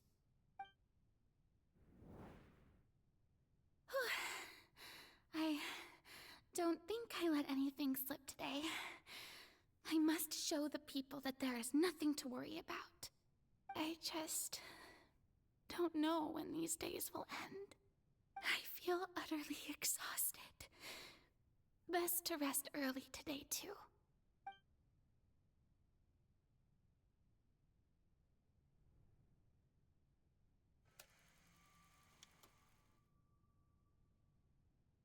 Acto 5, la ópera Farina.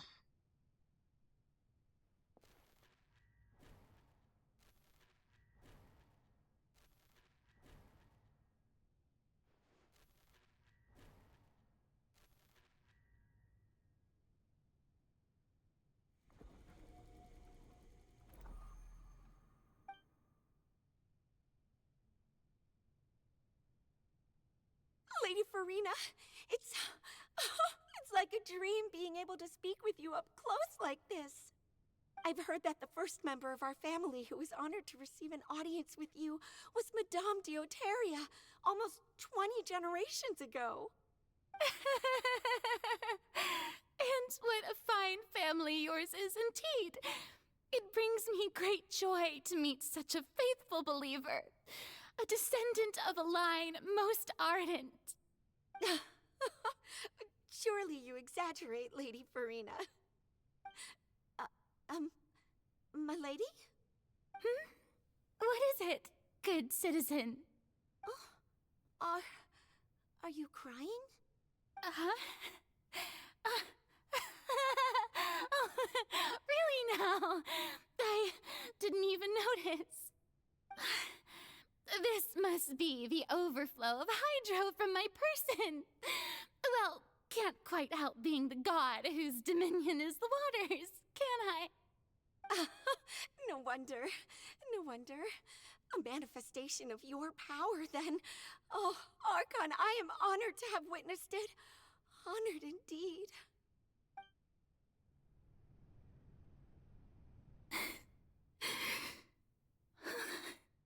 So interminable. So lonely. Just how much longer? Hundreds of years must have passed by now. Perhaps the show must go on for hundreds more. I never imagined that it would hurt so much. Have I reached my limit? No. Perhaps I reached it long ago. Today I didn't even notice my own tears. I want to tell someone, anyone, about this. But would that not destroy all I've done so far? I've conducted so many investigations across the centuries, but there's not even a sliver of hope that we might break the prophecy. All I can do is keep heart. I must maintain this act. It is the only way to save Fontaine. Please, mirror me. You have to succeed.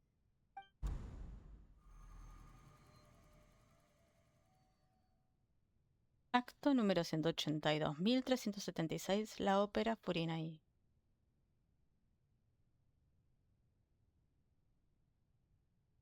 Farina, you don't have to shoulder this burden alone.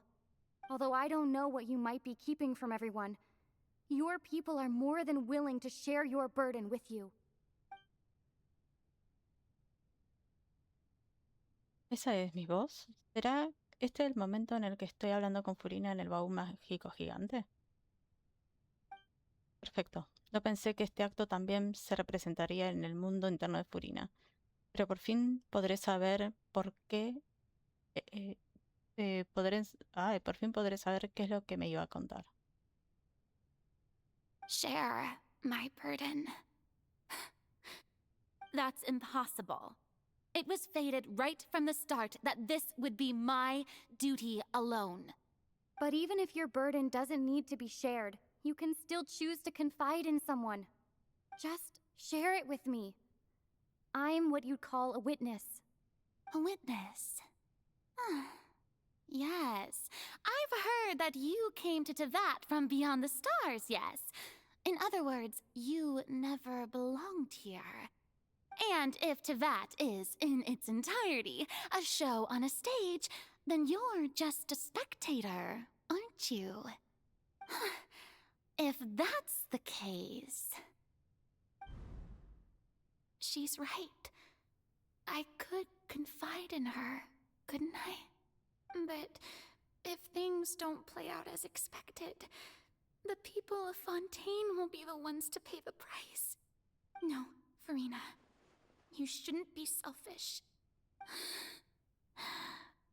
But what if it's really all right. Farina, you've worked so hard for so long. Surely it would be okay to put yourself first for once. Just this once. Is it such an outrageous thing to do anyway? To find someone in whom you can confide your frustrations and sorrows? Surely it could not hurt. If you let this opportunity slip through your fingers, it might never come by again. Think about it long and hard.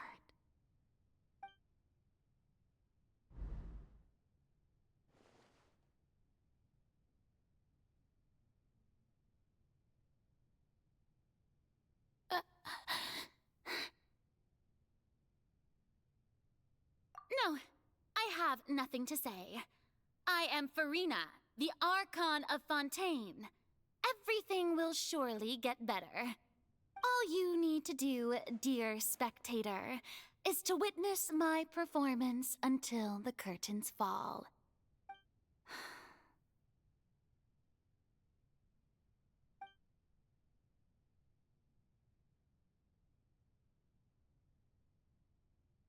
Fine.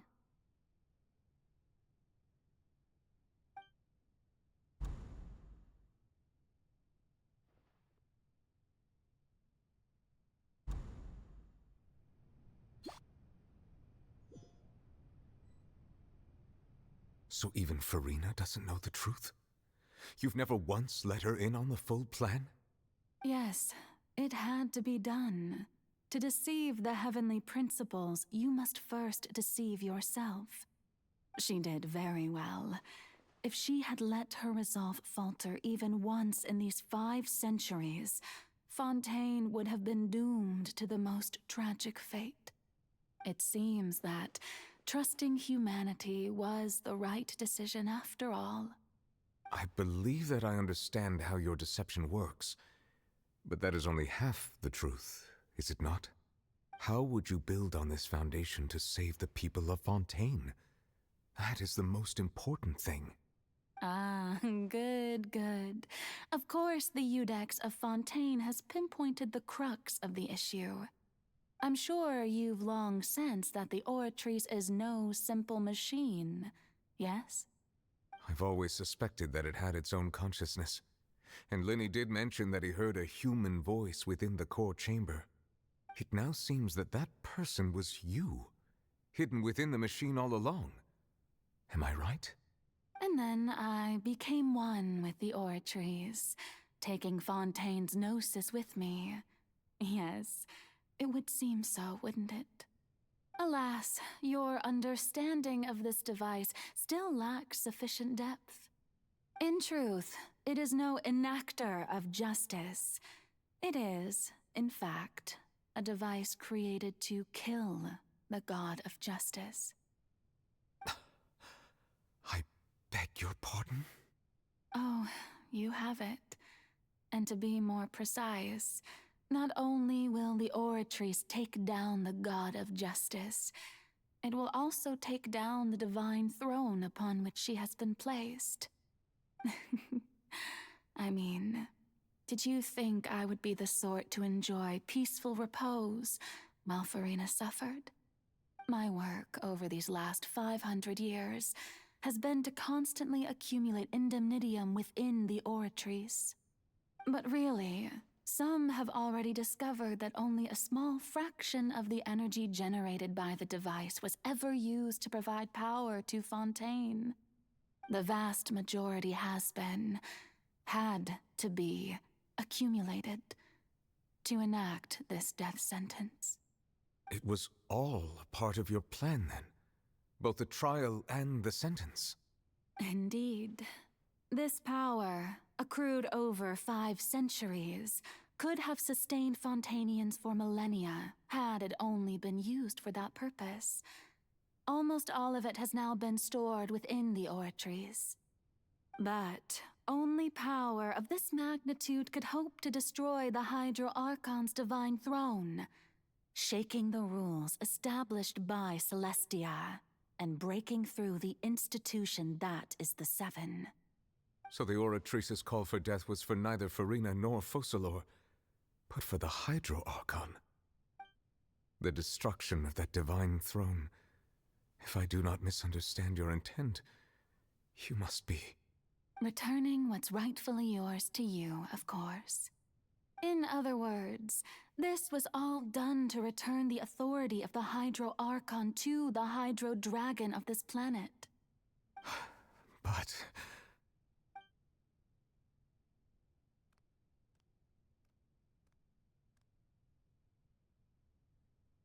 Oh, what? Getting sad again, are we? The authority of the ancient dragons shall soon be yours once more, O Hydro Dragon Sovereign. And this is the face you make.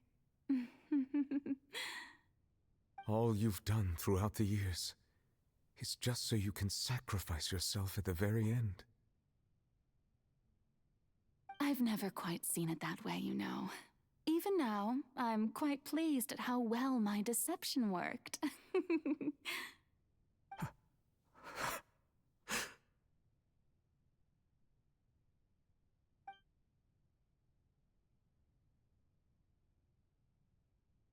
Hydro Dragon,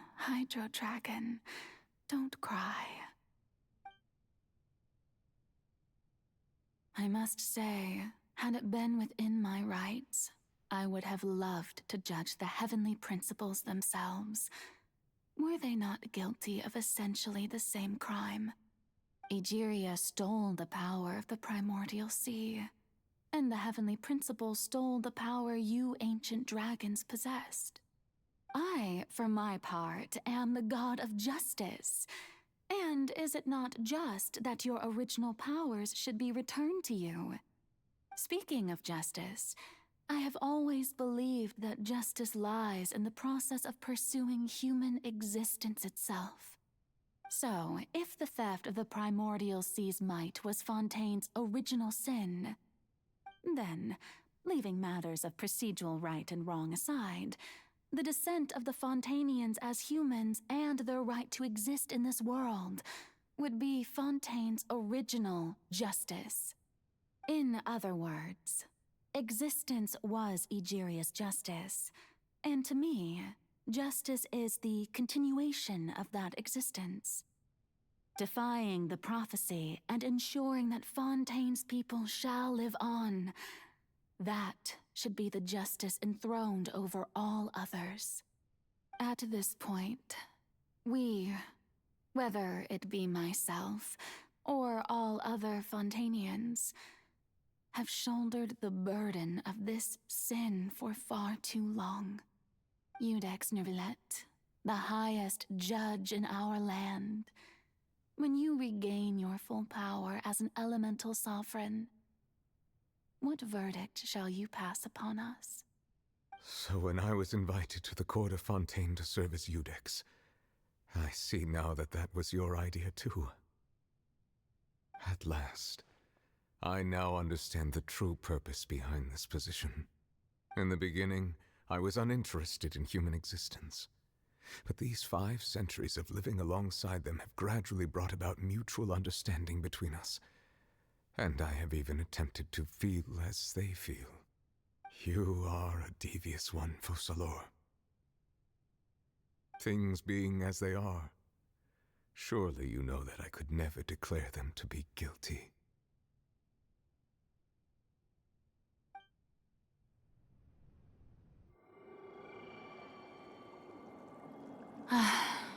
The hour of my execution is almost here. For the sinner, the curtain call has come. I know I may not sound it, but faced with death, I find myself a little afraid. Perhaps this is one thing both gods and humans have in common.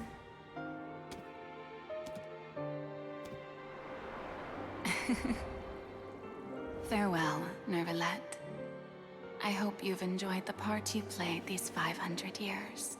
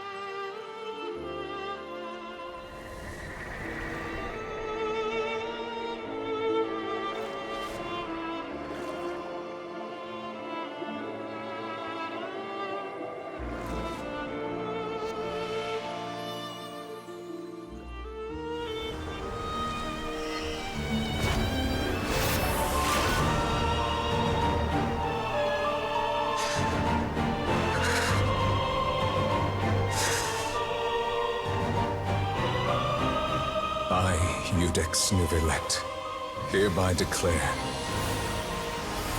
people of Fontaine, your sins are forgiven.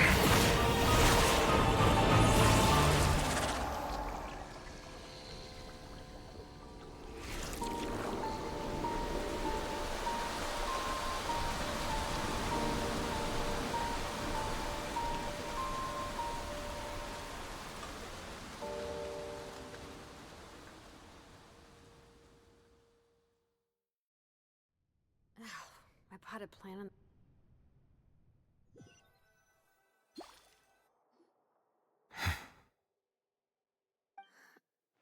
What just happened? Has the death sentence been carried out? Was that bright light some sort of misdirection? I have a feeling that something huge just happened. But since we're all still alive and haven't been dissolved, I assume whatever happened was good for us. It's time to end this. We must mete out punishment to that beast. Didn't you say just a moment ago that it can't be defeated? I have gained the strength sufficient to deal with it. Through certain means, I now have the ability to separate the power of the primordial sea from that creature. We should seize the opportunity to pursue our quarry. ¿Que has obtenido el poder suficiente? ¿Todo eso acaba de pasar ahora? Traveler, now that the oratories can no longer function, I require an executor to help me mete out justice. Oh? The root of the calamities befalling Fontaine, the beast that enacts the prophecy. Its name is the all-devouring narwhal. Come with me, traveler. The hour of execution has come.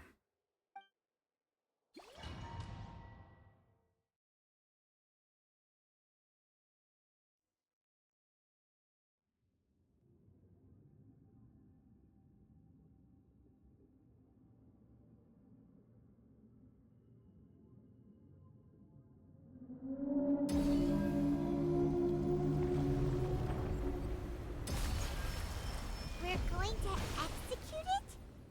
But how are we going to do that? It's huge! I have already done my best to separate the power of the primordial sea from the whale. But considering the size of the beast, I cannot reach the power source. Unless we can find a way to attack it from within. I shall share a part of the ancient dragon's power with you. We shall look for an opening together.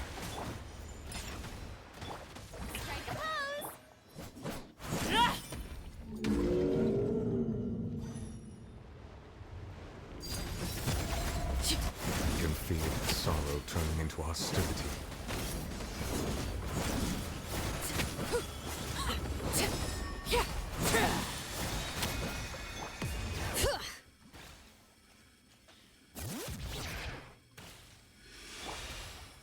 Think you can bully me?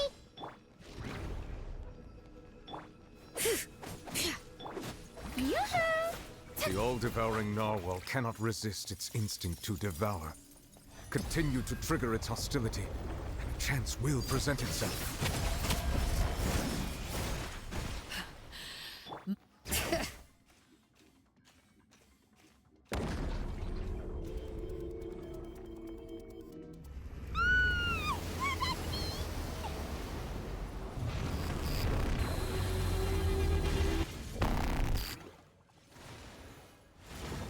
Why is there a hole-looking thingy over there?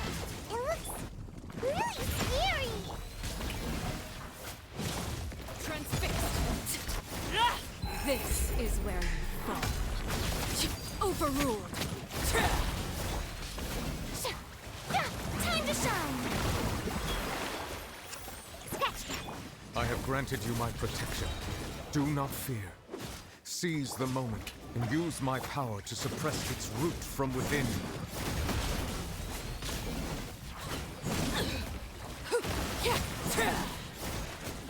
Transfixed.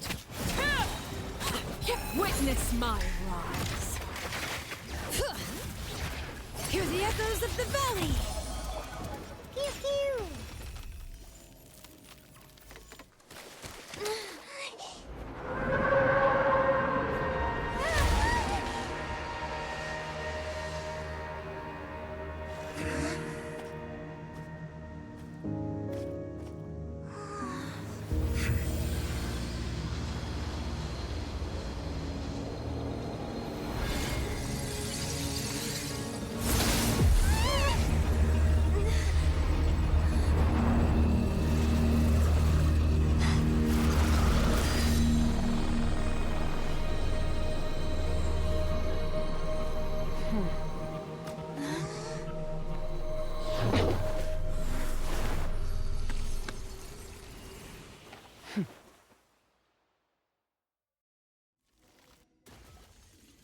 Thanks for helping with the cleanup.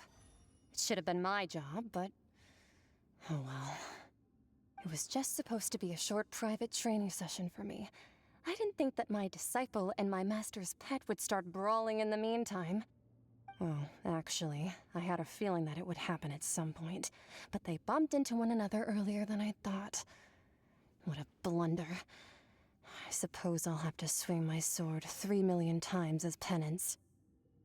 ¿Tu aprendiz? ¿La mascota de tu maestro? That power. Who are you exactly? Paimon has an idea. From what she said earlier, she must be Child's master. Skirk, right? It's just that he gave us the impression that she was the less talkative person. I simply did not have anything to say to the weak. But you, on the other hand, managed to defeat the all-devouring narwhal without using power from beyond this world. So you may speak to me as equals. ¿Quién tendría ese monstruo como mascota? ¿Qué tipo de persona tendría un narval devoraestrellas como mascota? I have to agree.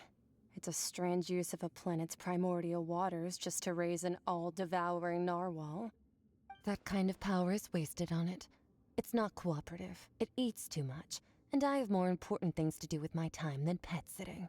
The only thing that creature has going for it is its looks. All in all, it fails as a pet. Miss Skirk? I think you might have missed the point. The point being? Well, being that this pet almost destroyed an entire nation. So what sort of person is your master? Well, Child's master's master. Wait, is that right? Oh, right. So you don't know him. Sorry, I assumed you did. His name is Sertologi. ¿Cómo? I am unfamiliar with that name. Huh. So Master isn't sufficiently famous. How should I describe him then? Have you heard of the name The Fowl? The Fowl? Still nothing? Well, how about The Visionary? Vetterfulnir then? Or Gold Rhine-daughter? Ooh, that one we've heard. Rhine-daughter's part of the Hexen Circle. She's Albedo's mom, right? Oh, so you do know that name. To be honest, I also heard all of those names and titles from my master. I don't actually know them either. But I suppose you understand now, yes? My master is likely a similar sort to Rhine-daughter. They are both pursuing some form of perfection. Wait! Didn't you also mention a visionary person? Paimon didn't quite catch their name. Actually, never mind that. I believe it expedient to inform you that the all-devouring narwhal used up nearly all its strength fighting you. Such roiling hydro energies will prove difficult for the planet's deep seas to digest. As such, the Fontaine back on the surface has most likely been thrown into chaos. In other words, the prophecy that you've been fretting over should now be in full swing. What? No. No es nada de lo que haya que sorprenderse, Paimon. Desde hace tiempo sabemos y aceptamos que era evidente que la profecía se cumpliría. Pero... Not to worry. Focalor has already managed to deceive the heavenly principles.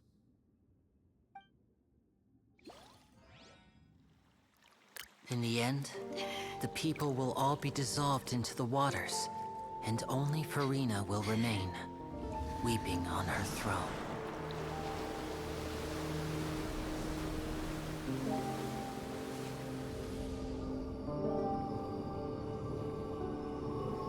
Only then will the sins of the people of Fontaine be washed away.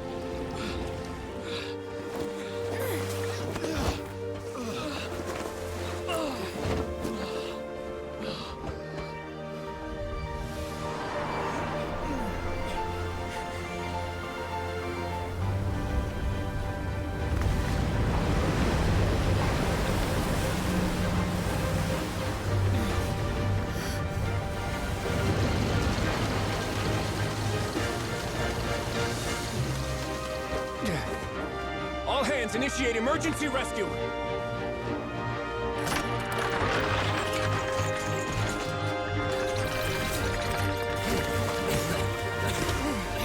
Hurry!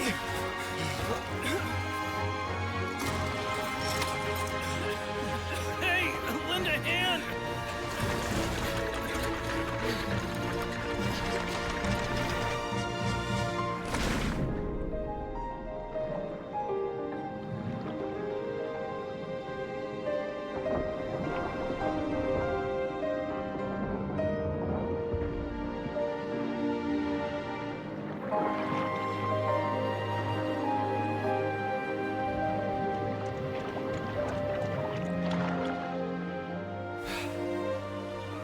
Look!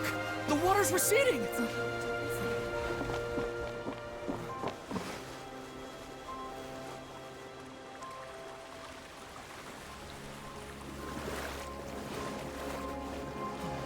It's a miracle! Water's receding. We didn't dissolve. The prophecy was wrong. The prophecy was wrong.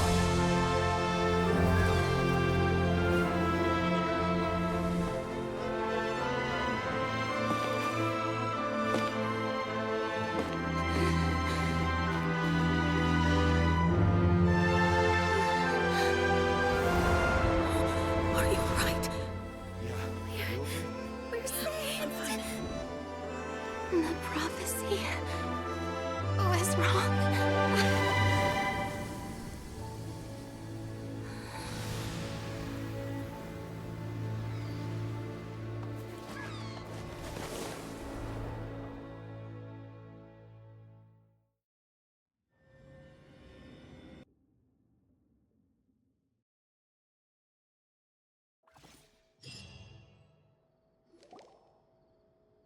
The soil renewed. The Sula tax post-disaster rebuilding. I recently visited Poisson to meet with Miss Navia, spokesperson of the Sula, and we spoke about Poisson's present and future. Old soil can still give birth to new bloom, Miss Navia stated. Hope is like seeing a small cookie when you're starving late at night. You just need a little of it. Skyship Winglet, boon or bane of the Fontaine Research Institute. The various disputes that have arisen on account of Mr. Edwin have suddenly become a shield over the Institute, with Jurier turning out to be a once overlooked hidden gem. People always call the first researcher mad, but few know what to call the second. And should that latter person achieve a miracle, they would find it all the harder to find a word with which to classify him and his team. Wow! Paimon barely recognizes the people in the reports. Are those really Jurier and Navia? They sound like real big shots. A lo mejor siempre lo han sido. Quizás seamos nosotras las que nunca supimos que lo eran. What do you think? Pretty enthralling, huh? The Steambird's idea was pretty simple. With the disaster just having passed, we would print a free edition packed to the margins with good news to calm people down. The value for these big scoops lies in their inevitable follow-ups. We'll publish further reports and go into the stories behind those people. Edwin's assistant, Jurier, created a true flying ship, while Navia is leading people in the reconstruction of their home. I'm sure that these stories could draw even your well-traveled eye. La verdad es que me quedo con ganas de saber más. Paimon's curious too! Wait a minute. Didn't we watch everything happen from start to finish? What's there to be curious about? And that's exactly why I'd like you to come conduct interviews with me. You're the best incubators of news, if you haven't noticed. And also, with you around, I'm sure I'll get to see that Duke. Are you sure? Hasn't he turned you down several times already? Oh, this time will be different. Come on, let's head to Poisson first, and then make a trip to the fortress. There are some things you'll only know when you get there.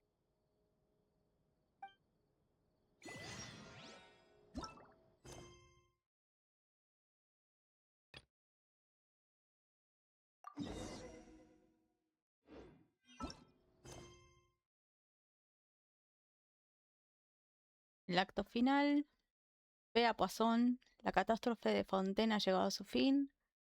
Pase lo que pase de ahora en adelante, la prensa no cesará en su desempeño en encontrar noticias. Por lo tanto, la gente sabrá la verdadera la verdadera. La verdad tan pronto como los reporteros de El pájaro de vapor escriban sobre ella. Ok.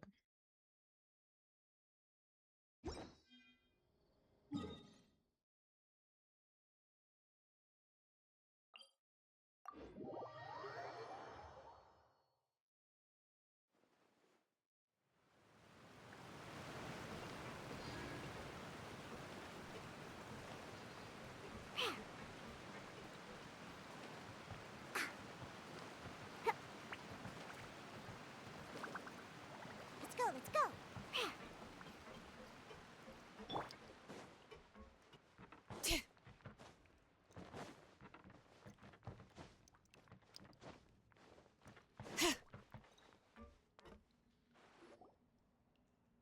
Navia! Oh, it's you. What brings you all here? Hey, we're just having a look around. I'm here to update myself on how things are going here. Oh, the Fatui are here too. Let me introduce you. This is Mr. Garunt Snezhevich.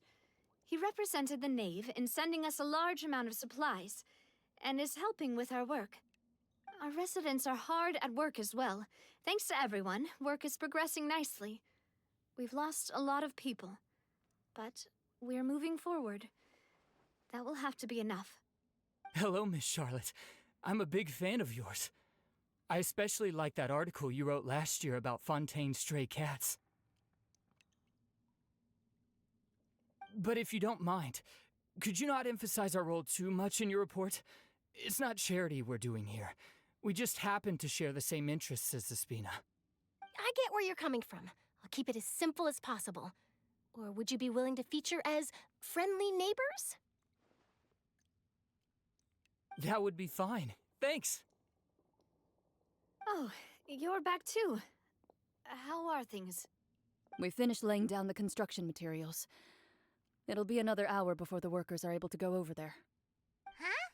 You're here too, Clarand? Well, her reputation's greatly risen after that whole duel business with Miss Farina, so she's here in Poisson to wait out the heat.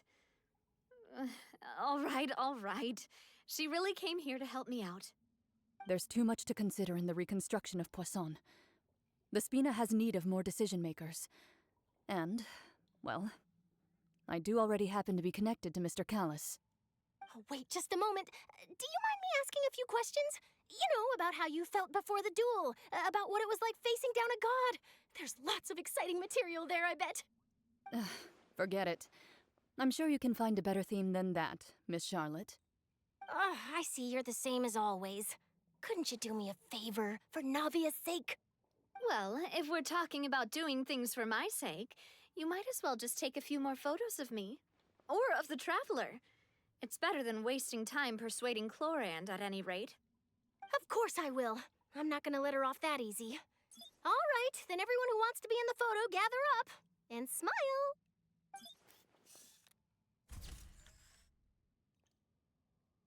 How did it go? Was it a good shot? Did Paimon look cute in it? Not bad. Your addition really helped the composition of the picture. All right, hang on a moment. Let me snap a few more shots.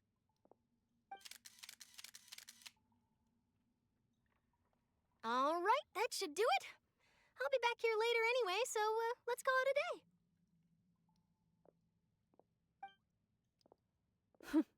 You're very quick. Speed is of the essence when it comes to the news, and freshness is the key. Also, not to brag, but I'm pretty good at building connections. Who knows? I might eventually get that interview with you after all, Miss Chlorand. Wow, you really do have that never say die spirit. I'm impressed. I'll hazard a guess that this is how you got that interview at the Fortress of Meripede. ¿Sabías que iba a ir hasta allá? Whoa, you're well informed. Let me make a guess too. I asked Sijuin, who told Monsieur Nervillette, and he told you, right? That's a very complete information chain. In truth, all Monsieur Neuvillette asked me was, when did the fortress become so friendly towards the media? I told him that it was best not to speak too soon. There's no guarantee that Ridsley will make a personal appearance. You're right. I've got to treasure every moment I have with them. In which case, I'll be making a move first. Stay safe now. And tell me if you hear anything interesting. I'll treat you to afternoon tea in exchange.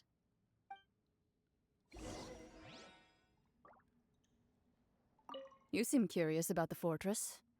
Of course. That Risley. I still remember going down to the fortress to grill him for information on my father's case.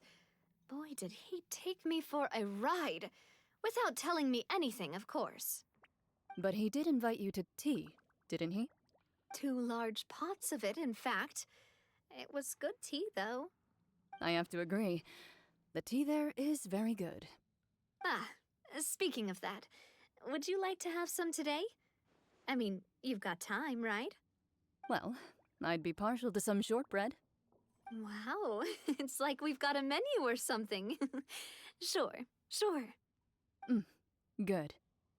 What flavor of biscuits would you like, Mr. Snezhevich? Me? I'm fine with anything. But I would prefer chocolate, should you have it. All right. Leave it to me. I'll go over the newly arrived supplies with you later, Mr. Snezhevich. We should be able to finish the preparatory work today. That works great for me. Huh. Is it just me, or did you get a new lipstick? I did. It was a gift from Sijuin. Want to give it a try? I think the color would suit you, too.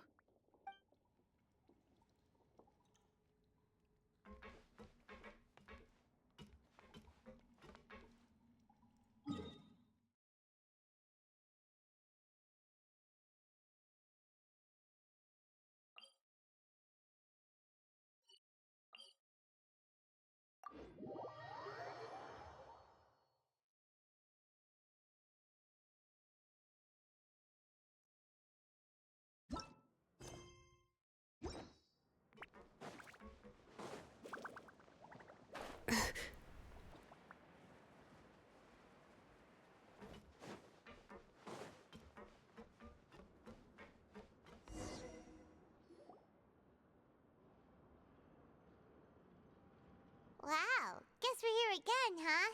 There's a real nostalgic feeling to this place.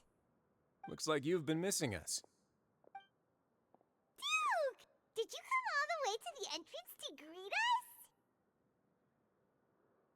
Of course. I'm here to welcome you and our dear Miss Charlotte, whom our good head nurse recommended to me. It's an honor to finally meet the much-rumored Duke. Thank you for consenting to my visit to the fortress, sir. No need to thank me. But that said, I shouldn't be the focus of your interview. I trust you recall our agreement? Of course, of course. All right then, this way.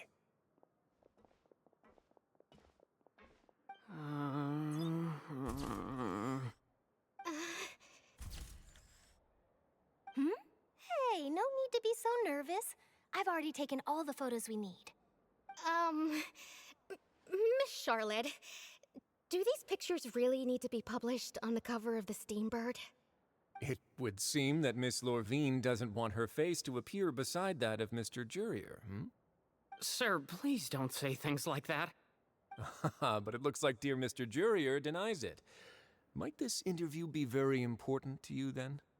No, I just... This is my first time being interviewed, and I'm very thankful to the Steambird for... Now, I might not look it, but I actually did meet Mr. Edwin once. And I'll be honest, I enjoyed chatting with you more. You've definitely got more of that genius vibe going on. The boat that brought about a miracle, the ark that saved the people. Why, you recreated a myth back there, like an emissary of legend. Still, if I might ask, where's that flying ship now? Huh. Looks like Charlotte's trying to get herself another exclusive scoop. I have to apologize, but that ship is presently in the bowels of our factory. I'm afraid it won't be easy for you to get a shot of it. Really? Well, then in that case, could I have an interview with you to make up for that loss? En cuanto ve la mínima oportunidad, se lanza sin pensarlo. You already know my answer, I'm afraid. Best you interview our head nurse instead. Or perhaps you'd like to take another photo of this couple of researchers? Did you really have to use the word couple? Well, then, 2 solo photos will do. Is my hair messed up? Please, someone help me have a look. Things sure are getting pretty lively here. We've seen this kind of thing before. Oh, seems like everyone's here. Would any of you like to try this new drink I came up with? Ah, Sigewinne. Hey, Miss Charlotte. Why don't you, take some pretty photos of our head nurse? Sure. Come on, Miss Sigewinne. Over this way. Let's find a brighter spot. Sure. Do I have to smile? So, how have things been at the fortress?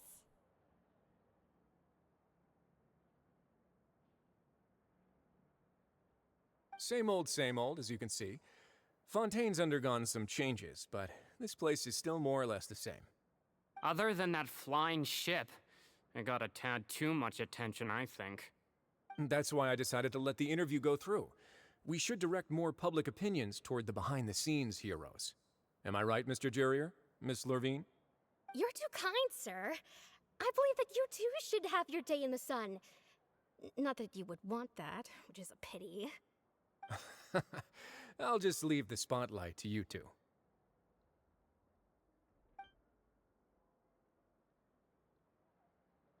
I see. Lots of things happened that day, huh? Anyway, regarding that Harbinger, I'm not sure you remember, but his 3 young followers are still waiting for his return. He sure did win them over, huh? I'll tell them that there's good news and bad news. The good being that their boss seems fine, and the bad being that they must face extended sentences for abetting his escape. Oh, actually, what about you? Are things gonna change for you too? What change can there be? The fortress will keep chugging along, and so will my duties. As to what Miss Furina's departure will mean for the nation, and if our laws and governance will be transformed, we'll leave those to the folks in the overworld. Hey, everyone. The photo shoot's done. Good. In that case, let's call it a day here. Thanks for your cooperation. Come on, Traveler, let's go. Till next time, everyone. There'll be a next time? Maybe. Who knows? I might write a story about the underwater factory next time. Until then. All right. Last stop, the docks.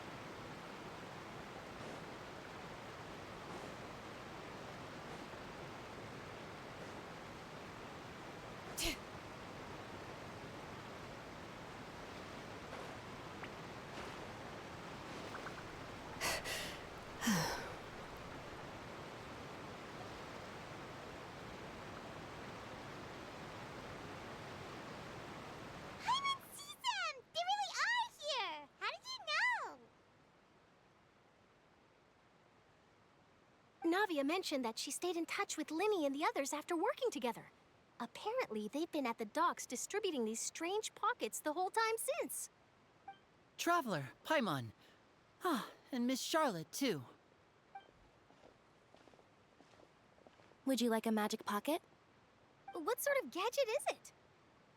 It's a wondrous bag that can be used to carry many things. The water level has returned to normal, but if you see any of your things floating around, you can use this to carry them. Or you could trick a friend into doing it for you. Trick a friend? I wonder which of my friends would fall for that.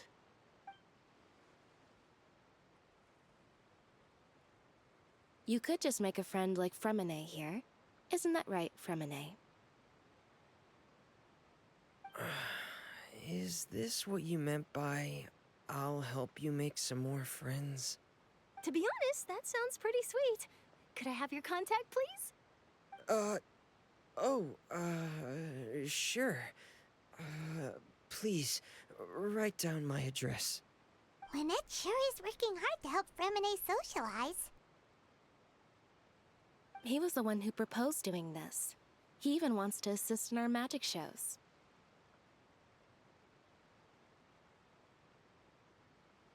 Seguro que lo haría genial. Yes, I was planning to first introduce Pear as an assistant, and later Fremine himself. In the future, I think we can leave underwater escape magic to him too. That said, would anyone want to see a diver escape underwater? Oh, it'll work out. Every journey begins with the first step. He'll become a part of our show eventually. Lynette, could you come over? Miss Charlotte says she wants to take a picture of us. Got it. My, that Charlotte is rather perceptive. She got rid of everyone the moment she realized I had something to say to you. So, how have things been, Traveler? Bien. Father says that you did a great deal during the latest events. She's very grateful for your contributions to Fontaine. That's all right. We were more than happy to help. So, what's she doing now? Oh, I guess you haven't heard. Well, after Lady Farina left, Father and Monsieur Neuvillette opened negotiations, during which he gave Fontaine's gnosis to her as a diplomatic gift. A diplomatic gift? A gnosis? Yes, I was quite surprised at first myself. But when I thought it over, there were actually a number of things going for it. It could have been done as an apology for the incident with Lord Child, or as thanks for his help in tying the all-devouring narwhal down. Furthermore, Father did also lend significant aid to Fontaine and Poisson. That's true, but this is a gnosis we're talking about. Doesn't this seem a bit irresponsible? I would agree, but I've also heard that it seems that Monsieur Neuvillette has had a significant change of heart regarding the matter. So there's some reason for this that only Neuvillette knows about? I suspect you'll have to ask him about that yourself. Ah, yes, speaking of which, I did see him strolling around the entrance to the Fortress of Meripede a while back. Isn't he real busy and stuff? Paimon didn't think he'd have the time for that. But back to the topic. The gnosis was given to the knave, right? What about Child? They say that he's returned to Snezhnaya to recover from his wounds. I hear that the recent disaster really did a number on his health. Supongo que ya puedo llamarlo compañero de batalla. That's true. When you think about it, we've had loads of run-ins with the Fatui. To think we'd be allied with them this time. So shocked by such a simple switching of sides?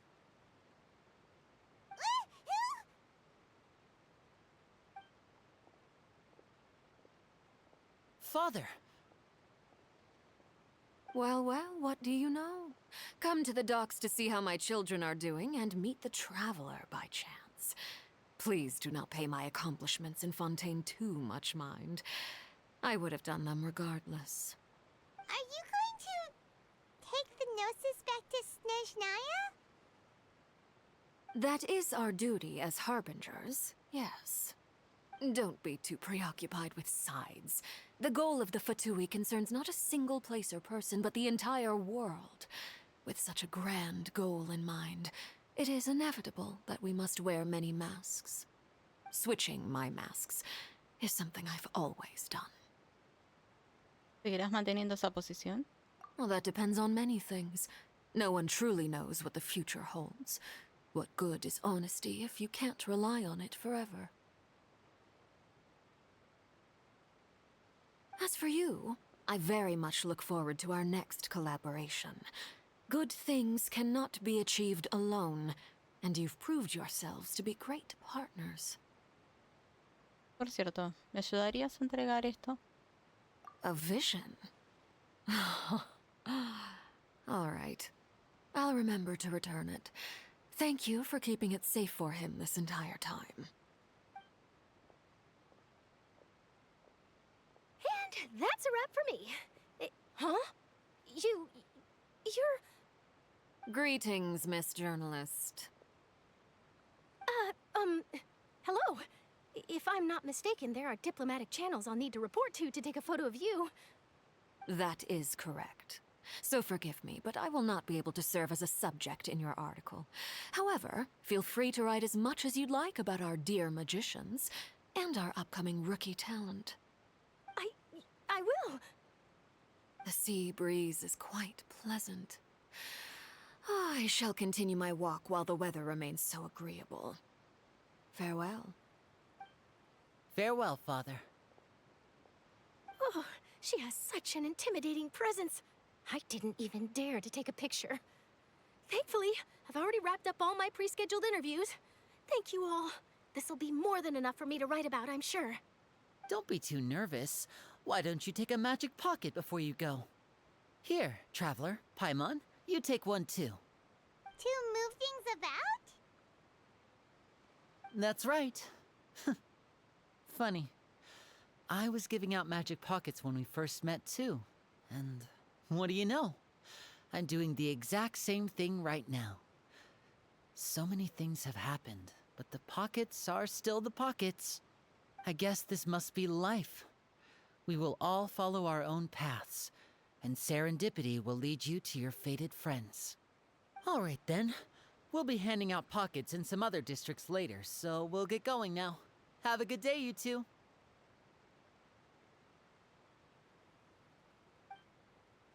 Well, guess we sent Charlotte off. Shall we go see what Neverlette's doing?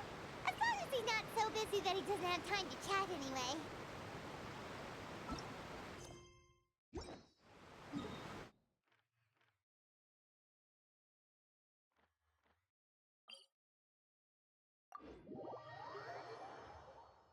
Vamos a ver a Newblet.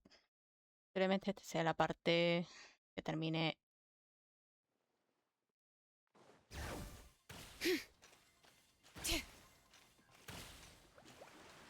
Acto 5.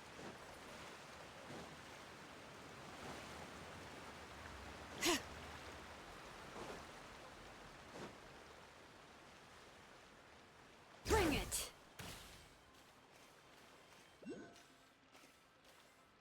The entrance to the fortress! Ooh, he really is there!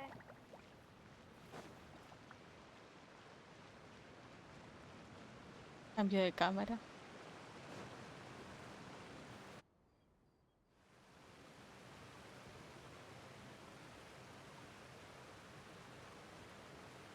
So, you really are here, Neverlette! Paimon didn't think you were going to have free time this hour of the day. Really? Oh, I suppose you must have met Mr. Linney. He took the time to greet me earlier when he passed this way. In any case, you came at a good time. I was just considering reaching out to you to set up a meeting, so I may explain some things that I haven't had the time to before. Aw, Paimon's glad that you remembered. Thank you for keeping us on your mind, what with you being busy and all. Alright, let's have it then. How was Fontaine actually saved? The whole business is still quite the mystery to us. It is strange how words can often leave a bitter taste in the mouth when it finally comes time to say them out loud. Yubi suspira levemente y les cuenta todo desde su perspectiva. Focalor engañó a la Orden Celestial y salvó a Fontaine gracias a la larga actuación de Whoa. So that's what happened? Solo yo estaba al tanto de la parte de Furina. Focalor destroyed the divine throne of the Hydro Archon and restored your power to you, transforming you into a fully fledged elemental dragon sovereign. But Paimon still doesn't quite get what you did to save the Fontainians from dissolving. For me, the authority of the ancient dragons refers to absolute control over the hydro element. Fontainians were incomplete humans born of Egeria's use of the power of the primordial sea, with constitutions similar to that of mimics. But so long as those primordial energies remain within them, I could use the ancient dragon's authority to grant them true blood, after the fashion in which life was first brought into being on this planet. In other words, when I gave my verdict, Fontainians became true humans, and thus would naturally no longer be dissolved by water from the primordial sea. Focalor must have counted on you to make that decision as well. Your verdict was the key to making the prophecy appear to have come true while saving everyone. Entonces ahora es cuando la gente de Fontaine ha nacido de verdad. O sea que se podría decir que la gente de Fontaine ha nacido ahora. Yeah, and in a manner of speaking, Focalor finally managed to fulfill the original Hydro Archon's wish to turn Oceanids into real people too! It seems from your expressions that you still have more things you wish to ask. Ask away. I will tell you the truth as I know it. ¿Qué pasó con el veredicto de Noville? I have investigated his case along many avenues, and I have learned that he once fell into an unknown chasm when he was young. There, by chance, he awakened the all-devouring narwhal. But whether it be by sentiment or reason, that should not have been enough to consider him the root cause of the disaster. At most, he would have had tangential liability. As for the judgment passed by the oratrice during the trial, whether it was due to that liability by association, or Focalor deliberately using him to buy time for us on the assumption that he would be able to hold the creature off, I cannot say. Guess Focalor had Fontainians in mind the whole time. In the end, it was thanks to her that they finally became real humans. Hang on a second. Paimon suddenly got another question. Back when Fontainians hadn't yet become real humans, were the children they had also transformed Oceanids? Life has always flowed like water. Do you recall how Fontainians would often come to the Fountain of Lucine to pray for children? Yeah, Lynette said the fountain is where all the waters in Fontaine converge. In truth, even those couples did not know that such prayers were no mere custom, but instead a form of ritual. Those Oceanids who were blessed within the spring water would later descend as new humans in the coming months. Paimon sorta gets it now. Either way, seems like this ritual won't be of any further use, but it'll probably live on as a local custom. Ask away. I will tell you the truth as I know it. ¿Qué será del futuro de Fontaine? Yeah, about that. Risley said Farina has already left. What's that all about? Ah, Lady Farina. The people are only aware that her death sentence has not been carried out. She abdicated the post of Hydro Archon and left affairs related to that title to me, before leaving the Opera House. I related Focalor's words to her faithfully and completely. After hearing them, she seemed neither saddened nor comforted. She simply said that she was tired and needed to rest. Having said that, she then packed her things and moved out of the Opera House, not unlike how an ordinary person might. But she's still got a place to stay, right? You need not worry. I will make arrangements to ensure that she will not want for food, clothing, board, or travel. In truth, I am somewhat happy for her. The wear and tear on her spirit will, of course, take time to heal. But now that she no longer has to play the role of Focalor the Hydro Archon, she can finally lay down her burdens and lead a normal life. What about you then? What are your plans now that you've regained your full powers as the Hydro Dragon? After Focalor passed on, the Oratrice also ceased to function. This matter will directly affect our trials. After much careful consideration, I've decided to take over its role in our courts. From now on, I shall hear cases and pass verdicts by myself. Well, from the perspective of the Udex, huh? As an elemental dragon, there are indeed many things that I must do.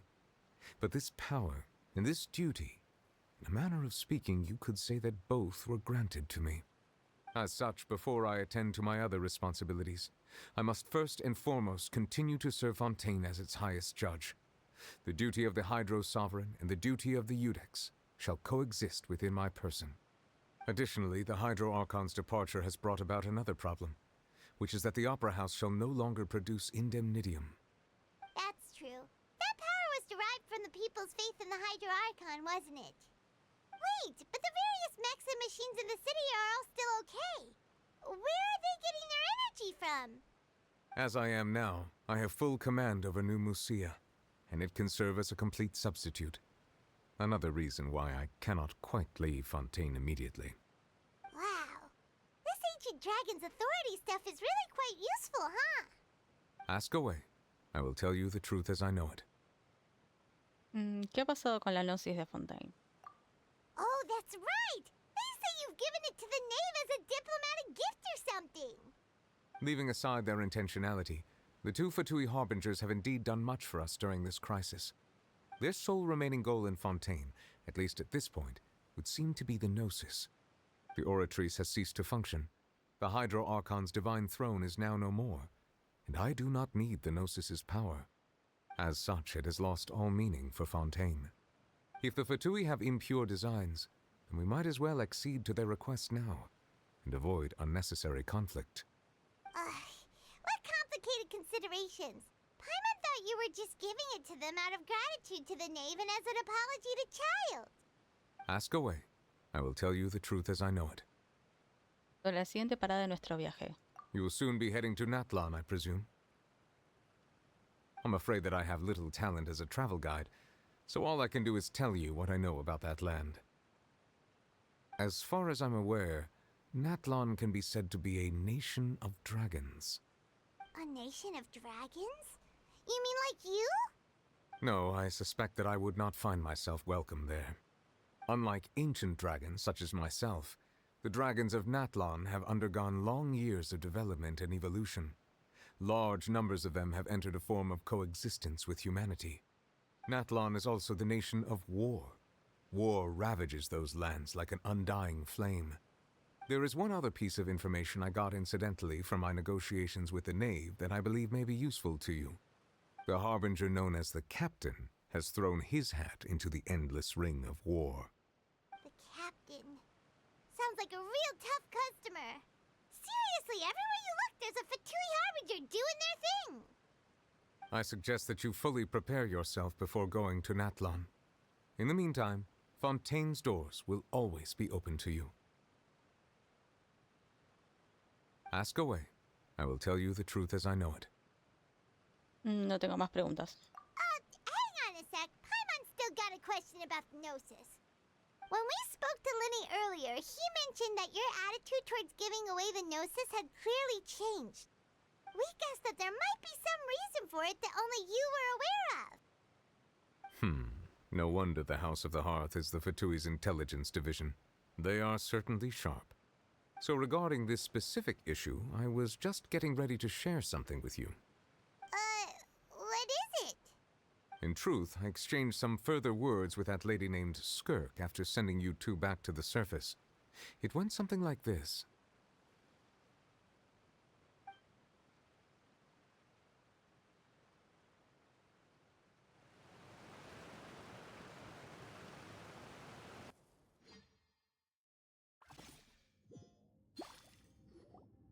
Well, we're going to head topside to see what's going on. You hurry over soon as well, all right, Nervalet?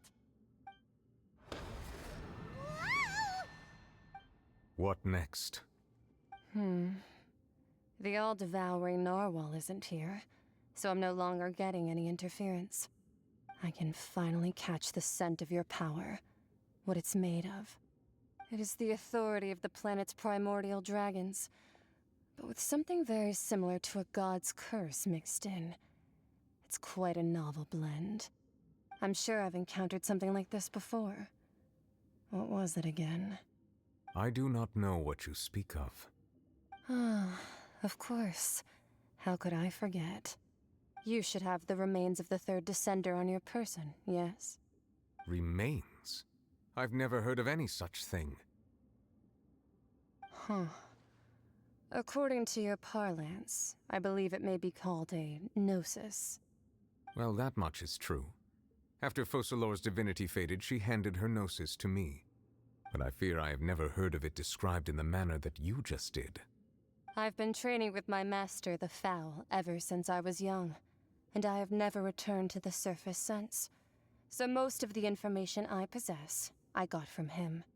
It is only natural for those who are greater than humanity to possess a different sort of common sense, which is why there are so many problems in our attempts to communicate with humans. Regardless, you should probably get rid of objects of misfortune to prevent any disasters from befalling you. To live in itself is a blessing. But once a person dies, the bonds he once had with this world shall all turn to curses. What do you mean by that? No need to fret. These are just my personal thoughts, and my reason for no longer wishing to return to the surface. This third descender you refer to, who are they? And when did they die? Master never mentioned them to me. Perhaps it just wasn't that important for me to know. If you're interested, though, I could ask him. I'll be sure to pass the answer on to you next time. Next time? You believe we will meet again? I do. Wait. I have a disciple of my own, don't I? He can be the messenger then.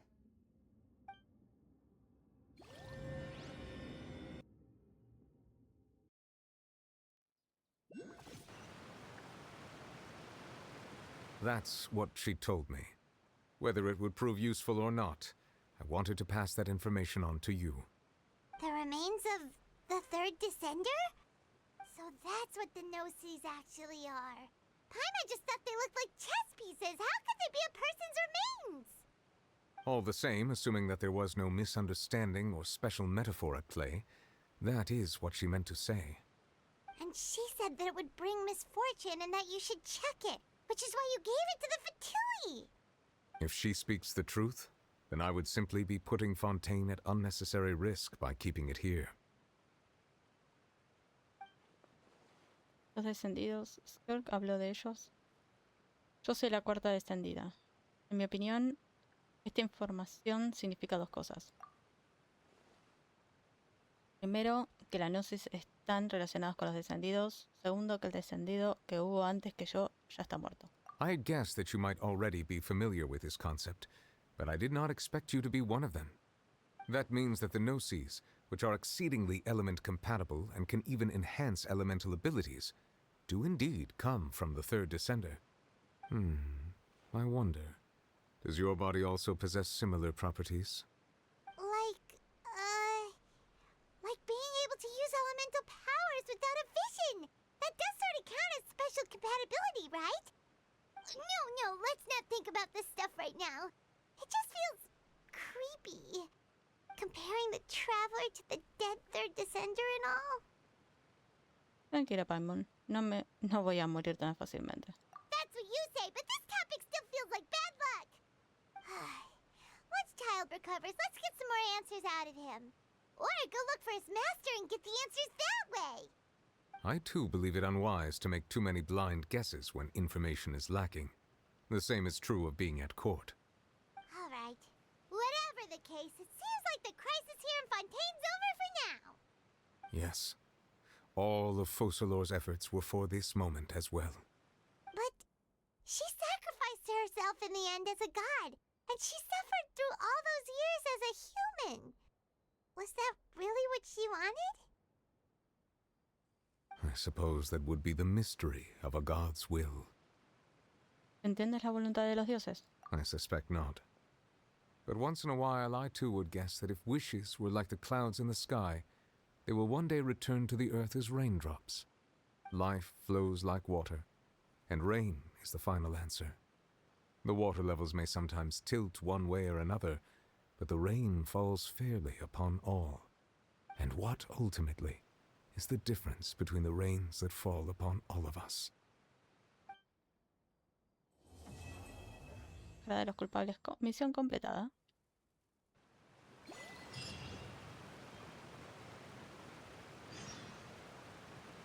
You believe? It seems from your expressions that you still have more things you wish to ask.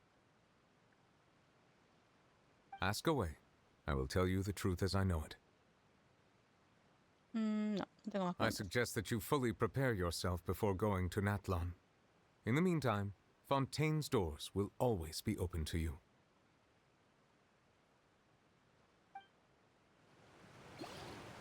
Gracias. Bueno.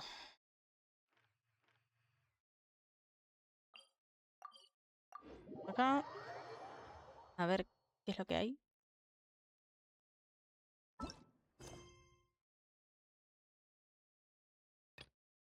Un cuento para dormir, hablar con Catherine, el gremio de aventureros de Sumeru. Salve un encargo complicado que quiere que se encarguen. Bueno. Este creo que es otra cosa. Si bien son 6 capítulos, lo que es el capítulo 4 creo que es otra cosa. Creo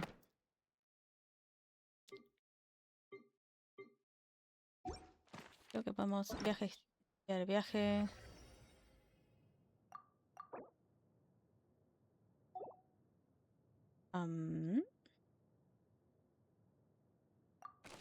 El vacío. Bueno.